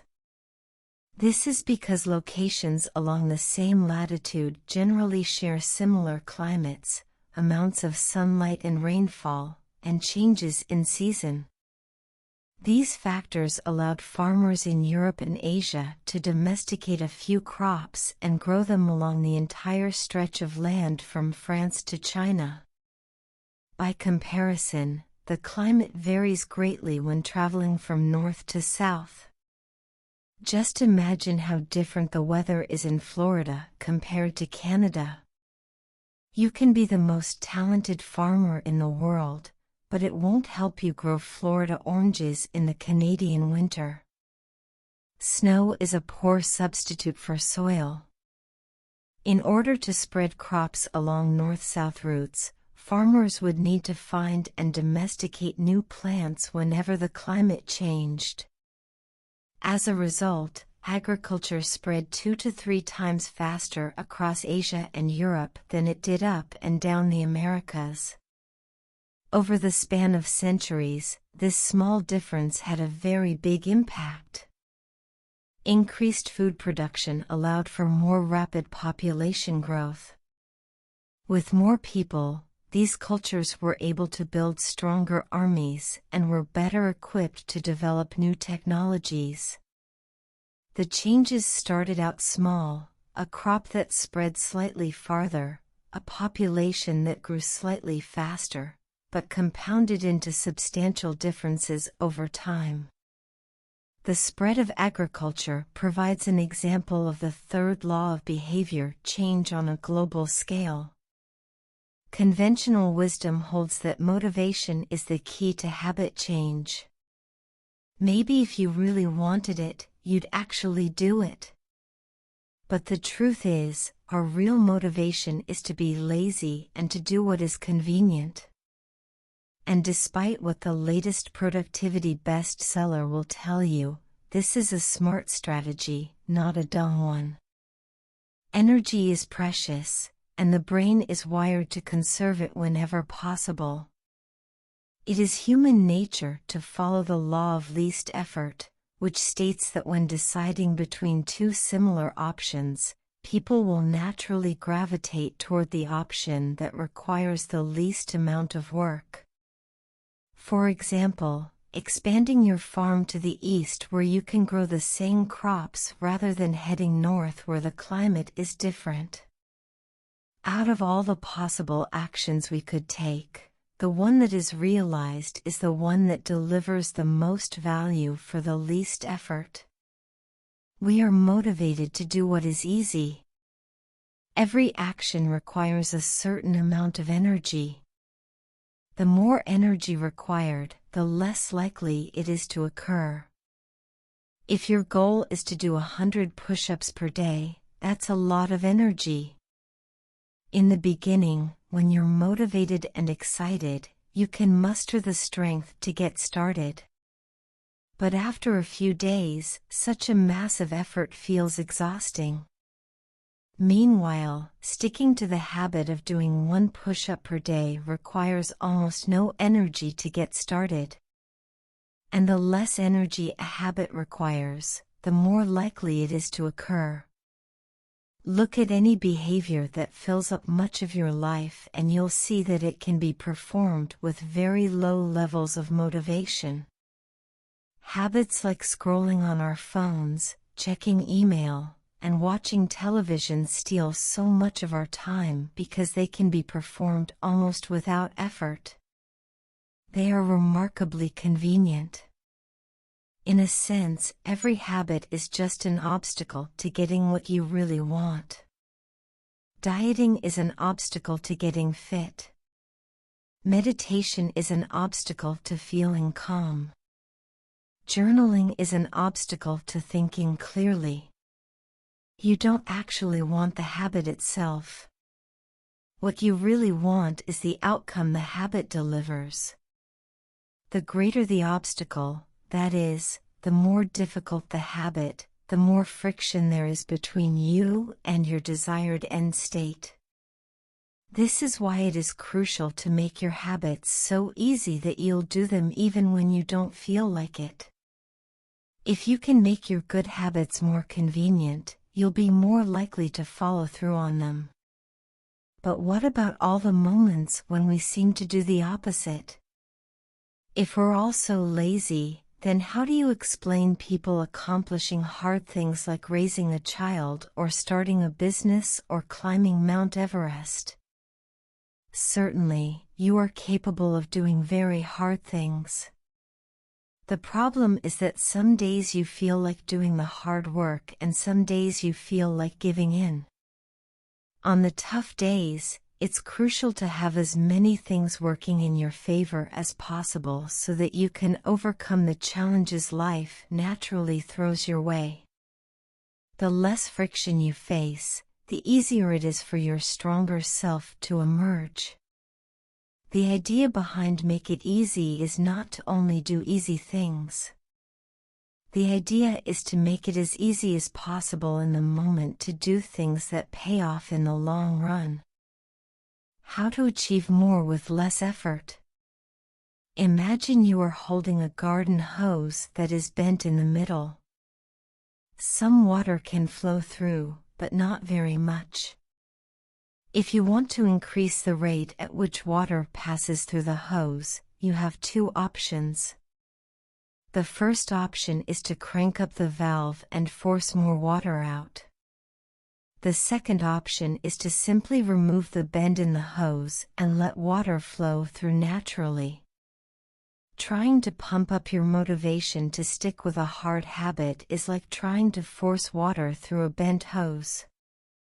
You can do it, but it requires a lot of effort and increases the tension in your life. Meanwhile, making your habits simple and easy is like removing the bend in the hose. Rather than trying to overcome the friction in your life, you reduce it. One of the most effective ways to reduce the friction associated with your habits is to practice environment design. In Chapter 6, we discussed environment design as a method for making cues more obvious, but you can also optimize your environment to make actions easier. For example, when deciding where to practice a new habit, it is best to choose a place that is already along the path of your daily routine. Habits are easier to build when they fit into the flow of your life. You are more likely to go to the gym if it is on your way to work because stopping doesn't add much friction to your lifestyle. By comparison, if the gym is off the path of your normal commute, even by just a few blocks, now you're going out of your way to get there. Perhaps even more effective is reducing the friction within your home or office. Too often, we try to start habits in high-friction environments. We try to follow a strict diet while we are out to dinner with friends. We try to write a book in a chaotic household. We try to concentrate while using a smartphone filled with distractions. It doesn't have to be this way. We can remove the points of friction that hold us back. This is precisely what electronics manufacturers in Japan began to do in the 1970s. In an article published in the New Yorker titled Better All the Time, James Shirowaiki writes, Japanese firms emphasized what came to be known as lean production, relentlessly looking to remove waste of all kinds from the production process, down to redesigning workspaces, so workers didn't have to waste time twisting and turning to reach their tools. The result was that Japanese factories were more efficient and Japanese products were more reliable than American ones. In 1974, service calls for American-made color televisions were 5 times as common as for Japanese televisions. By 1979, it took American workers 3 times as long to assemble their sets. I like to refer to this strategy as addition by subtraction. The Japanese companies looked for every point of friction in the manufacturing process and eliminated it. As they subtracted wasted effort, they added customers and revenue. Similarly, when we remove the points of friction that sap our time and energy, we can achieve more with less effort. This is one reason tidying up can feel so good. We are simultaneously moving forward and lightening the cognitive load our environment places on us. If you look at the most habit-forming products, you'll notice that one of the things these goods and services do best is remove little bits of friction from your life. Meal delivery services reduce the friction of shopping for groceries. Dating apps reduce the friction of making social introductions. Ride-sharing services reduce the friction of getting across town. Text messaging reduces the friction of sending a letter in the mail. Like a Japanese television manufacturer redesigning their workspace to reduce wasted motion, successful companies design their products to automate, eliminate, or simplify as many steps as possible. They reduce the number of fields on each form. They pare down the number of clicks required to create an account. They deliver their products with easy-to-understand directions or ask their customers to make fewer choices. When the first voice-activated speakers were released, products like Google Home, Amazon Echo, and Apple HomePod, I asked a friend what he liked about the product he had purchased. He said it was just easier to say play some country music than to pull out his phone, open the music app, and pick a playlist. Of course, just a few years earlier, having unlimited access to music in your pocket was a remarkably frictionless behavior compared to driving to the store and buying a CD. Business is a never-ending quest to deliver the same result in an easier fashion. Similar strategies have been used effectively by governments. When the British government wanted to increase tax collection rates, they switched from sending citizens to a web page where the tax form could be downloaded to linking directly to the form. Reducing that one step in the process increased the response rate from 19.2% to 23.4%. For a country like the United Kingdom, those percentage points represent millions in tax revenue. The central idea is to create an environment where doing the right thing is as easy as possible. Much of the battle of building better habits comes down to finding ways to reduce the friction associated with our good habits and increase the friction associated with our bad ones. Prime the environment for future use. Oswald Knuckles is an IT developer from Natchez, Mississippi. He is also someone who understands the power of priming his environment. Knuckles dialed in his cleaning habits by following a strategy he refers to as resetting the room. For instance, when he finishes watching television, he places the remote back on the TV stand, arranges the pillows on the couch, and folds the blanket. When he leaves his car, he throws any trash away. Whenever he takes a shower, he wipes down the toilet while the shower is warming up. As he notes, the perfect time to clean the toilet is right before you wash yourself in the shower anyway.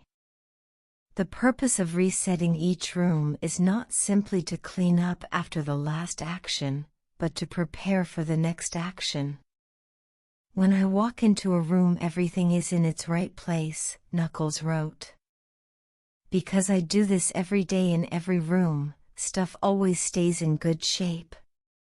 People think I work hard, but I'm actually really lazy. I'm just proactively lazy.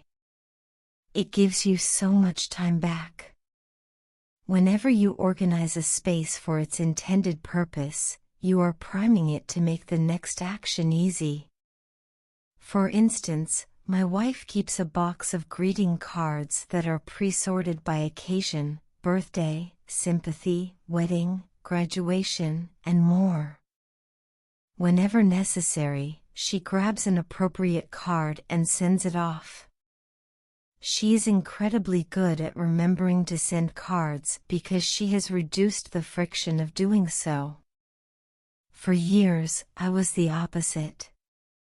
Someone would have a baby and I would think, I should send a card. But then weeks would pass and by the time I remembered to pick one up at the store, it was too late. The habit wasn't easy.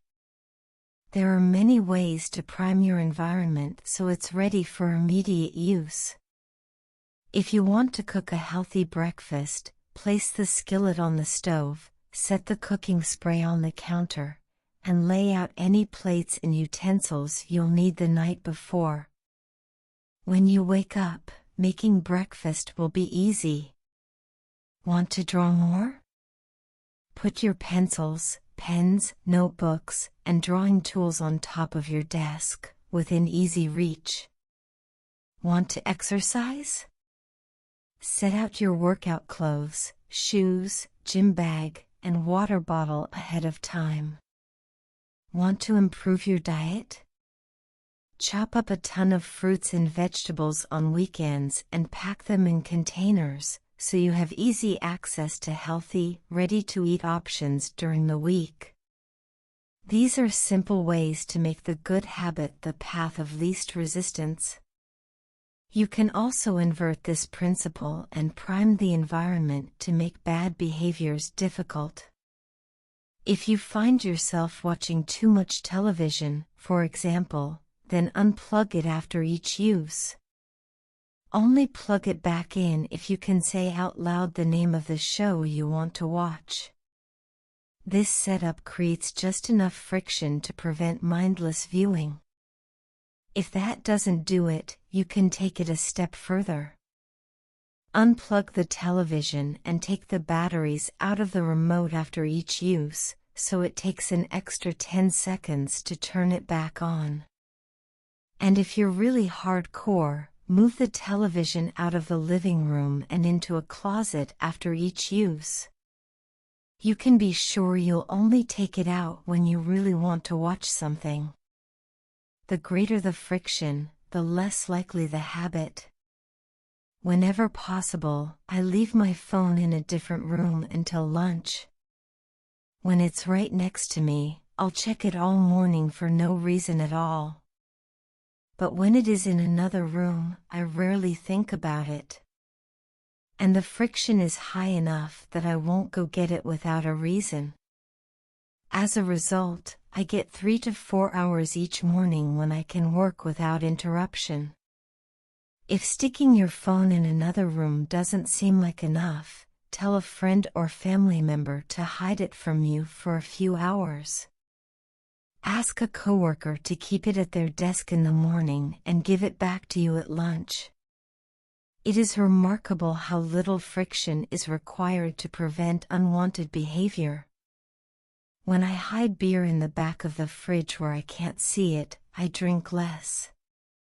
When I delete social media apps from my phone, it can be weeks before I download them again and log in. These tricks are unlikely to curb a true addiction, but for many of us, a little bit of friction can be the difference between sticking with a good habit or sliding into a bad one. Imagine the cumulative impact of making dozens of these changes and living in an environment designed to make the good behaviors easier and the bad behaviors harder.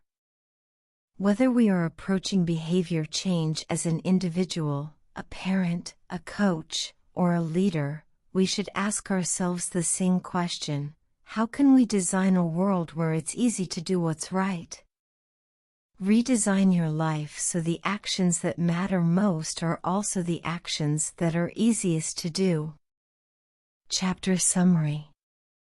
Human behavior follows the law of least effort. We will naturally gravitate toward the option that requires the least amount of work. Create an environment where doing the right thing is as easy as possible. Reduce the friction associated with good behaviors. When friction is low, habits are easy. Increase the friction associated with bad behaviors. When friction is high, habits are difficult. Prime your environment to make future actions easier. Chapter 13: How to Stop Procrastinating by Using the 2-Minute Rule. Twyla Tharp is widely regarded as one of the greatest dancers and choreographers of the modern era.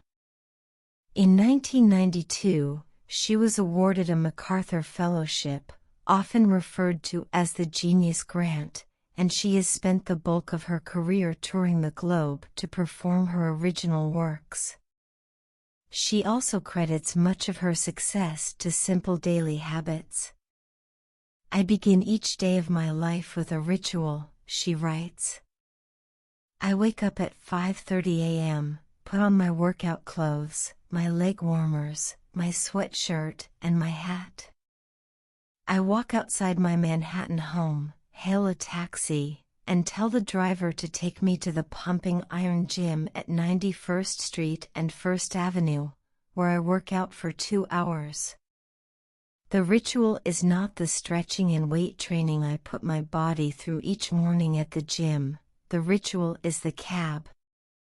The moment I tell the driver where to go, I have completed the ritual. It's a simple act, but doing it the same way each morning habitualizes it, makes it repeatable, easy to do. It reduces the chance that I would skip it or do it differently. It is one more item in my arsenal of routines, and one less thing to think about." Hailing a cab each morning may be a tiny action, but it is a splendid example of the third law of behavior change. Researchers estimate that 40 to 50% of our actions on any given day are done out of habit. This is already a substantial percentage, but the true influence of your habits is even greater than these numbers suggest. Habits are automatic choices that influence the conscious decisions that follow. Yes, a habit can be completed in just a few seconds, but it can also shape the actions that you take for minutes or hours afterward. Habits are like the entrance ramp to a highway. They lead you down a path and, before you know it, you're speeding toward the next behavior. It seems to be easier to continue what you are already doing than to start doing something different. You sit through a bad movie for 2 hours. You keep snacking even when you're already full. You check your phone for just a second and soon you have spent 20 minutes staring at the screen. In this way, the habits you follow without thinking often determine the choices you make when you are thinking. Each evening, there is a tiny moment, usually around 5:15 p.m., that shapes the rest of my night. My wife walks in the door from work and either we change into our workout clothes and head to the gym or we crash onto the couch, order Indian food, and watch the ice. Similar to Twyla Tharp hailing the cab, the ritual is changing into my workout clothes. If I change clothes, I know the workout will happen. Everything that follows, driving to the gym, deciding which exercises to do, stepping under the bar, is easy once I've taken the first step. Every day, there are a handful of moments that deliver an outsized impact. I refer to these little choices as decisive moments. The moment you decide between ordering takeout or cooking dinner. The moment you choose between driving your car or riding your bike. The moment you decide between starting your homework or grabbing the video game controller. These choices are a fork in the road. Decisive moments. Decisive moments set the options available to your future self. For instance, walking into a restaurant is a decisive moment because it determines what you'll be eating for lunch. Technically, you are in control of what you order, but in a larger sense, you can only order an item if it is on the menu. If you walk into a steakhouse, you can get a sirloin or a ribeye, but not sushi. Your options are constrained by what's available. They are shaped by the first choice. We are limited by where our habits lead us. This is why mastering the decisive moments throughout your day is so important. Each day is made up of many moments, but it is really a few habitual choices that determine the path you take. These little choices stack up, each one setting the trajectory for how you spend the next chunk of time. Habits are the entry point, not the end point. They are the cab, not the gym. The 2-minute rule. Even when you know you should start small, it's easy to start too big. When you dream about making a change, excitement inevitably takes over and you end up trying to do too much too soon. The most effective way I know to counteract this tendency is to use the 2-minute rule, which states, when you start a new habit, it should take less than 2 minutes to do. You'll find that nearly any habit can be scaled down into a 2-minute version. Read before bed each night becomes read 1 page. Do 30 minutes of yoga becomes take out my yoga mat. Study for class becomes open my notes. Fold the laundry becomes fold 1 pair of socks. Run 3 miles becomes tie my running shoes. The idea is to make your habits as easy as possible to start. Anyone can meditate for 1 minute, read 1 page, or put 1 item of clothing away. And, as we have just discussed, this is a powerful strategy because once you've started doing the right thing, it is much easier to continue doing it. A new habit should not feel like a challenge. The actions that follow can be challenging, but the first 2 minutes should be easy. What you want is a gateway habit that naturally leads you down a more productive path. You can usually figure out the gateway habits that will lead to your desired outcome by mapping out your goals on a scale from very easy to very hard. For instance, running a marathon is very hard. Running a 5K is hard.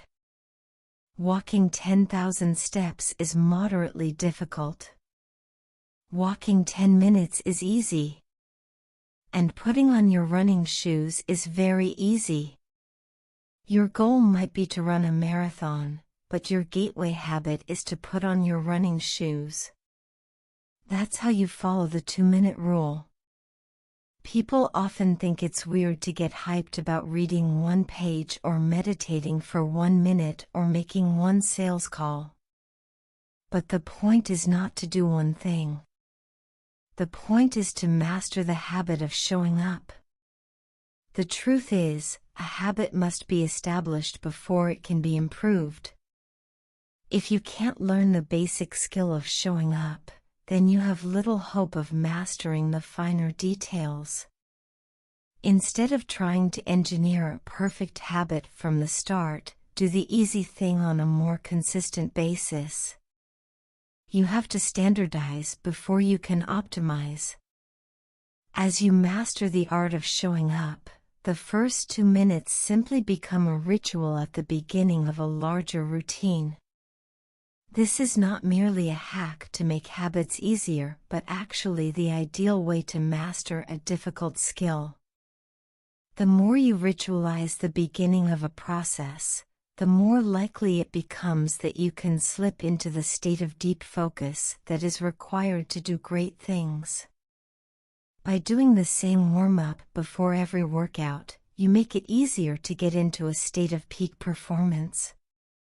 By following the same creative ritual, you make it easier to get into the hard work of creating.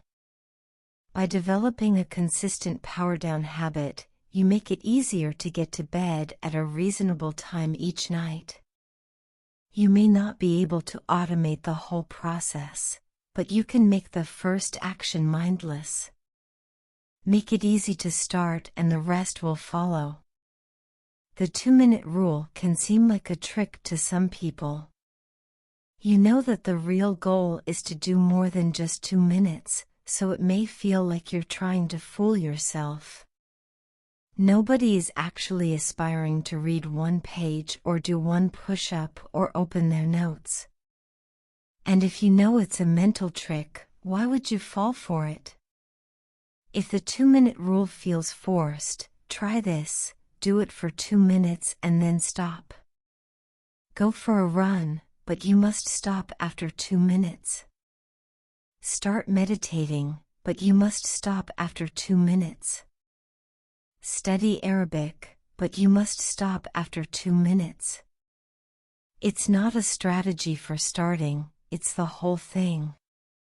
Your habit can only last 120 seconds. One of my readers used this strategy to lose over 100 pounds.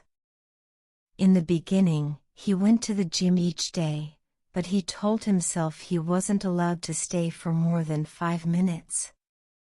He would go to the gym, exercise for 5 minutes, and leave as soon as his time was up. After a few weeks, he looked around and thought, well, I'm always coming here anyway. I might as well start staying a little longer. A few years later, the weight was gone. Journaling provides another example. Nearly everyone can benefit from getting their thoughts out of their head and onto paper, but most people give up after a few days or avoid it entirely because journaling feels like a chore. The secret is to always stay below the point where it feels like work. Greg McEwen, a leadership consultant from the United Kingdom, built a daily journaling habit by specifically writing less than he felt like. He always stopped journaling before it seemed like a hassle. Ernest Hemingway believed in similar advice for any kind of writing. The best way is to always stop when you are going good, he said. Strategies like this work for another reason, too. They reinforce the identity you want to build. If you show up at the gym 5 days in a row, even if it's just for 2 minutes, you are casting votes for your new identity. You're not worried about getting in shape. You're focused on becoming the type of person who doesn't miss workouts. You're taking the smallest action that confirms the type of person you want to be. We rarely think about change this way because everyone is consumed by the end goal. But 1 push-up is better than not exercising. 1 minute of guitar practice is better than none at all.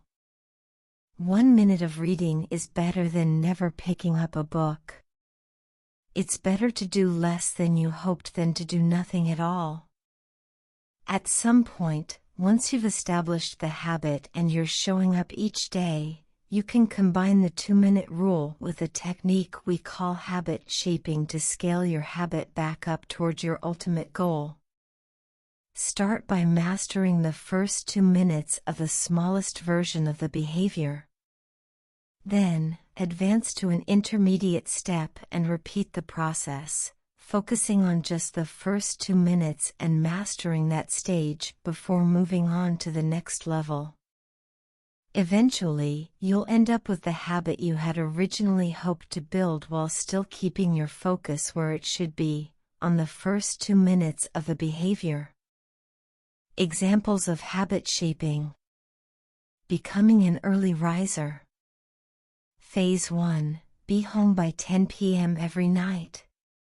Phase 2, have all devices, TV, phone, etc., turned off by 10 p.m. every night. Phase 3, be in bed by 10 p.m. every night, reading a book, talking with your partner. Phase 4, lights off by 10 p.m. every night. Phase 5, wake up at 6 a.m. every day. Becoming vegan. Phase 1, start eating vegetables at each meal. Phase 2, stop eating animals with 4 legs, cow, pig, lamb, etc. Phase 3. Stop eating animals with 2 legs, chicken, turkey, etc. Phase 4. Stop eating animals with no legs, fish, clams, scallops, etc. Phase 5. Stop eating all animal products, eggs, milk, cheese. Starting to exercise. Phase 1. Change into workout clothes. Phase 2. Step out the door, try taking a walk. Phase 3. Drive to the gym, exercise for 5 minutes, and leave. Phase 4. Exercise for 15 minutes at least once per week. Phase 5. Exercise 3 times per week. Nearly any larger life goal can be transformed into a 2-minute behavior. I want to live a healthy and long life. I need to stay in shape. I need to exercise. I need to change into my workout clothes. I want to have a happy marriage. I need to be a good partner. I should do something each day to make my partner's life easier. I should meal plan for next week. Whenever you are struggling to stick with a habit, you can employ the 2-minute rule. It's a simple way to make your habits easy. Chapter Summary. Habits can be completed in a few seconds, but continue to impact your behavior for minutes or hours afterward. Many habits occur at decisive moments, choices that are like a fork in the road, and either send you in the direction of a productive day or an unproductive one. The 2-minute rule states, when you start a new habit, it should take less than 2 minutes to do. The more you ritualize the beginning of a process, the more likely it becomes that you can slip into the state of deep focus that is required to do great things. Standardize before you optimize. You can't improve a habit that doesn't exist. Chapter 14. How to make good habits inevitable and bad habits impossible. In the summer of 1830, Victor Hugo was facing an impossible deadline. 12 months earlier, the French author had promised his publisher a new book.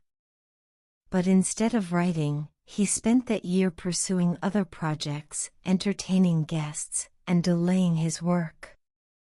Frustrated, Hugo's publisher responded by setting a deadline less than 6 months away. The book had to be finished by February 1831. Hugo concocted a strange plan to beat his procrastination. He collected all of his clothes and asked an assistant to lock them away in a large chest. He was left with nothing to wear except a large shawl. Lacking any suitable clothing to go outdoors, he remained in his study and wrote furiously during the fall and winter of 1830. The Hunchback of Notre Dame was published 2 weeks early on January 14, 1831. Sometimes success is less about making good habits easy and more about making bad habits hard. This is an inversion of the third law of behavior change: make it difficult. If you find yourself continually struggling to follow through on your plans, then you can take a page from Victor Hugo and make your bad habits more difficult by creating what psychologists call a commitment device. A commitment device is a choice you make in the present that controls your actions in the future. It is a way to lock in future behavior, bind you to good habits, and restrict you from bad ones. When Victor Hugo shut his clothes away so he could focus on writing, he was creating a commitment device. There are many ways to create a commitment device. You can reduce overeating by purchasing food in individual packages rather than in bulk size. You can voluntarily ask to be added to the banned list at casinos and online poker sites to prevent future gambling sprees. I've even heard of athletes who have to make weight for a competition choosing to leave their wallets at home during the week before weigh-in so they won't be tempted to buy fast food. As another example, my friend and fellow habits expert Nir Eyal purchased an outlet timer, which is an adapter that he plugged in between his internet router and the power outlet. At 10 p.m. each night, the outlet timer cuts off the power to the router. When the internet goes off, everyone knows it is time to go to bed. Commitment devices are useful because they enable you to take advantage of good intentions before you can fall victim to temptation. Whenever I'm looking to cut calories, for example, I will ask the waiter to split my meal and box half of it to go before the meal is served. If I waited until the meal came out and told myself I'll just eat half, it would never work. The key is to change the task such that it requires more work to get out of the good habit than to get started on it. If you're feeling motivated to get in shape, schedule a yoga session and pay ahead of time. If you're excited about the business you want to start, email an entrepreneur you respect and set up a consulting call. When the time comes to act, the only way to bail is to cancel the meeting, which requires effort and may cost money. Commitment devices increase the odds that you'll do the right thing in the future by making bad habits difficult in the present. However, we can do even better. We can make good habits inevitable and bad habits impossible. How to automate a habit and never think about it again. John Henry Patterson was born in Dayton, Ohio, in 1844. He spent his childhood doing chores on the family farm and working shifts at his father's sawmill. After attending college at Dartmouth, Patterson returned to Ohio and opened a small supply store for coal miners. It seemed like a good opportunity. The store faced little competition and enjoyed a steady stream of customers, but still struggled to make money. That was when Patterson discovered his employees were stealing from him. In the mid-1800s, employee theft was a common problem. Receipts were kept in an open drawer and could easily be altered or discarded. There were no video cameras to review behavior and no software to track transactions. Unless you were willing to hover over your employees every minute of the day, or to manage all transactions yourself, it was difficult to prevent theft. As Patterson mulled over his predicament, he came across an advertisement for a new invention called Riddy's Incorruptible Cashier. Designed by fellow Dayton resident James Riddy, it was the first cash register. The machine automatically locked the cash and receipts inside after each transaction. Patterson bought 2 for $50 each. Employee theft at his store vanished overnight. In the next 6 months, Patterson's business went from losing money to making $5,000 in profit, the equivalent of more than $100,000 today. Patterson was so impressed with the machine that he changed businesses. He bought the rights to Riddy's invention and opened the National Cash Register Company. 10 years later, National Cash Register had over 1,000 employees and was on its way to becoming one of the most successful businesses of its time. The best way to break a bad habit is to make it impractical to do. Increase the friction until you don't even have the option to act. The brilliance of the cash register was that it automated ethical behavior by making stealing practically impossible. Rather than trying to change the employees, it made the preferred behavior automatic. Some actions, like installing a cash register, pay off again and again. These one-time choices require a little bit of effort up front but create increasing value over time. I'm fascinated by the idea that a single choice can deliver returns again and again, and I surveyed my readers on their favorite one-time actions that lead to better long-term habits. The table on the following page shares some of the most popular answers. I'd wager that if the average person were to simply do half of the one-time actions on this list, even if they didn't give another thought to their habits, most would find themselves living a better life a year from now. These one-time actions are a straightforward way to employ the third law of behavior change. They make it easier to sleep well, eat healthy, be productive, save money, and generally live better. One-time actions that lock in good habits. Nutrition. Buy a water filter to clean your drinking water. Use smaller plates to reduce caloric intake. Sleep. Buy a good mattress. Get blackout curtains. Remove your television from your bedroom. Productivity. Unsubscribe from emails. Turn off notifications and mute group chats.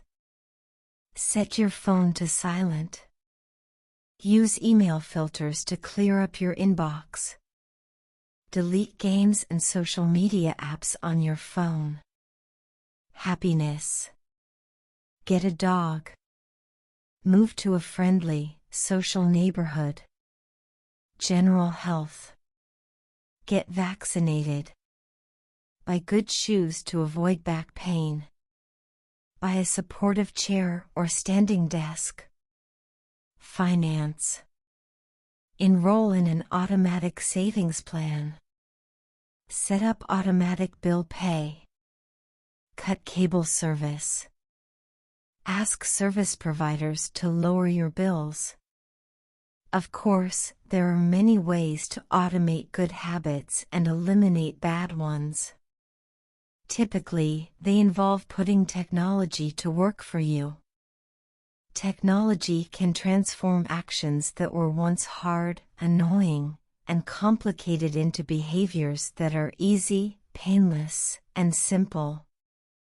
It is the most reliable and effective way to guarantee the right behavior. This is particularly useful for behaviors that happen too infrequently to become habitual.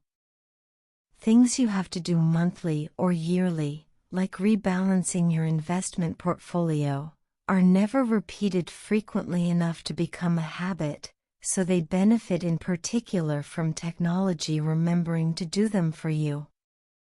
Other examples include medicine. Prescriptions can be automatically refilled. Personal finance. Employees can save for retirement with an automatic wage deduction. Cooking. Meal delivery services can do your grocery shopping. Productivity. Social media browsing can be cut off with a website blocker. When you automate as much of your life as possible, you can spend your effort on the tasks machines cannot do yet. Each habit that we hand over to the authority of technology frees up time and energy to pour into the next stage of growth. As mathematician and philosopher Alfred North Whitehead wrote, civilization advances by extending the number of operations we can perform without thinking about them. Of course, the power of technology can work against us as well. Binge watching becomes a habit because you have to put more effort in to stop looking at the screen than to continue doing so. Instead of pressing a button to advance to the next episode, Netflix or YouTube will autoplay it for you. All you have to do is keep your eyes open. Technology creates a level of convenience that enables you to act on your smallest whims and desires. At the mere suggestion of hunger, you can have food delivered to your door. At the slightest hint of boredom, you can get lost in the vast expanse of social media. When the effort required to act on your desires becomes effectively zero, you can find yourself slipping into whatever impulse arises at the moment. The downside of automation is that we can find ourselves jumping from easy task to easy task without making time for more difficult, but ultimately more rewarding, work. I often find myself gravitating towards social media during any downtime. If I feel bored for just a fraction of a second, I reach for my phone. It's easy to write off these minor distractions as just taking a break, but over time they can accumulate into a serious issue. The constant tug of just one more minute can prevent me from doing anything of consequence. I'm not the only one. The average person spends over 2 hours per day on social media. What could you do with an extra 600 hours per year? During the year I was writing this book, I experimented with a new time management strategy. Every Monday, my assistant would reset the passwords on all my social media accounts, which logged me out on each device. All week I worked without distraction. On Friday, she would send me the new passwords. I had the entire weekend to enjoy what social media had to offer until Monday morning when she would do it again. If you don't have an assistant, team up with a friend or family member and reset each other's passwords each week. One of the biggest surprises was how quickly I adapted. Within the first week of locking myself out of social media, I realized that I didn't need to check it nearly as often as I had been, and I certainly didn't need it each day. It had simply been so easy that it had become the default. Once my bad habit became impossible, I discovered that I did actually have the motivation to work on more meaningful tasks. After I removed the mental candy from my environment, it became much easier to eat the healthy stuff. When working in your favor, automation can make your good habits inevitable and your bad habits impossible. It is the ultimate way to lock in future behavior rather than relying on willpower in the moment. By utilizing commitment devices, strategic one-time decisions, and technology, you can create an environment of inevitability, a space where good habits are not just an outcome you hope for but an outcome that is virtually guaranteed. Chapter Summary. The inversion of the third law of behavior change is make it difficult. A commitment device is a choice you make in the present that locks in better behavior in the future. The ultimate way to lock in future behavior is to automate your habits. One-time choices, like buying a better mattress or enrolling in an automatic savings plan, are single actions that automate your future habits and deliver increasing returns over time. Using technology to automate your habits is the most reliable and effective way to guarantee the right behavior. The fourth law. Make it satisfying. Chapter 15. The Cardinal Rule of Behavior Change.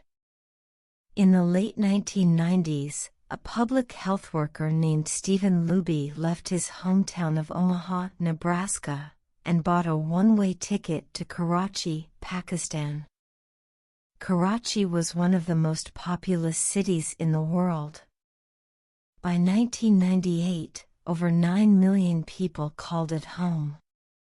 It was the economic center of Pakistan and a transportation hub, with some of the most active airports and seaports in the region.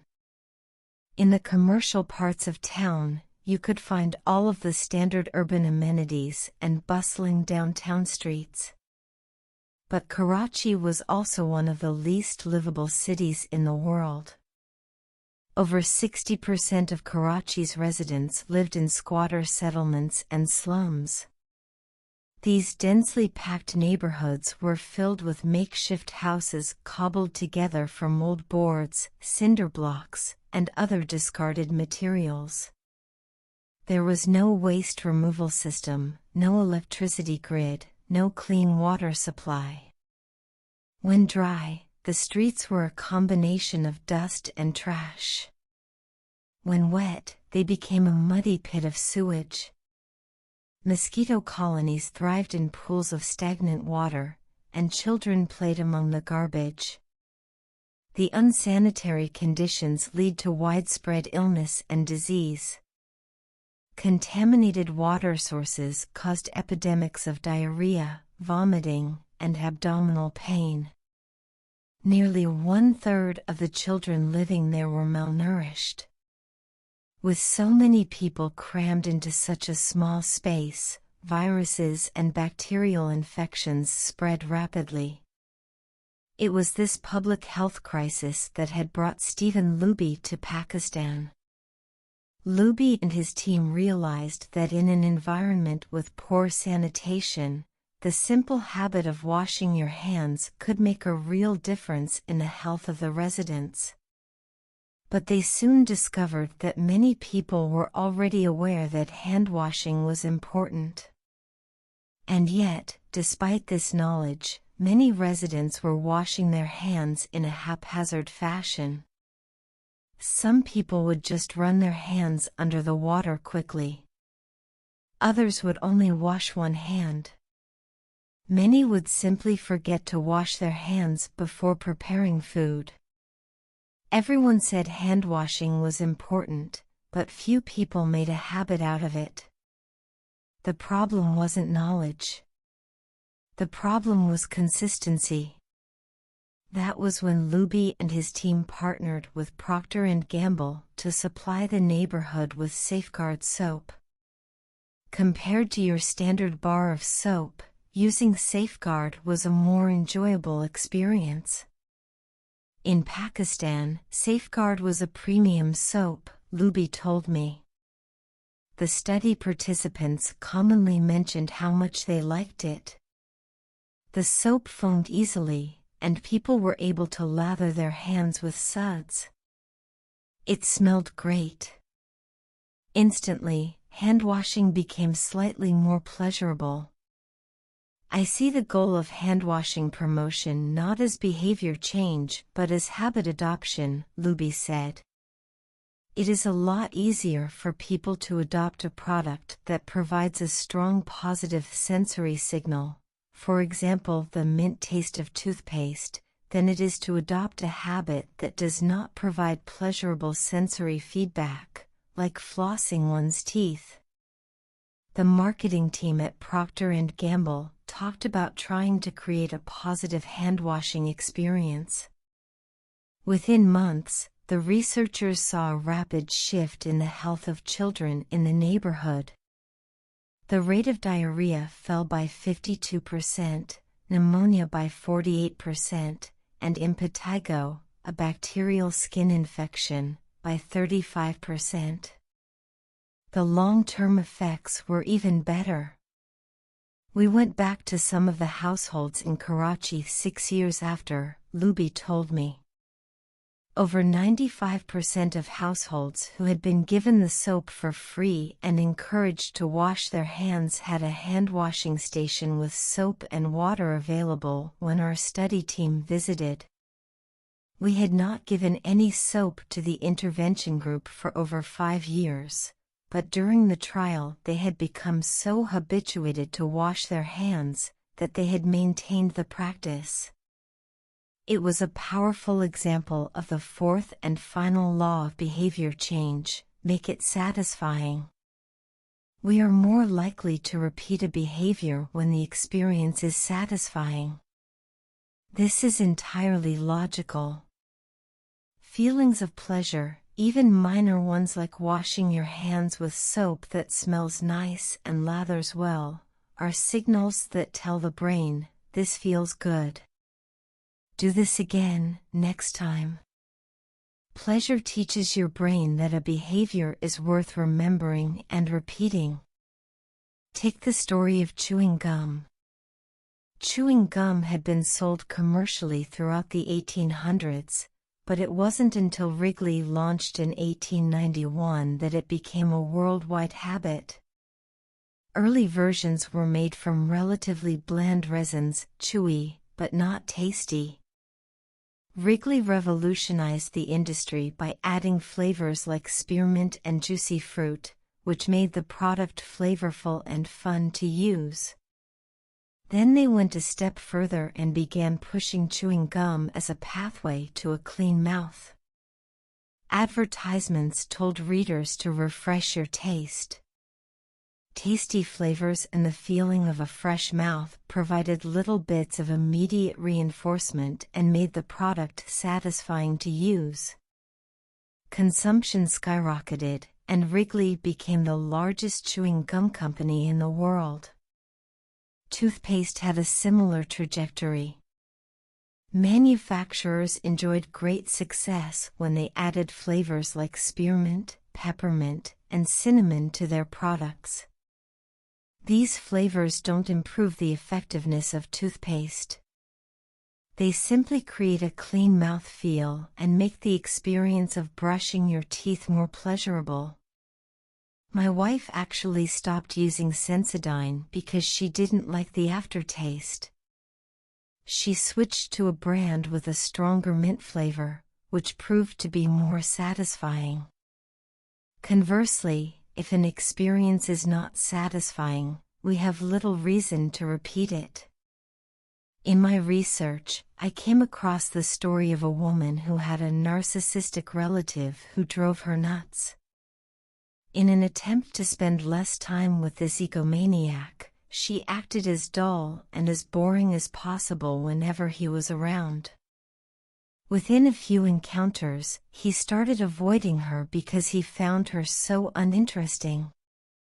Stories like these are evidence of the cardinal rule of behavior change: what is rewarded is repeated. What is punished is avoided. You learn what to do in the future based on what you were rewarded for doing, or punished for doing, in the past. Positive emotions cultivate habits. Negative emotions destroy them. The first 3 laws of behavior change: make it obvious, make it attractive, and make it easy, increase the odds that a behavior will be performed this time. The 4th law of behavior change, make it satisfying, increases the odds that a behavior will be repeated next time. It completes the habit loop. But there is a trick. We are not looking for just any type of satisfaction. We are looking for immediate satisfaction. The mismatch between immediate and delayed rewards. Imagine you're an animal roaming the plains of Africa, a giraffe or an elephant or a lion. On any given day, most of your decisions have an immediate impact. You are always thinking about what to eat or where to sleep or how to avoid a predator. You are constantly focused on the present or the very near future. You live in what scientists call an immediate return environment because your actions instantly deliver clear and immediate outcomes. Now switch back to your human self. In modern society, many of the choices you make today will not benefit you immediately. If you do a good job at work, you'll get a paycheck in a few weeks. If you exercise today, perhaps you won't be overweight next year. If you save money now, maybe you'll have enough for retirement decades from now. You live in what scientists call a delayed return environment because you can work for years before your actions deliver the intended payoff. The human brain did not evolve for life in a delayed return environment. The earliest remains of modern humans, known as Homo sapiens sapiens, are approximately 200,000 years old. These were the first humans to have a brain relatively similar to ours. In particular, the neocortex, the newest part of the brain and the region responsible for higher functions like language, was roughly the same size 200,000 years ago as today. You are walking around with the same hardware as your Paleolithic ancestors. It is only recently, during the last 500 years or so, that society has shifted to a predominantly delayed return environment. Compared to the age of the brain, modern society is brand new.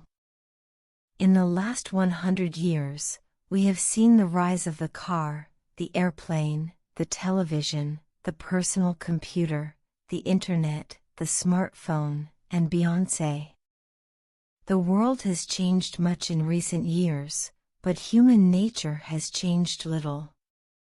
Similar to other animals on the African savanna, our ancestors spent their days responding to grave threats, securing the next meal, and taking shelter from a storm. It made sense to place a high value on instant gratification. The distant future was less of a concern. And after thousands of generations in an immediate return environment, our brains evolved to prefer quick payoffs to long-term ones. Behavioral economists refer to this tendency as time inconsistency. That is, the way your brain evaluates rewards is inconsistent across time. You value the present more than the future. Usually, this tendency serves us well. A reward that is certain right now is typically worth more than one that is merely possible in the future. But occasionally, our bias toward instant gratification causes problems. Why would someone smoke if they know it increases the risk of lung cancer? Why would someone overeat when they know it increases their risk of obesity? Why would someone have unsafe sex if they know it can result in sexually transmitted disease?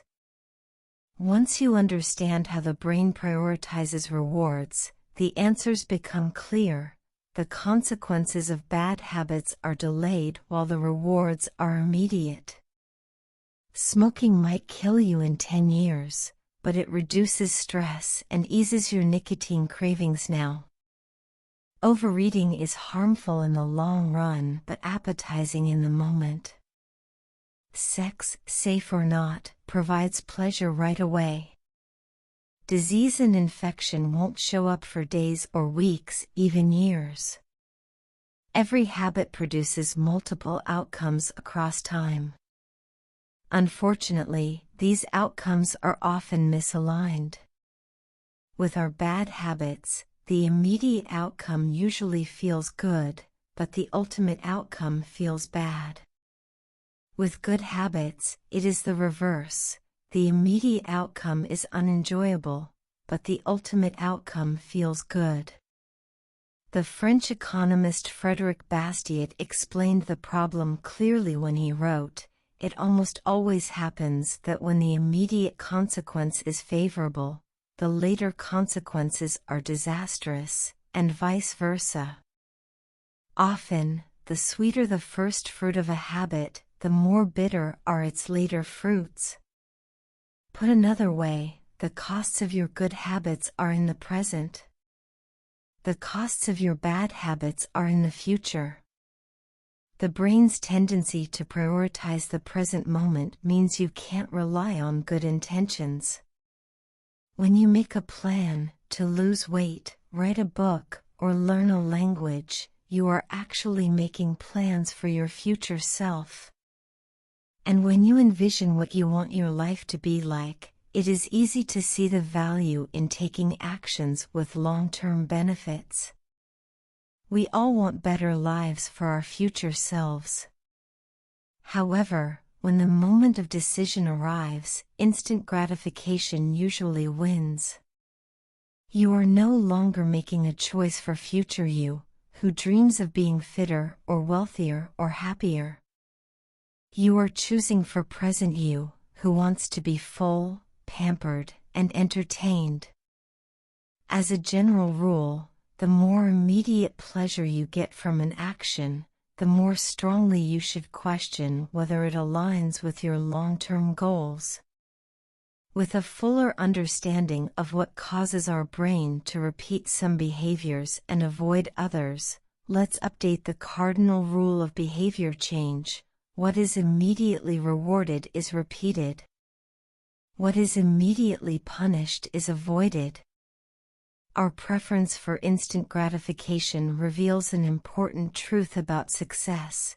Because of how we are wired, most people will spend all day chasing quick hits of satisfaction. The road less traveled is the road of delayed gratification. If you're willing to wait for the rewards, you'll face less competition and often get a bigger payoff. As the saying goes, the last mile is always the least crowded. This is precisely what research has shown.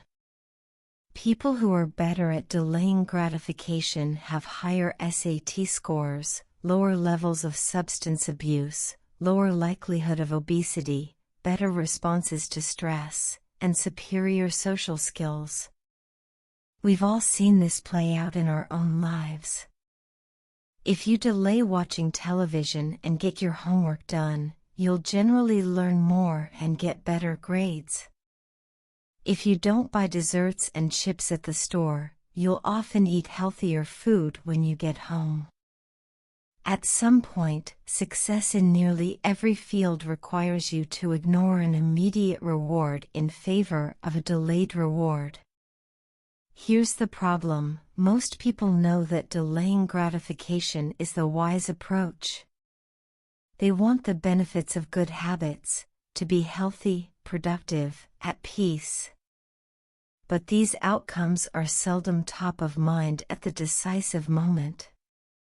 Thankfully, it's possible to train yourself to delay gratification, but you need to work with the grain of human nature, not against it. The best way to do this is to add a little bit of immediate pleasure to the habits that pay off in the long run and a little bit of immediate pain to ones that don't. How to turn instant gratification to your advantage. The vital thing in getting a habit to stick is to feel successful, even if it's in a small way. The feeling of success is a signal that your habit paid off and that the work was worth the effort. In a perfect world, the reward for a good habit is the habit itself. In the real world, good habits tend to feel worthwhile only after they have provided you with something. Early on, it's all sacrifice. You've gone to the gym a few times, but you're not stronger or fitter or faster, at least, not in any noticeable sense. It's only months later, once you shed a few pounds or your arms gain some definition, that it becomes easier to exercise for its own sake. In the beginning, you need a reason to stay on track. This is why immediate rewards are essential. They keep you excited while the delayed rewards accumulate in the background. What we're really talking about here, when we're discussing immediate rewards, is the ending of a behavior. The ending of any experience is vital because we tend to remember it more than other phases. You want the ending of your habit to be satisfying. The best approach is to use reinforcement, which refers to the process of using an immediate reward to increase the rate of a behavior. Habit stacking, which we covered in Chapter 5, ties your habit to an immediate cue, which makes it obvious when to start. Reinforcement ties your habit to an immediate reward, which makes it satisfying when you finish. Immediate reinforcement can be especially helpful when dealing with habits of avoidance, which are behaviors you want to stop doing. It can be challenging to stick with habits like no frivolous purchases or no alcohol this month because nothing happens when you skip happy hour drinks or don't buy that pair of shoes. It can be hard to feel satisfied when there is no action in the first place. All you're doing is resisting temptation, and there isn't much satisfying about that. One solution is to turn the situation on its head. You want to make avoidance visible. Open a savings account and label it for something you want, maybe leather jacket. Whenever you pass on a purchase, put the same amount of money in the account. Skip your morning latte? Transfer $5. Pass on another month of Netflix? Move $10 over. It's like creating a loyalty program for yourself. The immediate reward of seeing yourself save money toward the leather jacket feels a lot better than being deprived. You are making it satisfying to do nothing. One of my readers and his wife used a similar setup. They wanted to stop eating out so much and start cooking together more. They labeled their savings account trip to Europe. Whenever they skipped going out to eat, they transferred $50 into the account. At the end of the year, they put the money toward the vacation. It is worth noting that it is important to select short-term rewards that reinforce your identity rather than ones that conflict with it. Buying a new jacket is fine if you're trying to lose weight or read more books, but it doesn't work if you're trying to budget and save money. Instead, taking a bubble bath or going on a leisurely walk are good examples of rewarding yourself with free time, which aligns with your ultimate goal of more freedom and financial independence. Similarly, if your reward for exercising is eating a bowl of ice cream, then you're casting votes for conflicting identities, and it ends up being a wash. Instead, maybe your reward is a massage, which is both a luxury and a vote toward taking care of your body.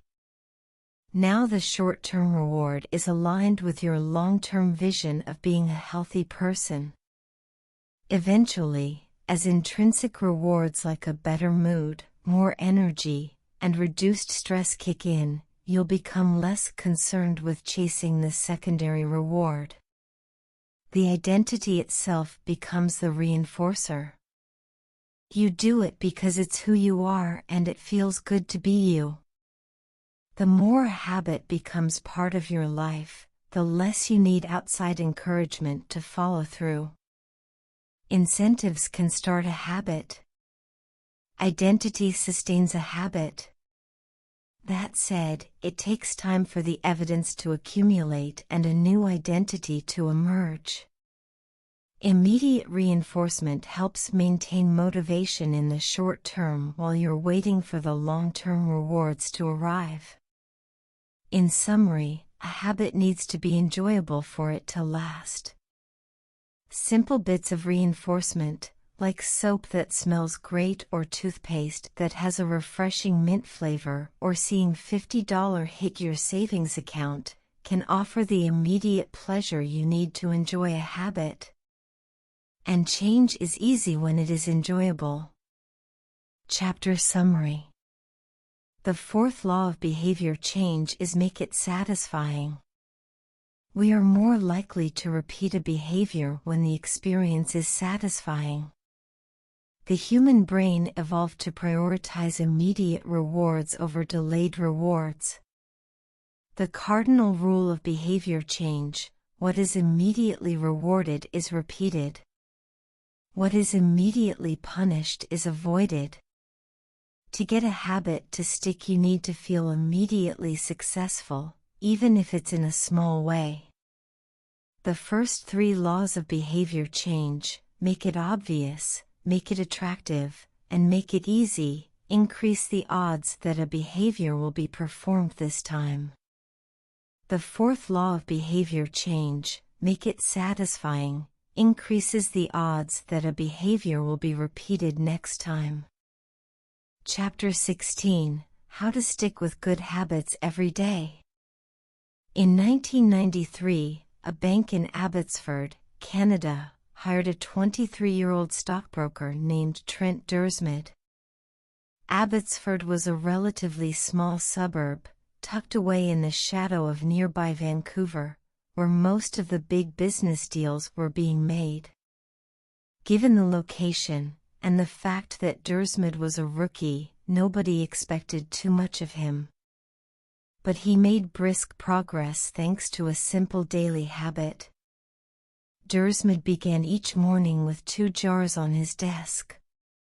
One was filled with 120 paper clips. The other was empty.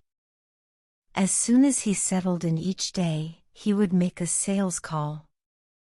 Immediately after, he would move 1 paper clip from the full jar to the empty jar, and the process would begin again. Every morning I would start with 120 paper clips in 1 jar, and I would keep dialing the phone until I had moved them all to the second jar, he told me. Within 18 months, Dursmid was bringing in $5 million to the firm. By age 24, he was making $75,000 per year, the equivalent of $125,000 today. Not long after, he landed a 6-figure job with another company.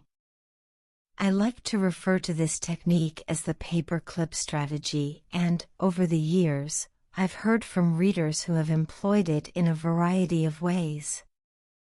One woman shifted a hairpin from one container to another whenever she wrote a page of her book. Another man moved a marble from one bin to the next after each set of push-ups. Making progress is satisfying, and visual measures, like moving paper clips or hairpins or marbles, provide clear evidence of your progress. As a result, they reinforce your behavior and add a little bit of immediate satisfaction to any activity. Visual measurement comes in many forms: food journals, workout logs, loyalty punch cards, the progress bar on a software download, even the page numbers in a book. But perhaps the best way to measure your progress is with a habit tracker. How to keep your habits on track. A habit tracker is a simple way to measure whether you did a habit. The most basic format is to get a calendar and cross off each day you stick with your routine. For example, if you meditate on Monday, Wednesday, and Friday, each of those dates gets an X. As time rolls by, the calendar becomes a record of your habit streak. Countless people have tracked their habits, but perhaps the most famous was Benjamin Franklin. Beginning at age 20, Franklin carried a small booklet everywhere he went and used it to track 13 personal virtues. This list included goals like lose no time, be always employed in something useful, and avoid trifling conversation. At the end of each day, Franklin would open his booklet and record his progress. Jerry Seinfeld reportedly uses a habit tracker to stick with his streak of writing jokes. In the documentary Comedian, he explains that his goal is simply to never break the chain of writing jokes every day. In other words, he is not focused on how good or bad a particular joke is or how inspired he feels. He is simply focused on showing up and adding to his streak. Don't break the chain is a powerful mantra. Don't break the chain of sales calls and you'll build a successful book of business. Don't break the chain of workouts and you'll get fit faster than you'd expect. Don't break the chain of creating every day and you will end up with an impressive portfolio. Habit tracking is powerful because it leverages multiple laws of behavior change. It simultaneously makes a behavior obvious, attractive, and satisfying. Let's break down each one. Benefit number 1, habit tracking is obvious. Recording your last action creates a trigger that can initiate your next one. Habit tracking naturally builds a series of visual cues like the streak of X's on your calendar or the list of meals in your food log. When you look at the calendar and see your streak, you'll be reminded to act again. Research has shown that people who track their progress on goals like losing weight, quitting smoking, and lowering blood pressure are all more likely to improve than those who don't. One study of more than 1,600 people found that those who kept a daily food log lost twice as much weight as those who did not. The mere act of tracking a behavior can spark the urge to change it. Habit tracking also keeps you honest. Most of us have a distorted view of our own behavior. We think we act better than we do. Measurement offers one way to overcome our blindness to our own behavior and notice what's really going on each day. One glance at the paper clips in the container and you immediately know how much work you have, or haven't, been putting in. When the evidence is right in front of you, you're less likely to lie to yourself. Benefit number 2, habit tracking is attractive. The most effective form of motivation is progress. When we get a signal that we are moving forward, we become more motivated to continue down that path. In this way, habit tracking can have an addictive effect on motivation. Each small win feeds your desire. This can be particularly powerful on a bad day. When you're feeling down, it's easy to forget about all the progress you have already made. Habit tracking provides visual proof of your hard work, a subtle reminder of how far you've come. Plus, the empty square you see each morning can motivate you to get started because you don't want to lose your progress by breaking the streak. Benefit number 3, habit tracking is satisfying. This is the most crucial benefit of all. Tracking can become its own form of reward. It is satisfying to cross an item off your to-do list, to complete an entry in your workout log, or to mark an X on the calendar. It feels good to watch your results grow, the size of your investment portfolio, the length of your book manuscript, and if it feels good, then you're more likely to endure. Habit tracking also helps keep your eye on the ball. You're focused on the process rather than the result. You're not fixated on getting six-pack abs, you're just trying to keep the streak alive and become the type of person who doesn't miss workouts. In summary, habit tracking, 1, creates a visual cue that can remind you to act. 2, is inherently motivating because you see the progress you are making and don't want to lose it, and 3, feels satisfying whenever you record another successful instance of your habit.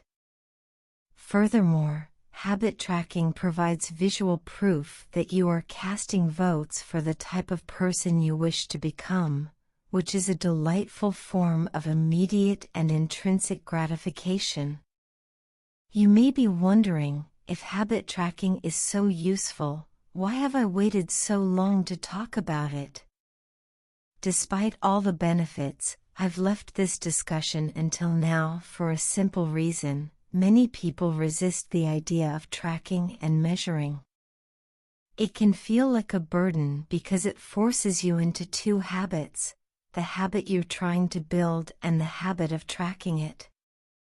Counting calories sounds like a hassle when you're already struggling to follow a diet. Writing down every sales call seems tedious when you've got work to do. It feels easier to say, "I'll just eat less." Or, "I'll try harder." Or, "I'll remember to do it." People inevitably tell me things like, "I have a decision journal, but I wish I used it more." Or, "I recorded my workouts for a week, but then quit." I've been there myself. I once made a food log to track my calories. I managed to do it for one meal and then gave up. Tracking isn't for everyone, and there is no need to measure your entire life. But nearly anyone can benefit from it in some form, even if it's only temporary. What can we do to make tracking easier? First, whenever possible, measurement should be automated. You'll probably be surprised by how much you're already tracking without knowing it. Your credit card statement tracks how often you go out to eat. Your Fitbit registers how many steps you take and how long you sleep. Your calendar records how many new places you travel to each year. Once you know where to get the data, add a note to your calendar to review it each week or each month, which is more practical than tracking it every day. Second, manual tracking should be limited to your most important habits. It is better to consistently track one habit than to sporadically track 10. Finally, record each measurement immediately after the habit occurs. The completion of the behavior is the cue to write it down. This approach allows you to combine the habit stacking method mentioned in Chapter 5 with habit tracking. How to recover quickly when your habits break down. No matter how consistent you are with your habits, it is inevitable that life will interrupt you at some point. Perfection is not possible. Before long, an emergency will pop up, you get sick or you have to travel for work or your family needs a little more of your time. Whenever this happens to me, I try to remind myself of a simple rule: never miss twice. If I miss one day, I try to get back into it as quickly as possible. Missing one workout happens, but I'm not going to miss 2 in a row. Maybe I'll eat an entire pizza, but I'll follow it up with a healthy meal. I can't be perfect, but I can avoid a second lapse. As soon as one streak ends, I get started on the next one. The first mistake is never the one that ruins you. It is the spiral of repeated mistakes that follows. Missing once is an accident. Missing twice is the start of a new habit. This is a distinguishing feature between winners and losers. Anyone can have a bad performance, a bad workout, or a bad day at work. But when successful people fail, they rebound quickly. The breaking of a habit doesn't matter if the reclaiming of it is fast. I think this principle is so important that I'll stick to it even if I can't do a habit as well or as completely as I would like. Too often, we fall into an all-or-nothing cycle with our habits. The problem is not slipping up. The problem is thinking that if you can't do something perfectly, then you shouldn't do it at all. You don't realize how valuable it is to just show up on your bad, or busy, days. Lost days hurt you more than successful days help you. If you start with $100, then a 50% gain will take you to $150. But you only need a 33% loss to take you back to $100. In other words, avoiding a 33% loss is just as valuable as achieving a 50% gain. As Charlie Munger says, the first rule of compounding: never interrupt it unnecessarily. This is why the bad workouts are often the most important ones. Sluggish days and bad workouts maintain the compound gains you accrued from previous good days. Simply doing something, 10 squats, 5 sprints, a push-up, anything really, is huge. Don't put up a 0. Don't let losses eat into your compounding. Furthermore, it's not always about what happens during the workout. It's about being the type of person who doesn't miss workouts. It's easy to train when you feel good, but it's crucial to show up when you don't feel like it, even if you do less than you hope. Going to the gym for 5 minutes may not improve your performance, but it reaffirms your identity. The all-or-nothing cycle of behavior change is just one pitfall that can derail your habits. Another potential danger, especially if you are using a habit tracker, is measuring the wrong thing. Knowing when, and when not, to track a habit. Say you're running a restaurant and you want to know if your chef is doing a good job. One way to measure success is to track how many customers pay for a meal each day. If more customers come in, the food must be good. If fewer customers come in, something must be wrong.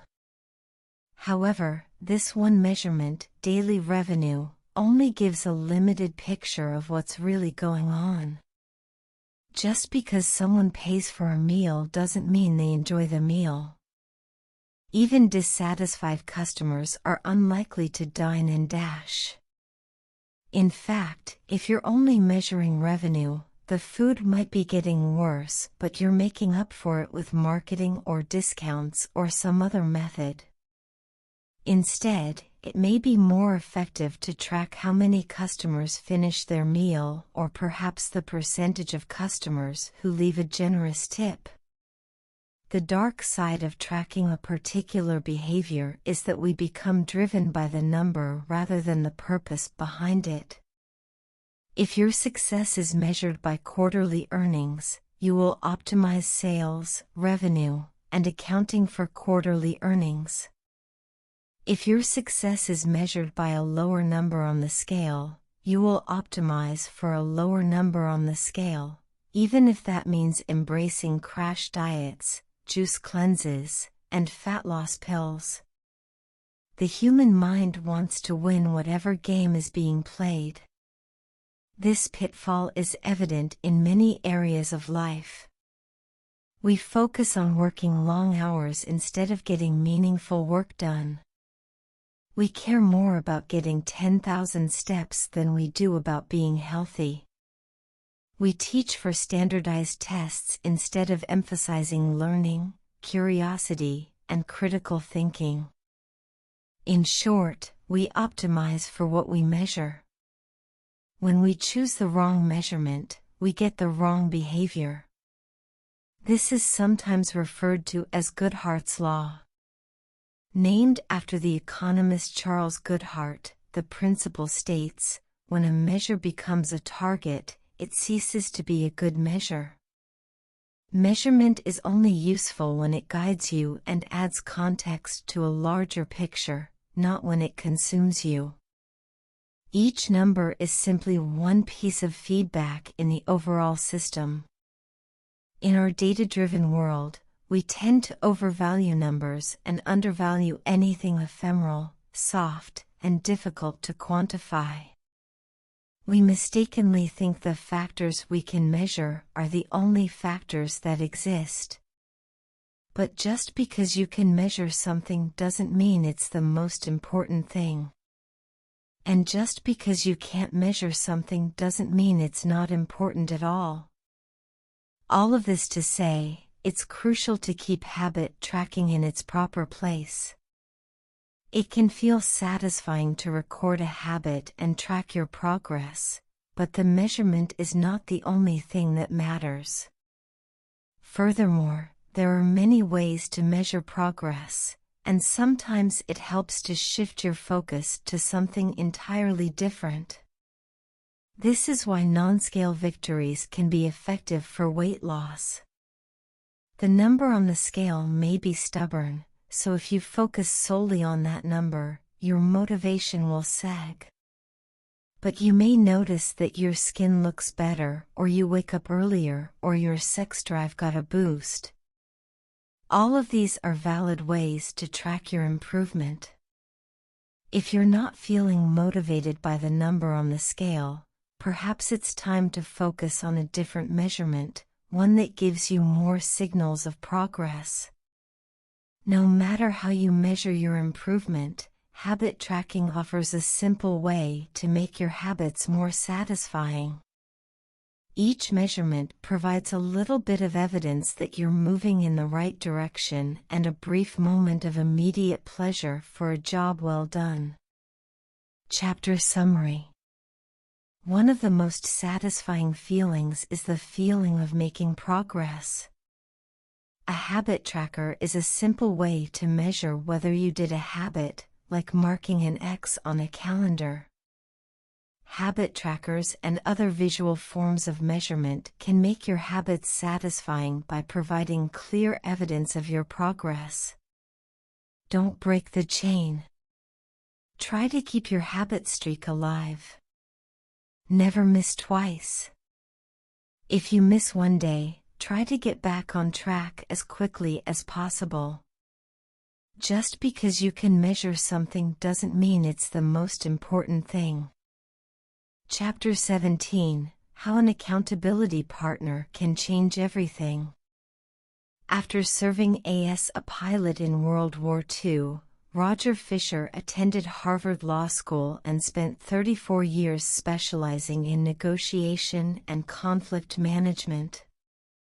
He founded the Harvard Negotiation Project and worked with numerous countries and world leaders on peace resolutions, hostage crises, and diplomatic compromises. But it was in the 1970s and 1980s, as the threat of nuclear war escalated, that Fisher developed perhaps his most interesting idea. At the time, Fisher was focused on designing strategies that could prevent nuclear war, and he had noticed a troubling fact. Any sitting president would have access to launch codes that could kill millions of people but would never actually see anyone die because he would always be thousands of miles away. My suggestion was quite simple, he wrote in 1981. Put that nuclear code number in a little capsule, and then implant that capsule right next to the heart of a volunteer. The volunteer would carry with him a big, heavy butcher knife as he accompanied the president. If ever the president wanted to fire nuclear weapons, the only way he could do so would be for him first, with his own hands, to kill one human being. The president says, "George, I'm sorry, but tens of millions must die." He has to look at someone and realize what death is, what an innocent death is. Blood on the White House carpet. It's reality brought home. When I suggested this to friends in the Pentagon, they said, "My God, that's terrible." Having to kill someone would distort the president's judgment. He might never push the button. Throughout our discussion of the fourth law of behavior change, we have covered the importance of making good habits immediately satisfying. Fisher's proposal is an inversion of the fourth law: make it immediately unsatisfying. Just as we are more likely to repeat an experience when the ending is satisfying, we are also more likely to avoid an experience when the ending is painful. Pain is an effective teacher. If a failure is painful, it gets fixed. If a failure is relatively painless, it gets ignored. The more immediate and more costly a mistake is, the faster you will learn from it. The threat of a bad review forces a plumber to be good at his job. The possibility of a customer never returning makes restaurants create good food. The cost of cutting the wrong blood vessel makes a surgeon master human anatomy and cut carefully. When the consequences are severe, people learn quickly. The more immediate the pain, the less likely the behavior. If you want to prevent bad habits and eliminate unhealthy behaviors, then adding an instant cost to the action is a great way to reduce their odds. We repeat bad habits because they serve us in some way, and that makes them hard to abandon. The best way I know to overcome this predicament is to increase the speed of the punishment associated with the behavior. There can't be a gap between the action and the consequences. As soon as actions incur an immediate consequence, behavior begins to change. Customers pay their bills on time when they are charged a late fee. Students show up to class when their grade is linked to attendance. We'll jump through a lot of hoops to avoid a little bit of immediate pain. There is, of course, a limit to this. If you're going to rely on punishment to change behavior, then the strength of the punishment must match the relative strength of the behavior it is trying to correct. To be productive, the cost of procrastination must be greater than the cost of action. To be healthy, the cost of laziness must be greater than the cost of exercise. Getting fined for smoking in a restaurant or failing to recycle adds consequence to an action.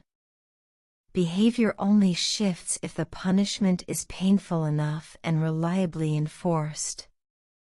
In general, the more local, tangible, concrete, and immediate the consequence, the more likely it is to influence individual behavior.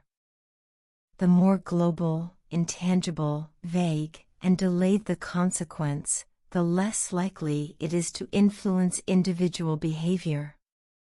Thankfully, there is a straightforward way to add an immediate cost to any bad habit: create a habit contract. The habit contract. The first seatbelt law was passed in New York on December 1, 1984.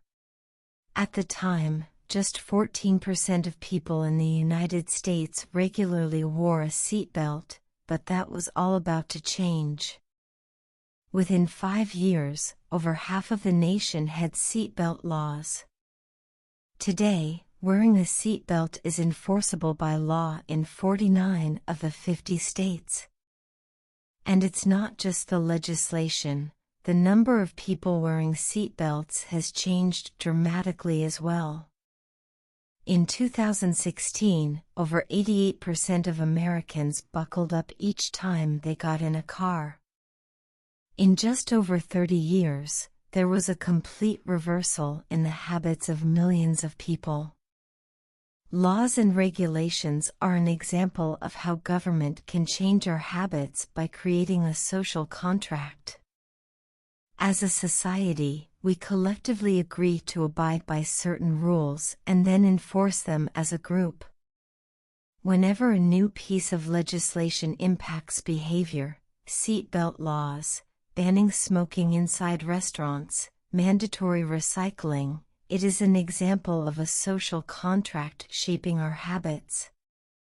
The group agrees to act in a certain way, and if you don't follow along, you'll be punished. Just as governments use laws to hold citizens accountable, you can create a habit contract to hold yourself accountable.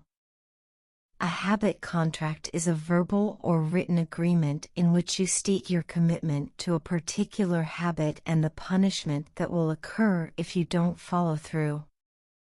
Then you find 1 or 2 people to act as your accountability partners and sign off on the contract with you. Brian Harris, an entrepreneur from Nashville, Tennessee, was the first person I saw put this strategy into action. Shortly after the birth of his son, Harris realized he wanted to shed a few pounds. He wrote up a habit contract between himself, his wife, and his personal trainer.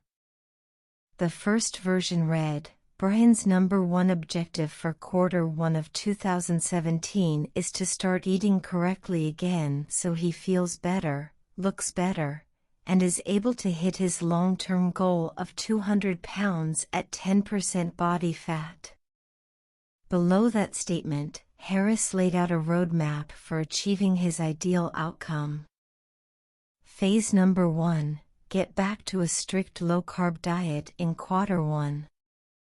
Phase #2, start a strict macronutrient tracking program in Q2. Phase #3, refine and maintain the details of his diet and workout program in Q3.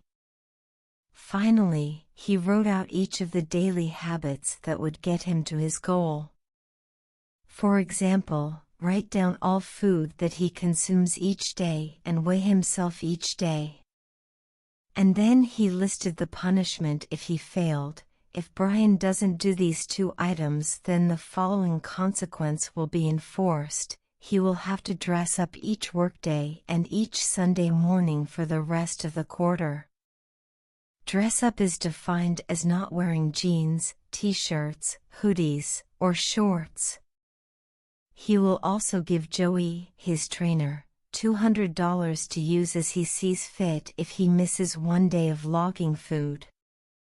At the bottom of the page, Harris, his wife, and his trainer all signed the contract. My initial reaction was that a contract like this seemed overly formal and unnecessary, especially the signatures. But Harris convinced me that signing the contract was an indication of seriousness. Anytime I skip this part, he said, I start slacking almost immediately.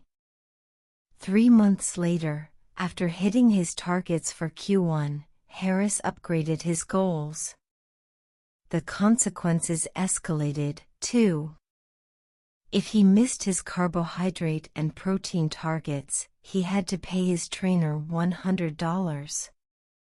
And if he failed to weigh himself, he had to give his wife $500 to use as she saw fit. Perhaps most painfully, if he forgot to run sprints, he had to dress up for work every day and wear an Alabama hat the rest of the quarter, the bitter rival of his beloved Auburn team. The strategy worked. With his wife and trainer acting as accountability partners and with the habit contract clarifying exactly what to do each day, Harris lost the weight. To make bad habits unsatisfying, your best option is to make them painful in the moment. Creating a habit contract is a straightforward way to do exactly that. Even if you don't want to create a full-blown habit contract, simply having an accountability partner is useful. The comedian Margaret Cho writes a joke or song every day. She does the Song a Day challenge with a friend, which helps them both stay accountable. Knowing that someone is watching can be a powerful motivator. You are less likely to procrastinate or give up because there is an immediate cost. If you don't follow through, perhaps they'll see you as untrustworthy or lazy. Suddenly, you are not only failing to uphold your promises to yourself, but also failing to uphold your promises to others. You can even automate this process. Thomas Frank, an entrepreneur in Boulder, Colorado, wakes up at 5:55 each morning. And if he doesn't, he has a tweet automatically scheduled that says, "It's 6:10 and I'm not up because I'm lazy." Reply to this for $5 via PayPal, limit 5, assuming my alarm didn't malfunction. We are always trying to present our best selves to the world. We comb our hair and brush our teeth and dress ourselves carefully because we know these habits are likely to get a positive reaction. We want to get good grades and graduate from top schools to impress potential employers and mates and our friends and family.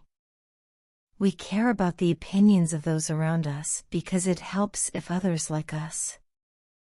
This is precisely why getting an accountability partner or signing a habit contract can work so well. Chapter Summary.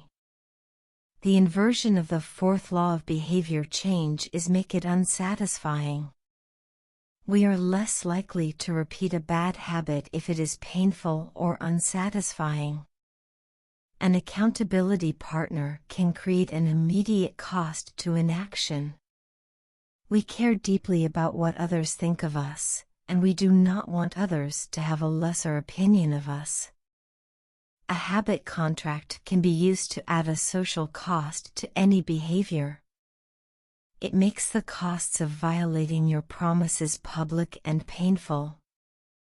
Knowing that someone else is watching you can be a powerful motivator. Advanced tactics. How to go from being merely good to being truly great. Chapter 18, The Truth About Talent, When Genes Matter and When They Don't. Many people are familiar with Michael Phelps, who is widely considered to be one of the greatest athletes in history. Phelps has won more Olympic medals not only than any swimmer but also more than any Olympian in any sport. Fewer people know the name Hicham El Guerrouj, but he was a fantastic athlete in his own right. El Guerrouj is a Moroccan runner who holds 2 Olympic gold medals and is one of the greatest middle-distance runners of all time. For many years, he held the world record in the mile, 1,500-meter, and 2,000-meter races. At the Olympic Games in Athens, Greece, in 2004, he won gold in the 1,500-meter and 5,000-meter races. These two athletes are wildly different in many ways. For starters, one competed on land and the other in water. But most notably, they differ significantly in height. El Guerrouj is 5 feet, 9 inches tall. Phelps is 6 feet, 4 inches tall. Despite this 7-inch difference in height, the two men are identical in one respect. Michael Phelps and Hicham El Guerrouj were the same length inseam on their pants. How is this possible? Phelps has relatively short legs for his height and a very long torso, the perfect build for swimming. El Guerrouj has incredibly long legs and a short upper body, an ideal frame for distance running. Now, imagine if these world-class athletes were to switch sports. Given his remarkable athleticism, could Michael Phelps become an Olympic-caliber distance runner with enough training? It's unlikely. At peak fitness, Phelps weighed 194 pounds, which is 40% heavier than El Guerrouj, who competed at an ultralight 138 pounds. Taller runners are heavier runners, and every extra pound is a curse when it comes to distance running. Against elite competition, Phelps would be doomed from the start. Similarly, El Guerrouj might be one of the best runners in history, but it's doubtful he would ever qualify for the Olympics as a swimmer. Since 1976, the average height of Olympic gold medalists in the men's 1,500-meter run is 5 feet, 10 inches. In comparison, the average height of Olympic gold medalists in the men's 100-meter freestyle swim is 6 feet, 4 inches.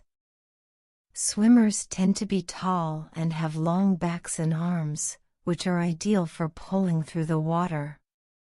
El Guru would be at a severe disadvantage before he ever touched the pool. The secret to maximizing your odds of success is to choose the right field of competition. This is just as true with habit change as it is with sports and business. Habits are easier to perform and more satisfying to stick with when they align with your natural inclinations and abilities. Like Michael Phelps in the pool or Hisham El Guru on the track, you want to play a game where the odds are in your favor. Embracing this strategy requires the acceptance of the simple truth that people are born with different abilities. Some people don't like to discuss this fact. On the surface, your genes seem to be fixed, and it's no fun to talk about things you cannot control. Plus, phrases like biological determinism makes it sound like certain individuals are destined for success and others doomed to failure. But this is a short-sighted view of the influence of genes on behavior. The strength of genetics is also their weakness. Genes cannot be easily changed, which means they provide a powerful advantage in favorable circumstances and a serious disadvantage in unfavorable circumstances. If you want to dunk a basketball, being 7 feet tall is very useful. If you want to perform a gymnastics routine, being 7 feet tall is a great hindrance. Our environment determines the suitability of our genes and the utility of our natural talents. When our environment changes, so do the qualities that determine success.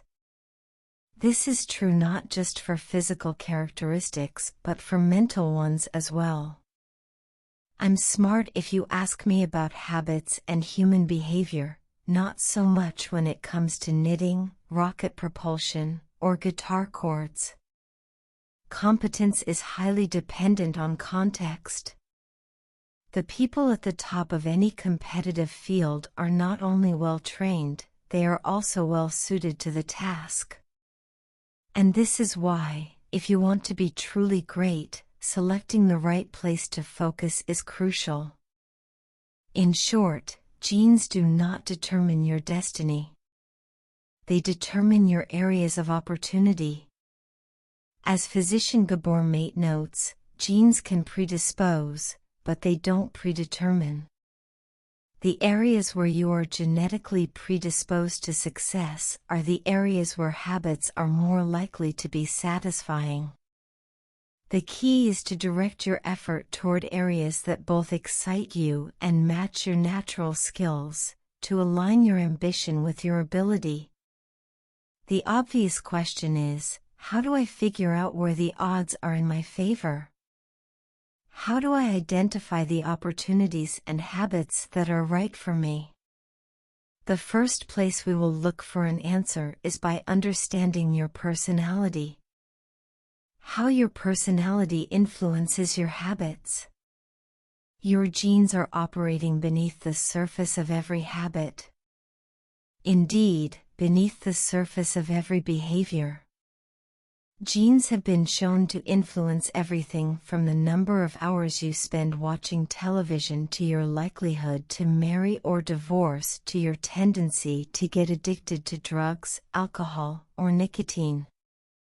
There's a strong genetic component to how obedient or rebellious you are when facing authority, how vulnerable or resistant you are to stressful events, how proactive or reactive you tend to be, and even how captivated or bored you feel during sensory experiences like attending a concert. As Robert Plowman, a behavioral geneticist at King's College in London, told me, it is now at the point where we have stopped testing to see if traits have a genetic component because we literally can't find a single one that isn't influenced by our genes. Bundled together, your unique cluster of genetic traits predispose you to a particular personality. Your personality is the set of characteristics that is consistent from situation to situation. The most proven scientific analysis of personality traits is known as the Big Five, which breaks them down into 5 spectrums of behavior. 1. Openness to experience, from curious and inventive on one end, to cautious and consistent on the other. 2. Conscientiousness, organized and efficient to easygoing and spontaneous. 3. Extroversion, outgoing and energetic to solitary and reserved. You likely know them as extroverts versus introverts. 4. Agreeableness, friendly and compassionate to challenging and detached. 5. Neuroticism, anxious and sensitive to confident, calm, and stable. All 5 characteristics have biological underpinnings. Extroversion, for instance, can be tracked from birth. If scientists play a loud noise in the nursing ward, some babies turn toward it while others turn away. When the researchers tracked these children through life, they found that the babies who turned toward the noise were more likely to grow up to be extroverts. Those who turned away were more likely to become introverts. People who are high in agreeableness are kind, considerate, and warm. They also tend to have higher natural oxytocin levels, a hormone that plays an important role in social bonding, increases feelings of trust, and can act as a natural antidepressant. You can easily imagine how someone with more oxytocin might be inclined to build habits like writing thank you notes or organizing social events. As a third example, consider neuroticism, which is a personality trait all people possess to various degrees. People who are high in neuroticism tend to be anxious and worry more than others. This trait has been linked to hypersensitivity of the amygdala, the portion of the brain responsible for noticing threats. In other words, people who are more sensitive to negative cues in their environment are more likely to score high in neuroticism. Our habits are not solely determined by our personalities, but there is no doubt that our genes nudge us in a certain direction. Our deeply rooted preferences make certain behaviors easier for some people than for others. You don't have to apologize for these differences or feel guilty about them, but you do have to work with them. A person who scores lower on conscientiousness, for example, will be less likely to be orderly by nature and may need to rely more heavily on environment design to stick with good habits. As a reminder for the less conscientious readers among us, environment design is a strategy we discussed in chapters 6 and 12. The takeaway is that you should build habits that work for your personality. People can get ripped working out like a bodybuilder, but if you prefer rock climbing or cycling or rowing, then shape your exercise habit around your interests. If your friend follows a low-carb diet but you find that low-fat works for you, then more power to you. If you want to read more, don't be embarrassed if you prefer steamy romance novels over nonfiction. Read whatever fascinates you. You don't have to build the habits everyone tells you to build. Choose the habit that best suits you, not the one that is most popular. There is a version of every habit that can bring you joy and satisfaction. Find it. Habits need to be enjoyable if they are going to stick. This is the core idea behind the 4th law. Tailoring your habits to your personality is a good start, but this is not the end of the story. let's turn our attention to finding and designing situations where you're at a natural advantage. How to find a game where the odds are in your favor. Learning to play a game where the odds are in your favor is critical for maintaining motivation and feeling successful. In theory, you can enjoy almost anything. In practice, you are more likely to enjoy the things that come easily to you. People who are talented in a particular area tend to be more competent at that task and are then praised for doing a good job. They stay energized because they are making progress where others have failed, and because they get rewarded with better pay and bigger opportunities, which not only makes them happier but also propels them to produce even higher quality work. It's a virtuous cycle. Pick the right habit and progress is easy. Pick the wrong habit and life is a struggle. How do you pick the right habit? The first step is something we covered in the third law: make it easy. In many cases, when people pick the wrong habit, it simply means they picked a habit that was too difficult. When a habit is easy, you are more likely to be successful. When you are successful, you are more likely to feel satisfied. However, there is another level to consider. In the long run, if you continue to advance and improve, any area can become challenging. At some point, you need to make sure you're playing the right game for your skill set. How do you figure that out? The most common approach is trial and error. Of course, there's a problem with this strategy: life is short. You don't have time to try every career, date every eligible bachelor, or play every musical instrument. Thankfully, there is an effective way to manage this conundrum, and it is known as the explore/exploit trade-off. In the beginning of a new activity, there should be a period of exploration. In relationships, it's called dating. In college, it's called the liberal arts. In business, it's called split testing. The goal is to try out many possibilities, research a broad range of ideas, and cast a wide net. After this initial period of exploration, shift your focus to the best solution you've found, but keep experimenting occasionally. The proper balance depends on whether you're winning or losing. If you are currently winning, you exploit, exploit, exploit. If you are currently losing, you continue to explore, explore, explore. In the long run, it is probably most effective to work on the strategy that seems to deliver the best results about 80 to 90% of the time and keep exploring with the remaining 10 to 20%. Google famously asks employees to spend 80% of the workweek on their official job and 20% on projects of their choice, which has led to the creation of blockbuster products like AdWords and Gmail. The optimal approach also depends on how much time you have.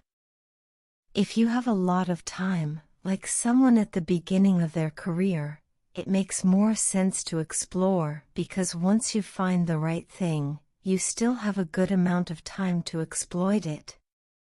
If you're pressed for time, say, as you come up on the deadline for a project, you should implement the best solution you've found so far and get some results. As you explore different options, there are a series of questions you can ask yourself to continually narrow in on the habits and areas that will be most satisfying to you. What feels like fun to me, but work to others? The mark of whether you are made for a task is not whether you love it, but whether you can handle the pain of the task easier than most people. When are you enjoying yourself while other people are complaining? The work that hurts you less than it hurts others is the work you were made to do. What makes me lose track of time? Flow is the mental state you enter when you are so focused on the task at hand that the rest of the world fades away. This blend of happiness and peak performance is what athletes and performers experience when they are in the zone. It is nearly impossible to experience a flow state and not find the task satisfying at least to some degree. Where do I get greater returns than the average person? We are continually comparing ourselves to those around us, and a behavior is more likely to be satisfying when the comparison is in our favor. When I started writing at jamesclear.com, my email list grew very quickly. I wasn't quite sure what I was doing well, but I knew that results seemed to be coming faster for me than for some of my colleagues, which motivated me to keep writing. What comes naturally to me? For just a moment, ignore what you have been taught. Ignore what society has told you. Ignore what others expect of you. Look inside yourself and ask, what feels natural to me? When have I felt alive? When have I felt like the real me? No internal judgments or people-pleasing. No second-guessing or self-criticism. Just feelings of engagement and enjoyment. Whenever you feel authentic and genuine, you are headed in the right direction. To be honest, some of this process is just luck. Michael Phelps and Hicham El Guerrouj were lucky to be born with a rare set of abilities that are highly valued by society and to be placed in the ideal environment for those abilities. We all have limited time on this planet, and the truly great among us are the ones who not only work hard but also have the good fortune to be exposed to opportunities that favor us. But what if you don't want to leave it up to luck? If you can't find a game where the odds are stacked in your favor, create one. Scott Adams, the cartoonist behind Dilbert, says, everyone has at least a few areas in which they could be in the top 25% with some effort. In my case, I can draw better than most people, but I'm hardly an artist. And I'm not any funnier than the average stand-up comedian who never makes it big, but I'm funnier than most people. The magic is that few people can draw well and write jokes. It's the combination of the two that makes what I do so rare. And when you add in my business background, suddenly I had a topic that few cartoonists could hope to understand without living it. When you can't win by being better, you can win by being different. By combining your skills, you reduce the level of competition, which makes it easier to stand out. You can shortcut the need for a genetic advantage, or for years of practice, by rewriting the rules. A good player works hard to win the game everyone else is playing. A great player creates a new game that favors their strengths and avoids their weaknesses. In college, I designed my own major, biomechanics, which was a combination of physics, chemistry, biology, and anatomy. I wasn't smart enough to stand out among the top physics or biology majors, so I created my own game. And because it suited me, I was only taking the courses I was interested in. Studying felt like less of a chore. It was also easier to avoid the trap of comparing myself to everyone else. After all, nobody else was taking the same combination of classes, so who could say if they were better or worse? Specialization is a powerful way to overcome the accident of bad genetics. The more you master a specific skill, the harder it becomes for others to compete with you. Many bodybuilders are stronger than the average arm wrestler, but even a massive bodybuilder may lose at arm wrestling because the arm wrestling champ has very specific strength. Even if you're not the most naturally gifted, you can often win by being the best in a very narrow category. Boiling water will soften a potato but harden an egg. You can't control whether you're a potato or an egg, but you can decide to play a game where it's better to be hard or soft. If you can find a more favorable environment, you can transform the situation from one where the odds are against you to one where they are in your favor. How to get the most out of your genes? Our genes do not eliminate the need for hard work. They clarify it. They tell us what to work hard on. Once we realize our strengths, we know where to spend our time and energy. We know which types of opportunities to look for and which types of challenges to avoid. The better we understand our nature, the better our strategy can be. Biological differences matter. Even so, it's more productive to focus on whether you are fulfilling your own potential than comparing yourself to someone else. The fact that you have a natural limit to any specific ability has nothing to do with whether you are reaching the ceiling of your capabilities. People get so caught up in the fact that they have limits that they rarely exert the effort required to get close to them. Furthermore, genes can't make you successful if you're not doing the work. Yes, it's possible that the ripped trainer at the gym has better genes, but if you haven't put in the same reps, it's impossible to say if you have been dealt a better or worse genetic hand. Until you work as hard as those you admire, don't explain away their success as luck. In summary, one of the best ways to ensure your habits remain satisfying over the long run is to pick behaviors that align with your personality and skills. Work hard on the things that come easy. Chapter Summary. The secret to maximizing your odds of success is to choose the right field of competition. Pick the right habit and progress is easy.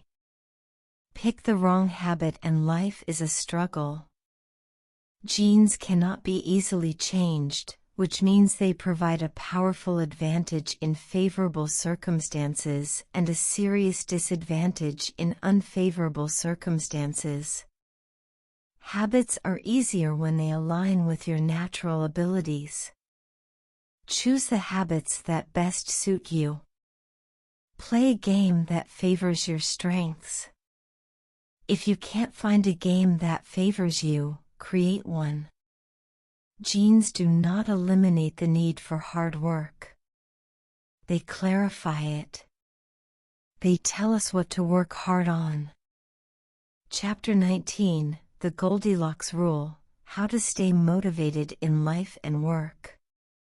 In 1955, Disneyland had just opened in Anaheim, California, when a 10-year-old boy walked in and asked for a job. Labor laws were loose back then, and the boy managed to land a position selling guidebooks for 50 cents apiece. Within a year, he had transitioned to Disney's Magic Shop, where he learned tricks from the older employees. He experimented with jokes and tried out simple routines on visitors. Soon he discovered that what he loved was not performing magic, but performing in general. He set his sights on becoming a comedian. Beginning in his teenage years, he started performing in little clubs around Los Angeles. The crowds were small and his act was short. He was rarely on stage for more than 5 minutes. Most of the people in the crowd were too busy drinking or talking with friends to pay attention. One night, he literally delivered his stand-up routine to an empty club. It wasn't glamorous work, but there was no doubt he was getting better. His first routines would only last 1 or 2 minutes. By high school, his material had expanded to include a 5-minute act and, a few years later, a 10-minute show. At 19, he was performing weekly for 20 minutes at a time. He had to read 3 poems during the show just to make the routine long enough, but his skills continued to progress. He spent another decade experimenting, adjusting, and practicing. He took a job as a television writer and, gradually, he was able to land his own appearances on talk shows. By the mid-1970s, he had worked his way into being a regular guest on The Tonight Show and Saturday Night Live. Finally, after nearly 15 years of work, the young man rose to fame. He toured 60 cities in 63 days. Then 72 cities in 80 days.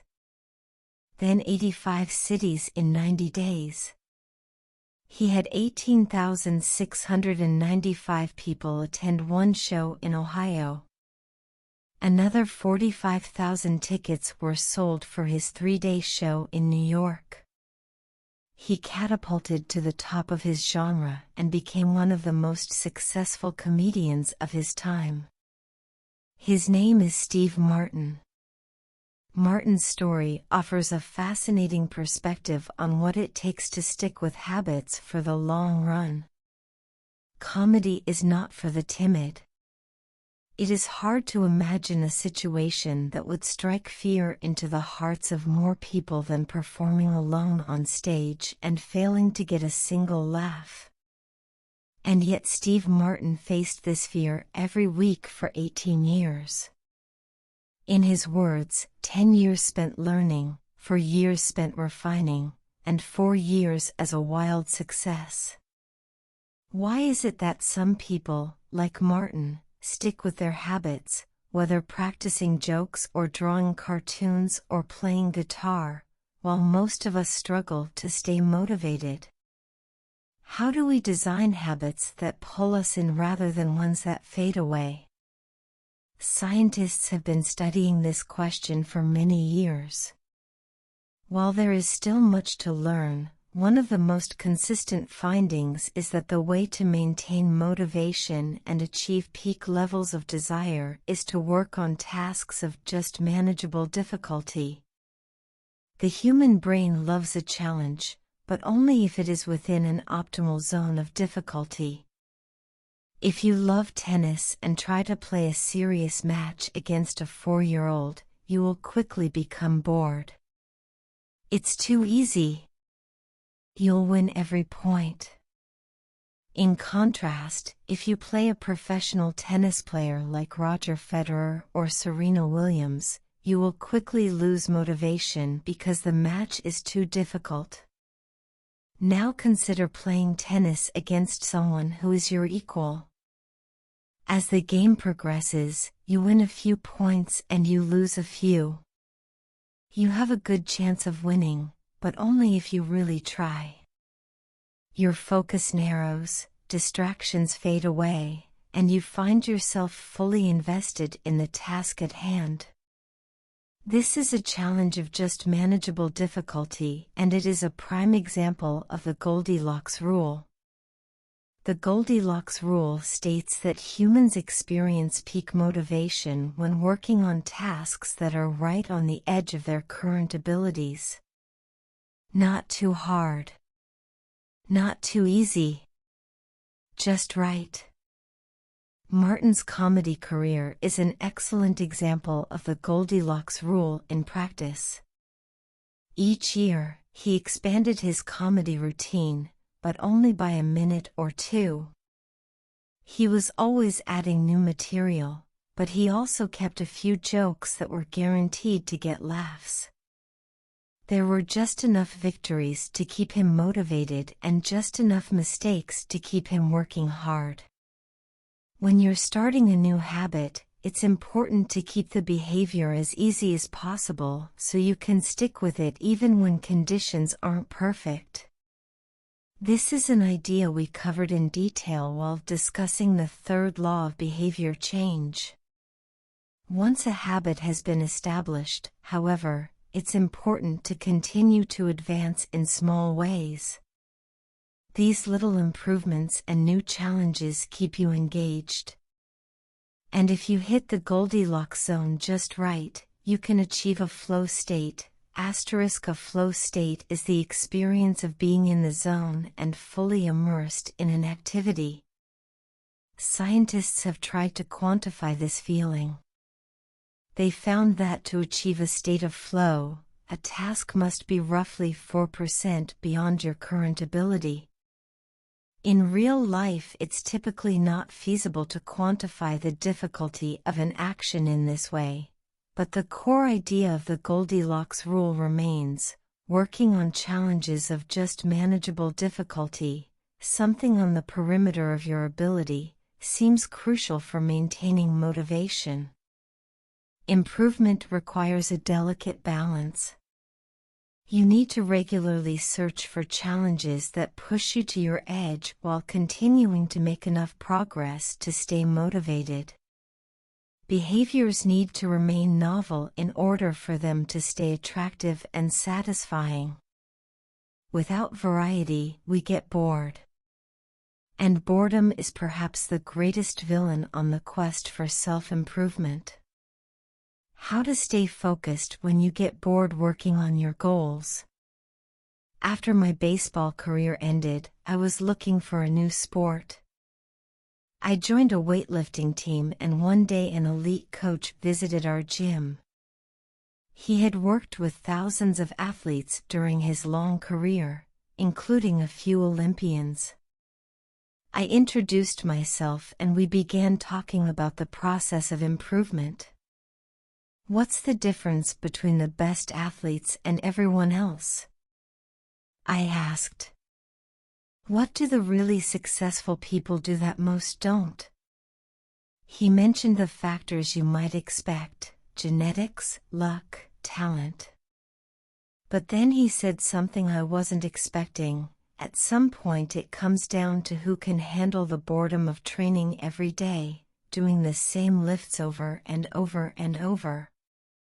His answer surprised me because it's a different way of thinking about work ethic.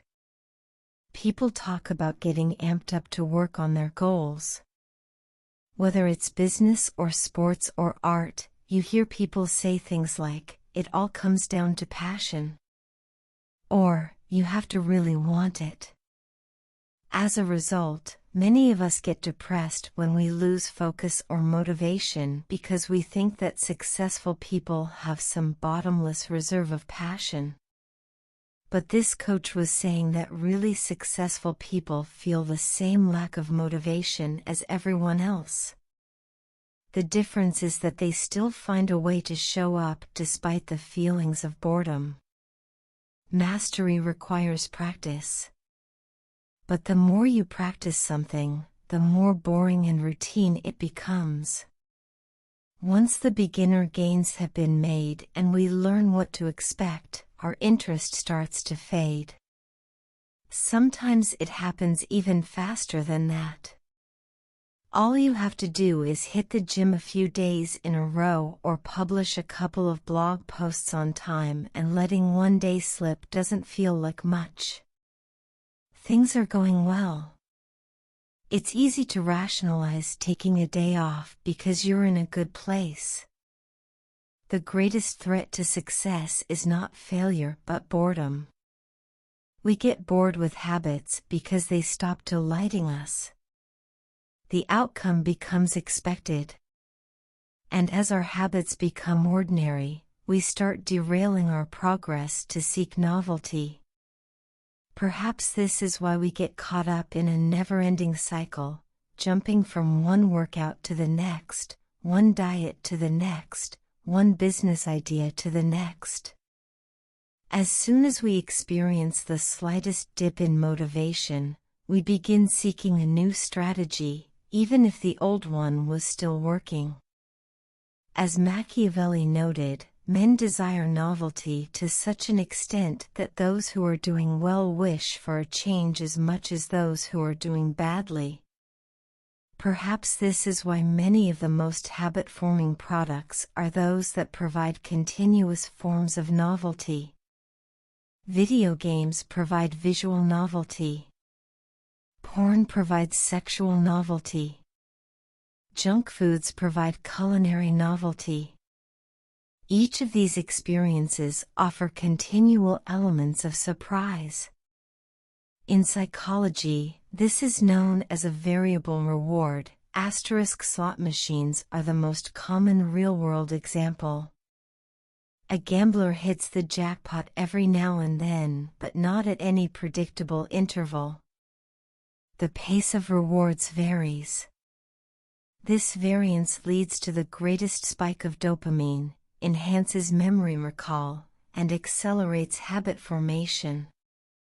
Variable rewards won't create a craving, that is, you can't take a reward people are uninterested in, give it to them at a variable interval, and hope it will change their mind, but they are a powerful way to amplify the cravings we already experience because they reduce boredom. The sweet spot of desire occurs at a 50-50 split between success and failure. Half of the time you get what you want. Half of the time you don't. You need just enough winning to experience satisfaction and just enough wanting to experience desire. This is one of the benefits of following the Goldilocks rule. If you're already interested in a habit, working on challenges of just manageable difficulty is a good way to keep things interesting. Of course, not all habits have a variable reward component, and you wouldn't want them to. If Google only delivered a useful search result some of the time, I would switch to a competitor pretty quickly. If Uber only picked up half of my trips, I doubt I'd be using that service much longer. And if I flossed my teeth each night and only sometimes ended up with a clean mouth, I think I'd skip it. Variable rewards or not, no habit will stay interesting forever. At some point, everyone faces the same challenge on the journey of self-improvement. You have to fall in love with boredom. We all have goals that we would like to achieve and dreams that we would like to fulfill, but it doesn't matter what you are trying to become better at. If you only do the work when it's convenient or exciting, then you'll never be consistent enough to achieve remarkable results. I can guarantee that if you manage to start a habit and keep sticking to it, there will be days when you feel like quitting. When you start a business, there will be days when you don't feel like showing up. When you're at the gym, there will be sets that you don't feel like finishing. When it's time to write, there will be days that you don't feel like typing. But stepping up when it's annoying or painful or draining to do so, that's what makes the difference between a professional and an amateur. Professionals stick to the schedule, amateurs let life get in the way. Professionals know what is important to them and work toward it with purpose. Amateurs get pulled off course by the urgencies of life. David Kane, an author and meditation teacher, encourages his students to avoid being fair-weather meditators. Similarly, you don't want to be a fair-weather athlete or a fair-weather writer or a fair-weather anything. When a habit is truly important to you, you have to be willing to stick to it in any mood. Professionals take action even when the mood isn't right. They might not enjoy it, but they find a way to put the reps in. There have been a lot of sets that I haven't felt like finishing, but I've never regretted doing the workout. There have been a lot of articles I haven't felt like writing, but I've never regretted publishing on schedule. There have been a lot of days I've felt like relaxing, but I've never regretted showing up and working on something that was important to me. The only way to become excellent is to be endlessly fascinated by doing the same thing over and over. You have to fall in love with boredom. Chapter Summary. The Goldilocks rule states that humans experience peak motivation when working on tasks that are right on the edge of their current abilities. The greatest threat to success is not failure but boredom. As habits become routine, they become less interesting and less satisfying. We get bored. Anyone can work hard when they feel motivated. It's the ability to keep going when work isn't exciting that makes the difference. Professionals stick to the schedule, amateurs let life get in the way. Chapter 20. The downside of creating good habits. Habits create the foundation for mastery. In chess, it is only after the basic movements of the pieces have become automatic that a player can focus on the next level of the game. Each chunk of information that is memorized opens up the mental space for more effortful thinking. This is true for any endeavor. When you know the simple movements so well that you can perform them without thinking, you are free to pay attention to more advanced details. In this way, habits are the backbone of any pursuit of excellence. However, the benefits of habits come at a cost. At first, each repetition develops fluency, speed, and skill. But then, as a habit becomes automatic, you become less sensitive to feedback. You fall into mindless repetition. It becomes easier to let mistakes slide. When you can do it good enough on autopilot, you stop thinking about how to do it better. The upside of habits is that we can do things without thinking. The downside of habits is that you get used to doing things a certain way and stop paying attention to little errors. You assume you're getting better because you're gaining experience. In reality, you are merely reinforcing your current habits, not improving them. In fact, some research has shown that once a skill has been mastered, there is usually a slight decline in performance over time. Usually, this minor dip in performance is no cause for worry. You don't need a system to continuously improve how well you brush your teeth or tie your shoes or make your morning cup of tea. With habits like these, good enough is usually good enough. The less energy you spend on trivial choices, the more you can spend it on what really matters. However, when you want to maximize your potential and achieve elite levels of performance, you need a more nuanced approach. You can't repeat the same things blindly and expect to become exceptional. Habits are necessary, but not sufficient for mastery. What you need is a combination of automatic habits and deliberate practice. Habits plus deliberate practice equals mastery. To become great, certain skills do need to become automatic. Basketball players need to be able to dribble without thinking before they can move on to mastering layups with their non-dominant hand. Surgeons need to repeat the first incision so many times that they could do it with their eyes closed, so that they can focus on the hundreds of variables that arise during surgery. But after one habit has been mastered, you have to return to the effortful part of the work and begin building the next habit. Mastery is the process of narrowing your focus to a tiny element of success, repeating it until you have internalized the skill, and then using this new habit as the foundation to advance to the next frontier of your development. Old tasks become easier the second time around, but it doesn't get easier overall because now you're pouring your energy into the next challenge. Each habit unlocks the next level of performance. It's an endless cycle. Although habits are powerful, what you need is a way to remain conscious of your performance over time, so you can continue to refine and improve. It is precisely at the moment when you begin to feel like you have mastered a skill, right when things are starting to feel automatic and you are becoming comfortable, that you must avoid slipping into the trap of complacency. The solution? Establish a system for reflection and review. How to review your habits and make adjustments. In 1986, the Los Angeles Lakers had one of the most talented basketball teams ever assembled, but they are rarely remembered that way.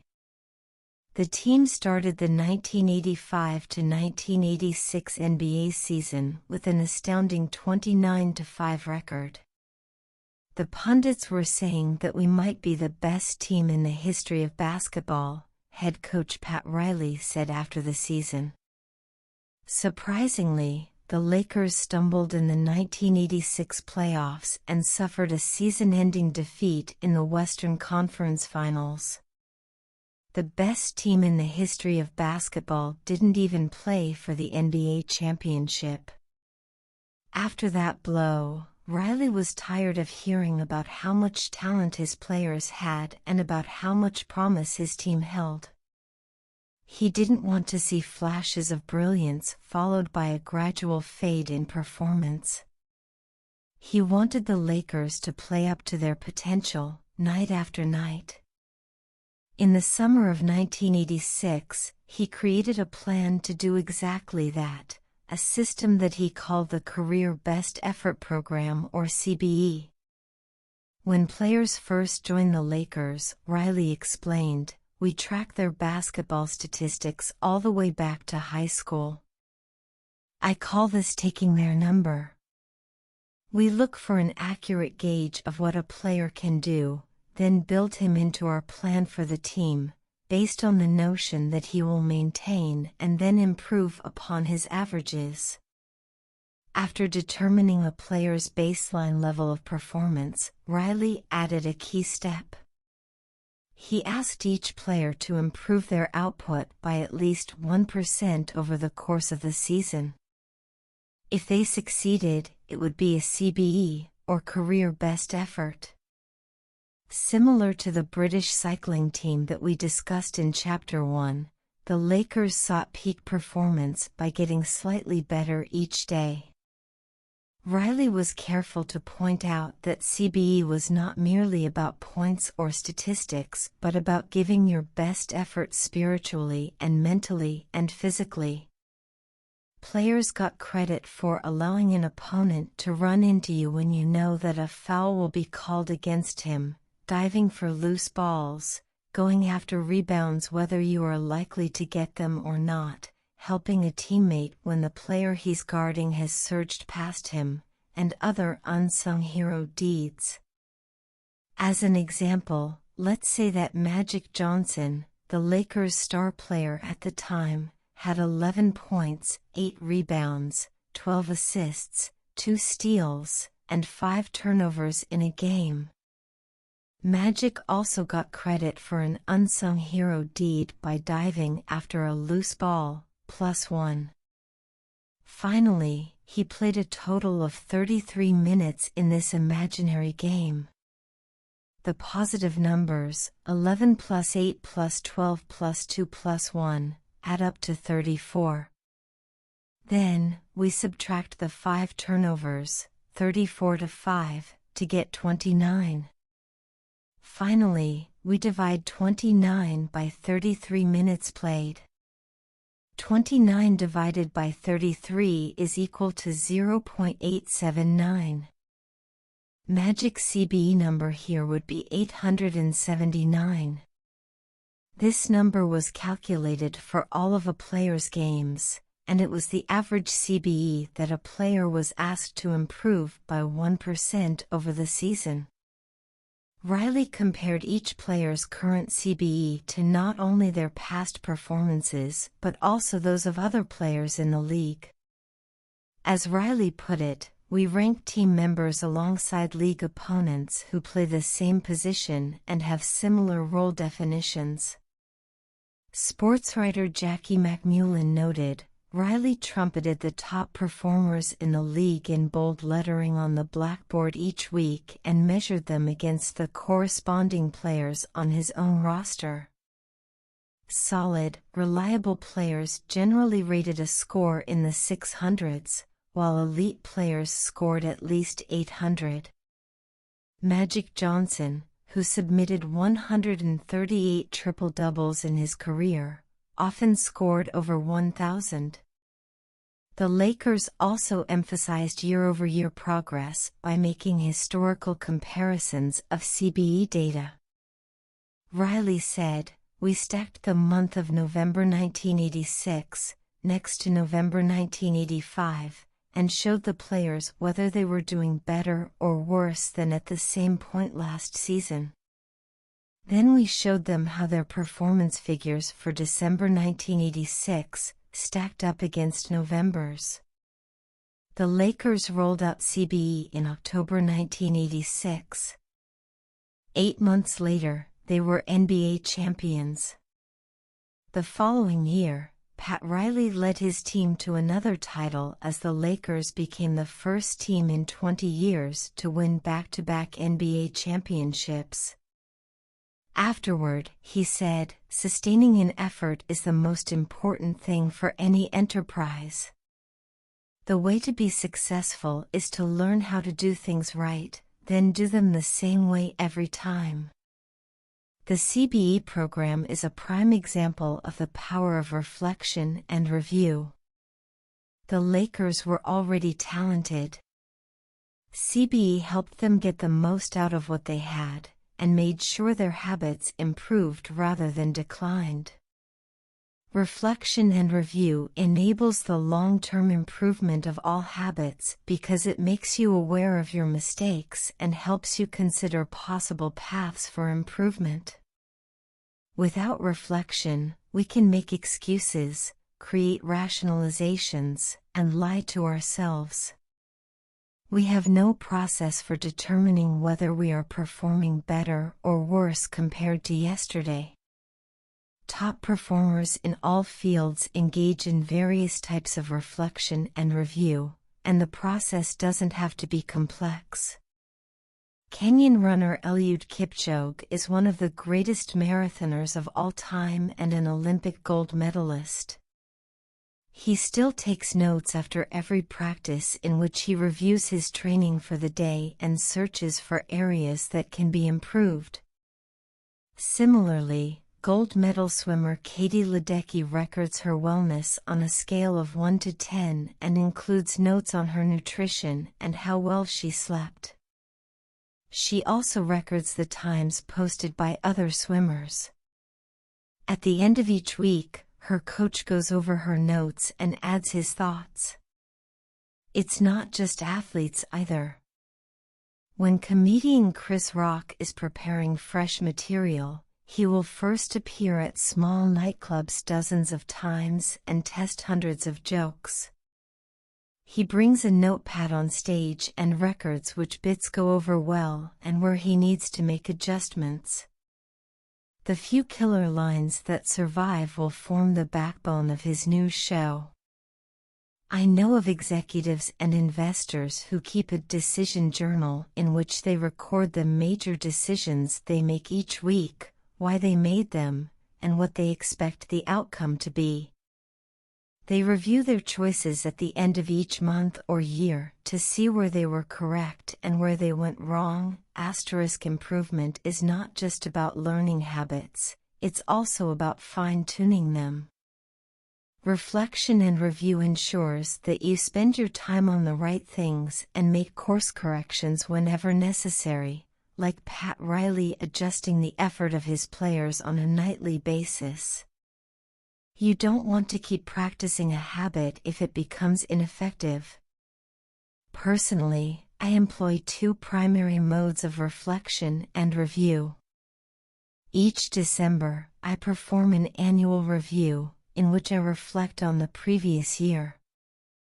I tally my habits for the year by counting up how many articles I published, how many workouts I put in, how many new places I visited, and more. Then, I reflect on my progress, or lack thereof, by answering 3 questions. 1. What went well this year? 2. What didn't go so well this year? 3. What did I learn? 6 months later, when summer rolls around, I conduct an integrity report. Like everyone, I make a lot of mistakes. My integrity report helps me realize where I went wrong and motivates me to get back on course. I use it as a time to revisit my core values and consider whether I have been living in accordance with them. This is when I reflect on my identity and how I can work toward being the type of person I wish to become. My yearly integrity report answers 3 questions. 1. What are the core values that drive my life and work? 2. How am I living and working with integrity right now? 3. How can I set a higher standard in the future? These 2 reports don't take very long, just a few hours per year, but they are crucial periods of refinement. They prevent the gradual slide that happens when I don't pay close attention. They provide an annual reminder to revisit my desired identity and consider how my habits are helping me become the type of person I wish to be. They indicate when I should upgrade my habits and take on new challenges, and when I should dial my efforts back and focus on the fundamentals. Reflection can also bring a sense of perspective. Daily habits are powerful because of how they compound, but worrying too much about every daily choice is like looking at yourself in the mirror from an inch away. You can see every imperfection and lose sight of the bigger picture. There is too much feedback. Conversely, never reviewing your habits is like never looking in the mirror. You aren't aware of easily fixable flaws, a spot on your shirt, a bit of food in your teeth. There is too little feedback.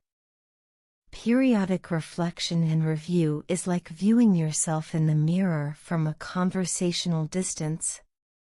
You can see the important changes you should make without losing sight of the bigger picture. You want to view the entire mountain range, not obsess over each peak and valley. Finally, reflection and review offers an ideal time to revisit one of the most important aspects of behavior change, identity. How to break the beliefs that hold you back. In the beginning, repeating a habit is essential to build up evidence of your desired identity. As you latch on to that new identity, however, those same beliefs can hold you back from the next level of growth. When working against you, your identity creates a kind of pride that encourages you to deny your weak spots and prevents you from truly growing. This is one of the greatest downsides of building habits. The more sacred an idea is to us, that is, the more deeply it is tied to our identity, the more strongly we will defend it against criticism. You see this in every industry. The schoolteacher who ignores innovative teaching methods and sticks with her tried-and-true lesson plans. The veteran manager who is committed to doing things his way. The surgeon who dismisses the ideas of her younger colleagues. The band who produces a mind-blowing first album and then gets stuck in a rut. The tighter we cling to an identity, the harder it becomes to grow beyond it. One solution is to avoid making any single aspect of your identity an overwhelming portion of who you are. In the words of investor Paul Graham, keep your identity small. The more you let a single belief define you, the less capable you are of adapting when life challenges you.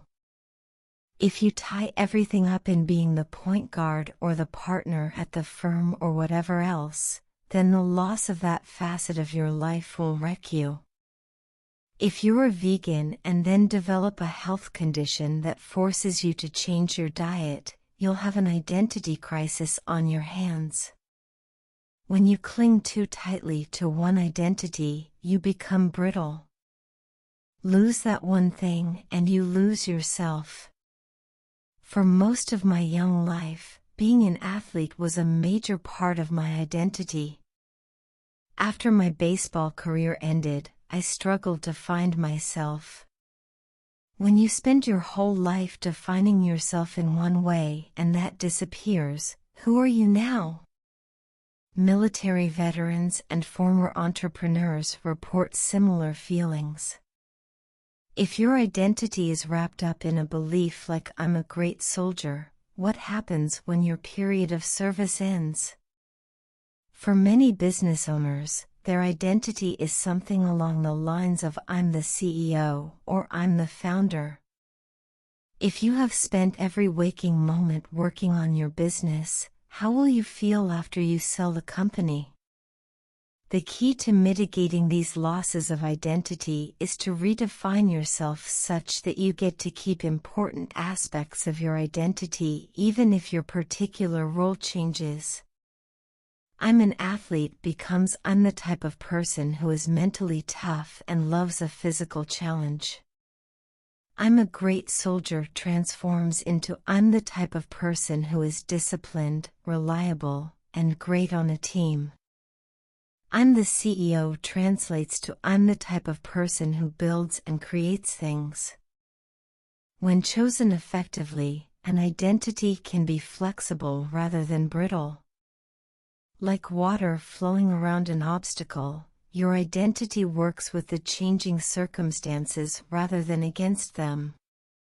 The following quote from the Tao Te Ching encapsulates the ideas perfectly. "Men are born soft and supple. Dead, they are stiff and hard. Plants are born tender and pliant. Dead, they are brittle and dry. Thus whoever is stiff and inflexible is a disciple of death. Whoever is soft and yielding is a disciple of life. The hard and stiff will be broken. The soft and supple will prevail." Lao Tzu. Habits deliver numerous benefits, but the downside is that they can lock us into our previous patterns of thinking and acting, even when the world is shifting around us. Everything is impermanent. Life is constantly changing, so you need to periodically check in to see if your old habits and beliefs are still serving you. A lack of self-awareness is poison. Reflection and review is the antidote. Chapter Summary. The upside of habits is that we can do things without thinking. The downside is that we stop paying attention to little errors. Habits plus deliberate practice equals mastery. Reflection and review is a process that allows you to remain conscious of your performance over time. The tighter we cling to an identity, the harder it becomes to grow beyond it. Thank you for watching. I would like to express my heartfelt appreciation for your commitment to listening to this audiobook. It has been an absolute pleasure to have the opportunity to share my work with you. Make it a great day.